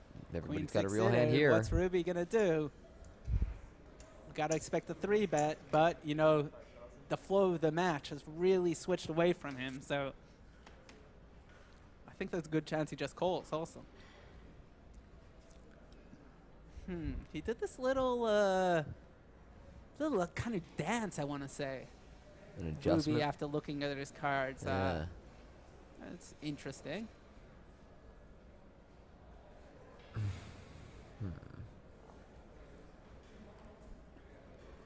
Okay, so given his timing and all that, we can basically pretty safely assume a 3-bet's coming in. Here comes the 3-bet. 2, 4, 6, 7, 725 or 7. What are we at? 705, 710. 705, I think. Yep. Exactly 3 times the 235 that Seth opened. Queen 6 suited. Seth not giving it up easily. I think he might call. I think he might 4-bet. I think he might 4-bet also. What are the blinds at? Oh, he might 4. Ooh. 4-betting's fine. Oh, here comes the chips. Damn, Tony. Damn. I mean, it's just like stack-wise, it's a pretty cool spot. His image is right for it. He's got a blocker to a face card. What are you gonna do, Ruby? What are you gonna do? Let's do it. Let's do it. Shove. He's made shove. it really small, so I don't know what Ruben's gonna do, but he might peel just because the sizing allows him to get to the flop easily. Seth has gone real small here. He's like, see, he's gonna clarify what the sizing is, and then he's gonna be like, huh, that's like 500K more. My hand flops really well. I don't know what's going on right now. What a tiny sizing by Seth. Just 500K more. Really putting him into the cage. Yeah. What are you going to do, Ruby? I either got the nuts or I don't. And it's on your tournament life. If you shove, you could be gone if I snap call. But, I feel Ruby, like if you do it, oh, he's just calling. Yeah, I feel like heads-up specialists probably rip because they're just like, yeah, screw whatever you're doing with your weird bet sizing. I've got ace-10 suited and it's a good hand. Yeah. But I think when you're a little less experienced at heads-up, you see the odds there and you're like, okay, ace-10 suited is sweet. And then I don't have to do the scary thing. Yep. And also not sure. Oh, Seth flops the nuts. Oh, poor Ruby. Wow. And Ruby actually not such a bad flop This for is him. not a bad flop for his hand. Oh, man. So Seth should bet like kind of small here. And if this was another player in Ruby's shoe, a check shove could easily be in the works. I don't think we're seeing that necessarily here. Yeah. But I think we're seeing a check call or something. As long as Seth doesn't bomb it or something. 2.5 million in there. 600K. I would bet like $1 million or something. $1 million, that big. Sure. 800K, something in there. Yeah, he looks like he's doing the 8. 850. That's a good number. Yeah, I am not folding if I'm Ruben. I hate my life, but I'm not folding. 3.3 million. Oh, man, I'd be out of this tournament so many times. I feel so bad for him. Damn. I mean, Ruben's the type of player that might fold he's about to get second for over $100,000, and I feel bad for him. I'm telling you, dude, Ruben might just fold a spot like this. I think he should call, but he's not folding. Oh no! good call. I mean, he's in bad shape, but it's a good call. Yeah. He might draw it on the turn. 60%. Listen, man, he might draw it on the turn. King of diamonds, give it to us. Give it to us. Drilled. Oh, that's the card. Oh no. Oh, damn. Ace of spades giving Ruben top pair, but Seth the flush. And the tournament is going to be over this hand. Wow. What the hell are you This is supposed the to do last if hand you're of the Ruben? tournament.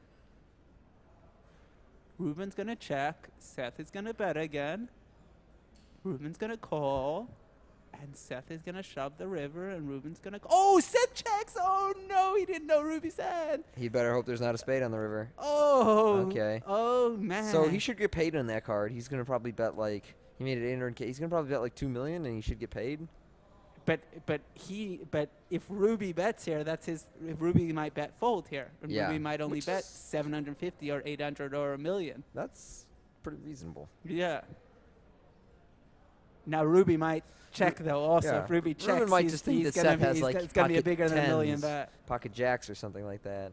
He's like, okay, I guess I should just bet out here for value, and then Now, Seth reps. now Ruby has. I mean, they both have one of the better hands that they're gonna have in this situation. So they both are liking their hand at this stage Yeah. right now. They At this both moment, they're like, yes, I yeah. got it. Oh, And then Ruby more checks. Oh no. All right. Oh no. All right. Ruby is going to be very short after this hand. As long as Seth doesn't shove. If you think if Seth shoves, he might just let Ruby get away from it. Right. And I think he's going to do it maybe. I think he's going to shove and just try and but how end are it you here. Yeah, that's my concern. I think he just said all in. The thing is, if you go all in, what are you supposed to get paid by? No, Seth, you gave up the tournament. What are you supposed to get paid by? That's the issue Oh, here, if man. he would have bet the turn and river, it would be all over. Now, I don't blame Seth. It's just the results oriented. But wow, you found a way. If Ruby comes back to win this tournament, this is going to be. And of course, it might just be all over here. Ruby could call this. I don't think he's going. I don't think either of us really think he's going to, given the way. The hands But play whatever. out. I mean, this is really tough. And especially because he just folded to the huge bet when Seth had 8 high. Ruby folded his top pair. He just folded his top pair. Are you going to fold again top pair? Last time he correctly folded. He's going to make, or last time he incorrectly folded. So he was wrong last time. He's going to be wrong again this time by making the call. Ooh, you got me there. I thought that was coming, Ruby. I don't know. This, you know. I think if I'm, I don't know, maybe I'm crazy, but if I'm Seth, I feel like I just half pot it and expect to get called a whole bunch of the time. Yeah, and I think he would definitely have gotten. We clarified that Ruben's not a hero, so. Now, if you're, yeah, I mean, yeah, the sick part is you just don't expect your opponent to fold this hand. So if you do put him, you know, if you do think there's a good chance he has something like this, I mean, it's really hard to fold to one bet, but it's one huge bet. And it's all of the bets. Oh, do it, get away from it. I don't want this to be over. Let's see a sick hero fold, Ruby.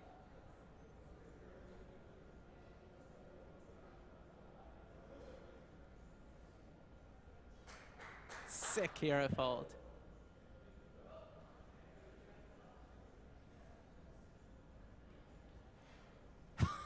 Seth is really hard to play He wants to do it against. so bad. He wants to fold so bad. I mean, this is credit to Seth because Seth does all these sick, unconventional lines, and it's just impossible to play against him. You can't put him on a hand. Seth is just so unpredictable that it's very difficult to fold something as good as Ace-10 here. Man. And we haven't... It has not been a break since this past hand where Seth had 8 high and bluffed out Ruby. So Ruby doesn't even know about that hand. And now back to back now. Remember, all the momentum has been going Seth's way in recent times.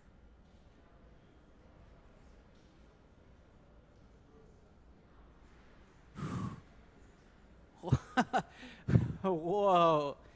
So tough here. Are you going to make the hero? If you make this hero call, Ruby, you are going home. It's the end of this tournament. Seth just begging Ruby, please call, I got the second nuts. And Ruby's like, well, after this much thinking, he has the nuts. Yeah, He's got it. oh, sick fold. Oh, damn. Oh, Seth should have showed him a 6 of spades, maybe.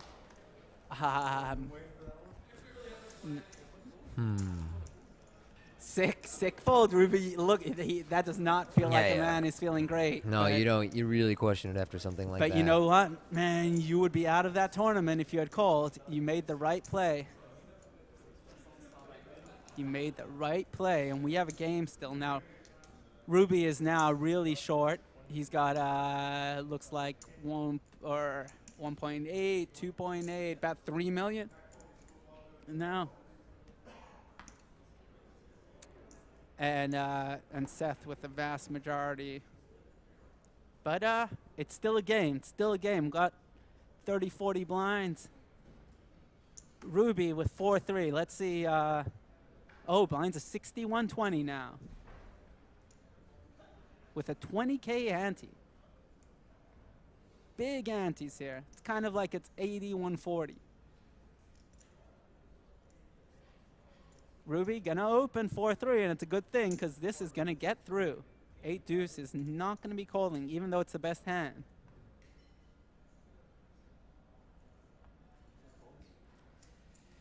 Four, 3 takes it down. Ruby with a sigh of relief there. Finally gets one through.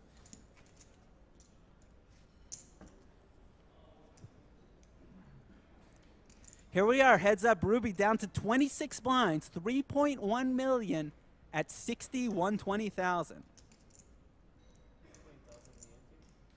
Seth Davies, 9.3 million.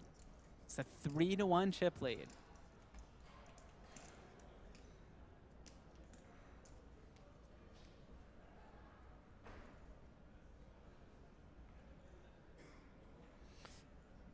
Seth, Queen 7.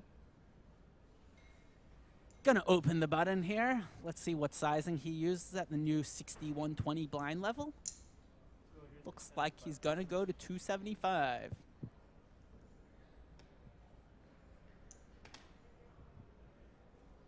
And Jack Deuce, not strong enough to defend. He's gonna fold it, and Seth takes it down. We're heads up in the Party Poker WPT Canadian Spring Championship at Playground Poker Club in Montreal, Quebec, Canada. And this is Ari Engel, and we are watching Seth Davies and Ruby Percival heads up for the WPT Montreal title. This has been an exciting match so far, and I'm excited to see the conclusion.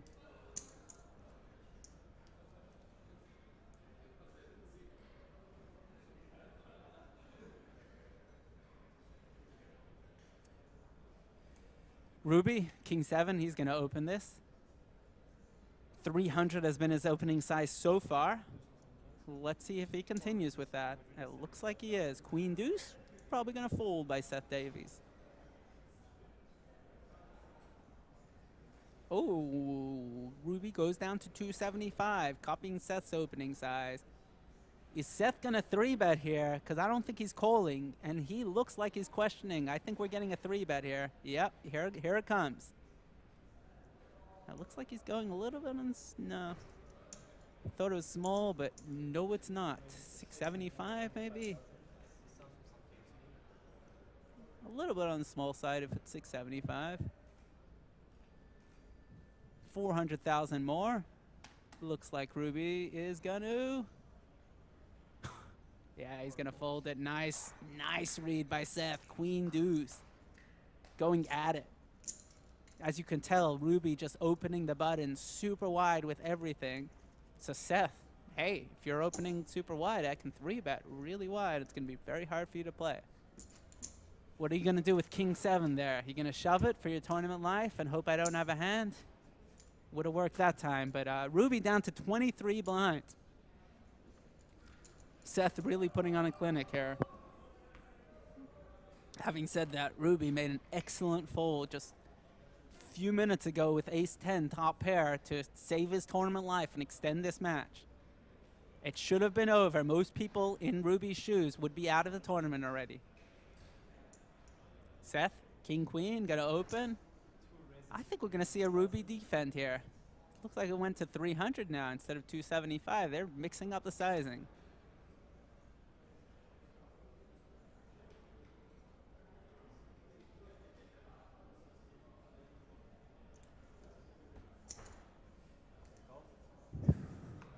.5 times the blinds here. Ruby's gonna defend with 6-4.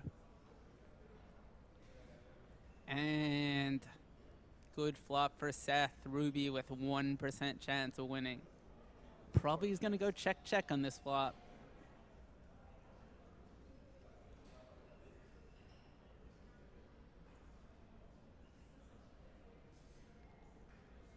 No, Seth gonna c-bet, and that should end it.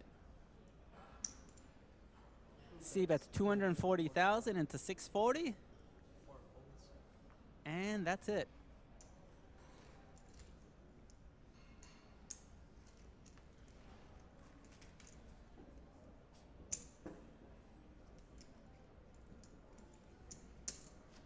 Seth really starting to run away here with this match.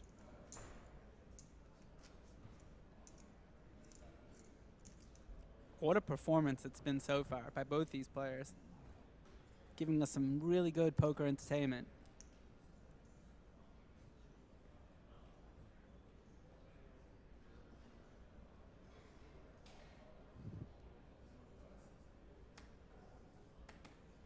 We got Ruby with Queen 5. Expect him to open. He hasn't been folding very much.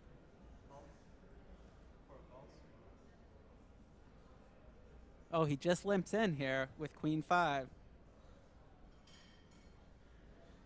And Ruby and Seth with 4 deuce is going to check through.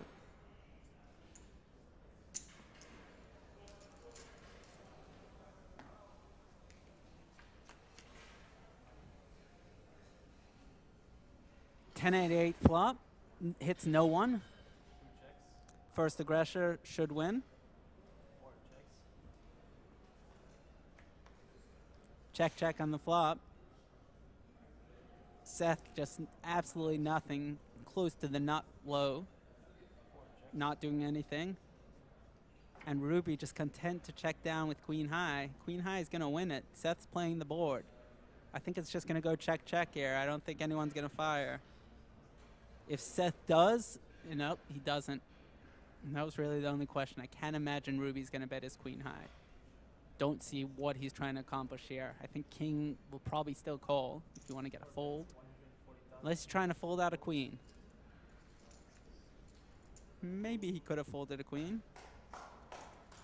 Was he trying to get value from a Jack High? I think that might be a little optimistic. Reminds me of my limit hold'em days, where people used to bet those kind of hands and try and get value from Jack High. But you don't see that very often in no limit hold'em tournaments.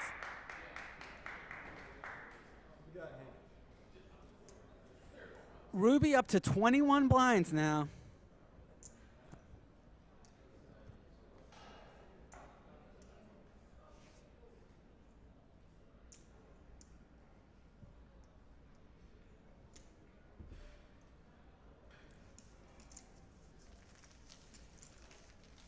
$83 blinds for Seth Davies, 21 for Ruby Percival. What a heads-up match it's been. What a whole final table it's been.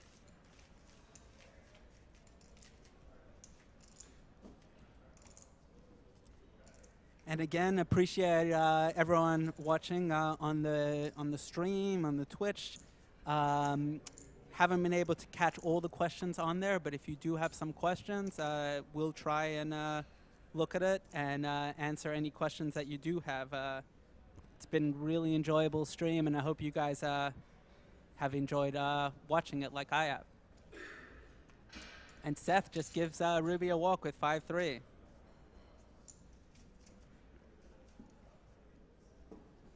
This tournament started with 417 entries, each paying 3,500 Canadian dollars to enter this tournament. And now we're down to the final two, Ruby Percival and Seth Davies.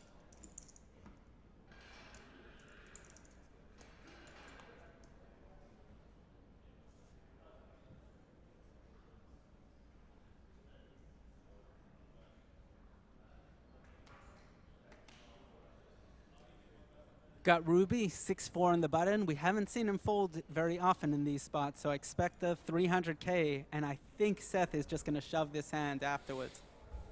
Because versus the 21 blind open, ace-8 suited is pretty good hand. Yeah. I'd be very shocked. Anything but a shove here. He's been 3-betting these type of hands all day. I would anticipate he does the same thing here where, you know, their value increases. Yeah, I guess maybe he might not shove. He might 3-bet with intention of calling, but I think a shove is more standard. Did he? Oh, okay, yeah, he went all in. Yep. That's what you want to do. Yep, takes it down, no showdown, takes it off the table, and you can't get sucked out on if there's not a flop. Mm-hmm.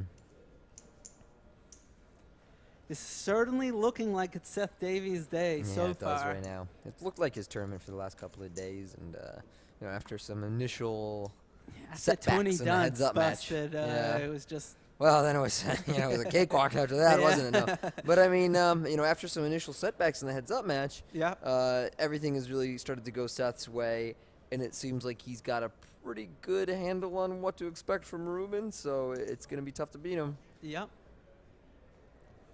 And Seth just limps in here with Queen Deuce.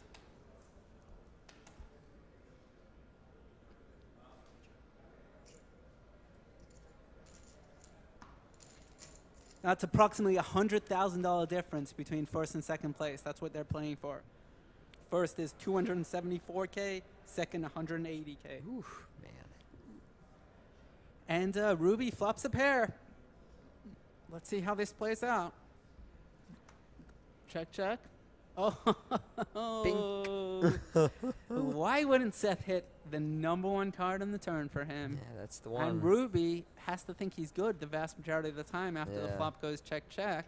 Still like that he's checking here in this turn. He checks, but it's check not calling. with the intention of folding to a bet. So Seth is going to bet here, most likely, and Ruby's going to call, and we're going to go to a river.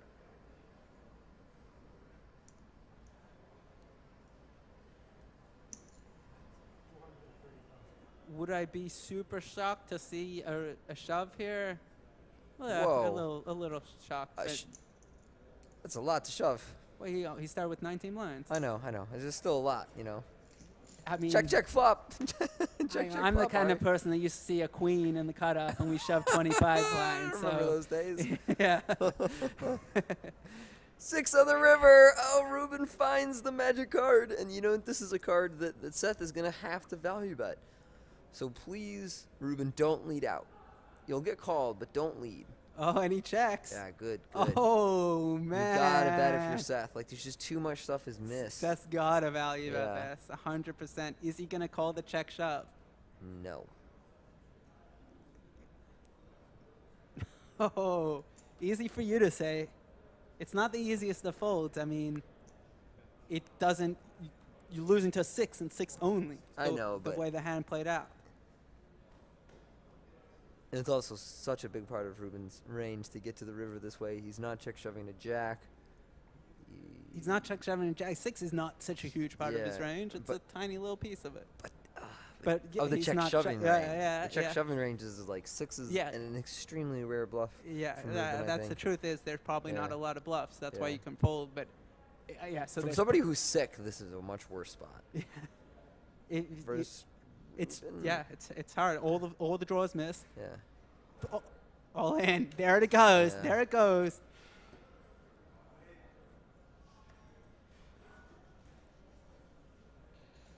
This is not a quick fold, though. And how happy is Ruby that he didn't get snap called? Because you're a little scared in that spot still. Right. This is a thinking situation. Yeah, clearly a thinking spot for Seth here. We both think that Seth is going to be able to make the correct laydown here. But credit to Ruby for checking the river. Yeah. Really like it.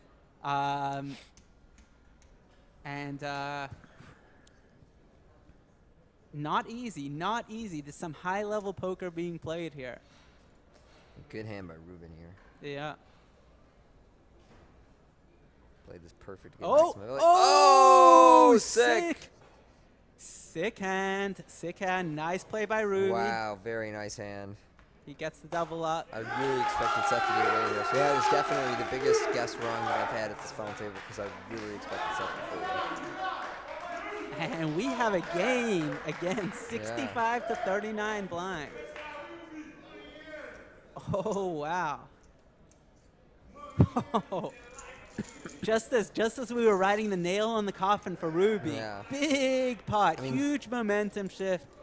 Ruby, newfound energy, newfound confidence. Seth feeling dejected. The Ukrainian stack just disappearing. And Going to the river, it kind of looked like Ruben was about to, sort of be done. yeah. Behind in this hand, he was so short. Yeah, that really huge switch there. And if it comes in 8, very likely the check raise isn't called. The 6 was just so perfect, Yeah. such a brick for most of for most hands Ruby has, but not for 8-6. Ruby 6-4. He hasn't been folding these all day. I don't think he's gonna start. Let's go with 300K or 275. And Seth ain't folding King Jack. Yeah, I think now Ruben has more of a stack that Seth's gonna call against as opposed to just quick open call, rip these quick hands. call, yes. So good call from Seth and Oh, no, jeez, come on, guys. Oh man, Ruby just flopping the 99.1%. That's a silly flop. How is it? Just if it's a chop, I guess. 6-4 straight.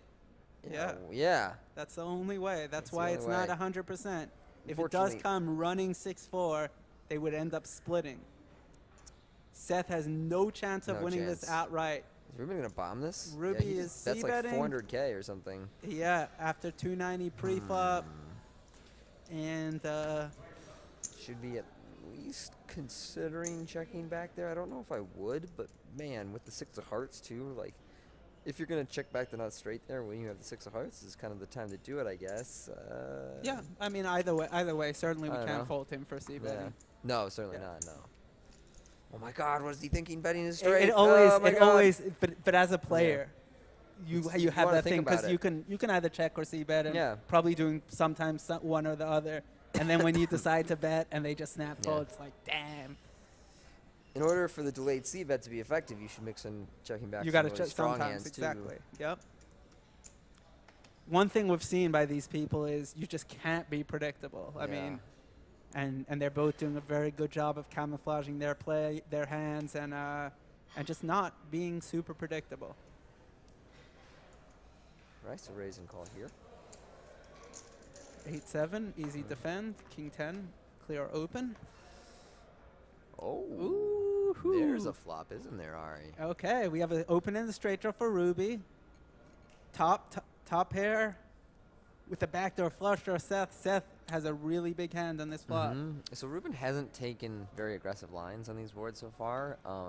He has the lower end of the straight draw here, and I'm curious to see what he does. When It's a he little faces bit the bet. rough check raising here Yeah. with these stacks because you can get blown off it. You don't really want to check raise. And And your opponent's not c-betting this texture that wide. Is usually with hands that can continue for more chips. Not always, but usually. yeah, So I'd rather check call in Ruben's shoes. And yeah. I guess it just always. Uh-oh. Oh damn. Okay. Uh-oh. Okay. But as it turns out, Seth is probably just gonna Yeah. call. Yeah.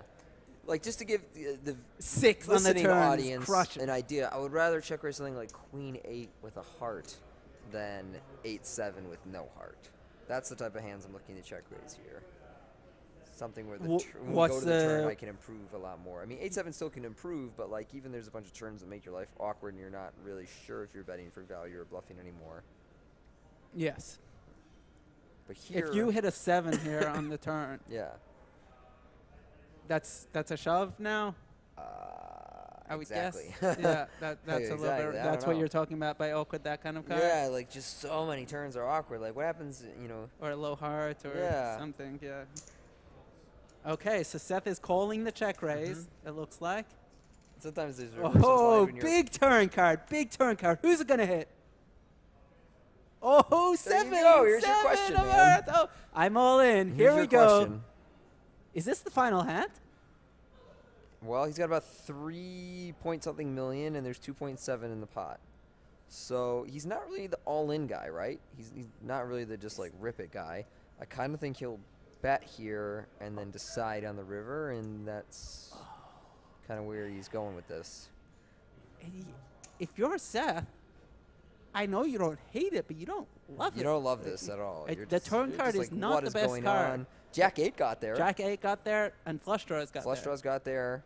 And look, your flush draw got there. Some of your straight draw got there. Man. And you could have been beat anyway to begin with. 8-6 could check raise with a heart. Yeah. Now you do have the king of hearts. Yeah, you're not folding if you're Seth, but you're just like, I don't know what's going What's on. going- I'm we're all- extremely disturbed. yeah. But I guess you could have queen jack. You could have king queen. Big river here. Big river. No, it looked like it hit him for a second, Five of but it was a diamonds. 5, not That's the 6. a pretty safe card. Pretty safe card. Now what? Now There's so much in the middle. There's 4.4 in the middle. Seth has a very relevant blocker here, so that's going to come into play. All in. Oh, yes. He turns his hand Listen, into a bluff. Ruben, as far as having the right image to pull those Yeah. off, I love Oh, it. Like, yeah. And also, this would work on me a bunch of the time. I don't know exactly how big of a hand I'm folding here, but a good one. and Seth just called off, just Yeah. made the hero call incorrectly. That's got to be going through his mind. If he calls Yeah. and loses here, as we know, if he calls, it'll be over. But hypothetically, if Seth calls and loses, Yeah. Ruby will be a big chip lead. This is pretty sick. Sick on line both by behalf. Ruby. Yeah. Remember that heart we were talking about Yeah, earlier? this is hard. This is hard. You got it. Now Seth here, just using his intuitive skills. He's been playing poker for years and years. He's sniffed out many a bluff in his life. Will he be able to sniff this out? He's got a pure bluff catcher here. There's no hands that Ruby is going to be value betting here, meaning there's no hands that Ruby's going to bet that wants to get called Yeah. that Seth beats. So Seth beats only bluffs.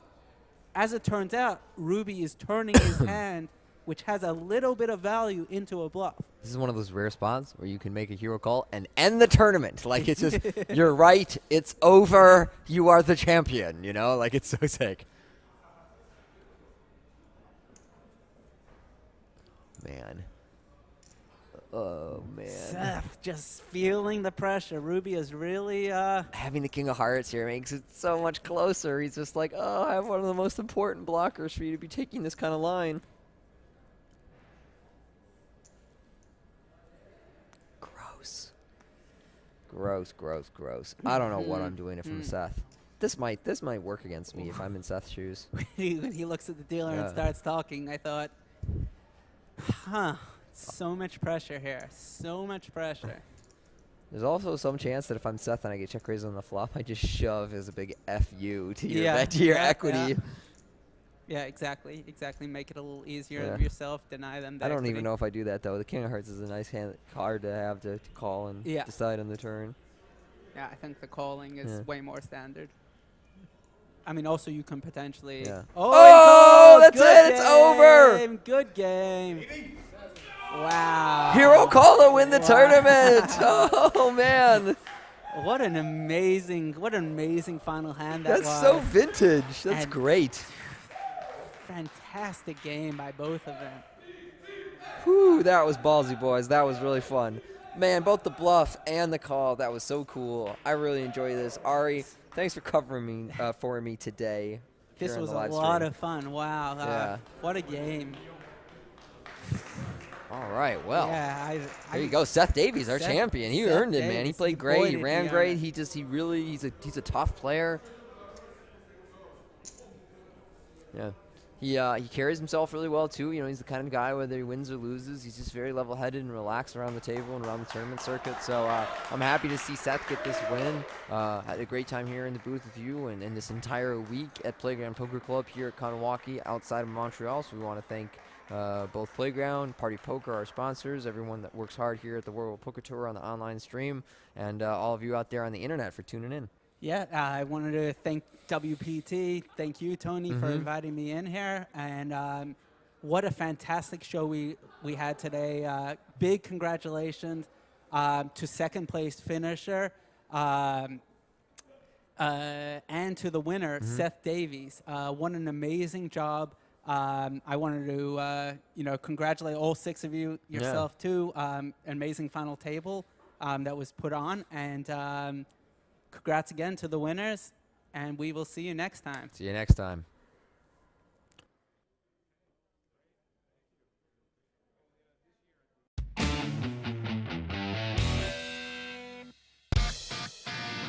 Bienvenue au Playground Poker Club de Montréal, pour les joueurs, par des joueurs. My name is Martin Roy, and I'm the tournament director here at Playground Poker Club in Montreal. Here's in the back, we have a customer service. When you enter the club, for any request, massage, or everything, you can go over there. We have a cash game here for all the floors and everything, all the information you need about the games. Right over here will be the right place. And now we'll go see in the tournament hall. And here is the setup for tomorrow, final table. And we have 54 tables, so we can accommodate a lot of players. Like tonight, we're gonna have at least 200 players, and tomorrow too. And this series was very, very busy at Play on Poker. Now we're gonna go to the tournament desk. And here's our big tournament desk, and with my floors, they were making an awesome job for all this event. It worked very hard to give the best service possible. If you want a sport, any requests, we always have it. We always accommodate the player the best we can. Here's an example of what we're doing here. We have every dealer has his chair, and we have 3 colors of light. We have green, orange, and red. The green button, it's for seat open, so nobody's yelling, nobody's screaming. So just open the light, and all the floor is going to pick up the cards and make easier to balance the table. We have the service light for massage, or drinks, or food. Remember, all the food is complimentary when you play cash games, so everything is free. And we have the red light for floor. So any problem, you just press the red light, no screaming, and the floor manager will go directly to your table to answer the question. And don't forget, we have a lot of action over here, and we have 2 high stake room for big player from big action. So if you like big action, we are the right place. Now see the trophy for the winner of tomorrow, WPT championship, and we have the nice belt over here for the champion. Thank you for taking the tour with me to Montreal, best poker place, Playground Poker Club in Montreal.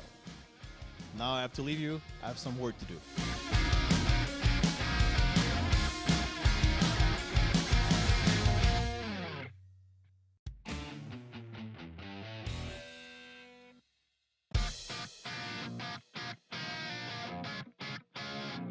My name is Rohan Sharma, go by Ro.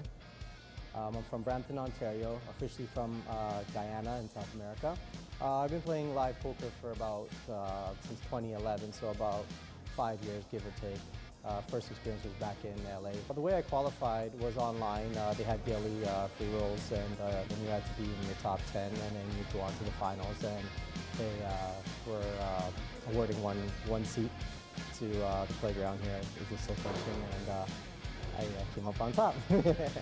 My greatest accomplishment is actually today playing here at the playground. Party poker is just amazing, putting this on, and I had such a great experience here. It's part of my VIP experience. Once I got here, I went to register, and when I turned around, Sam's like, I got a surprise for you. And when I turned around, Mike Sexton was standing right there, and I'm like, what? It was just great. We took some pictures and hanged out, and that experience was just unbelievable. I sent some pictures back home to Toronto, and everyone was like, what, you met Mike? I was like, yeah, that's me. What's next for my poker playing is actually I'm going to go back, wait for Party Poker to put on another event, and try and qualify again. And actually I like playing. I'll probably on my way home to Toronto on the train, I'll probably be playing.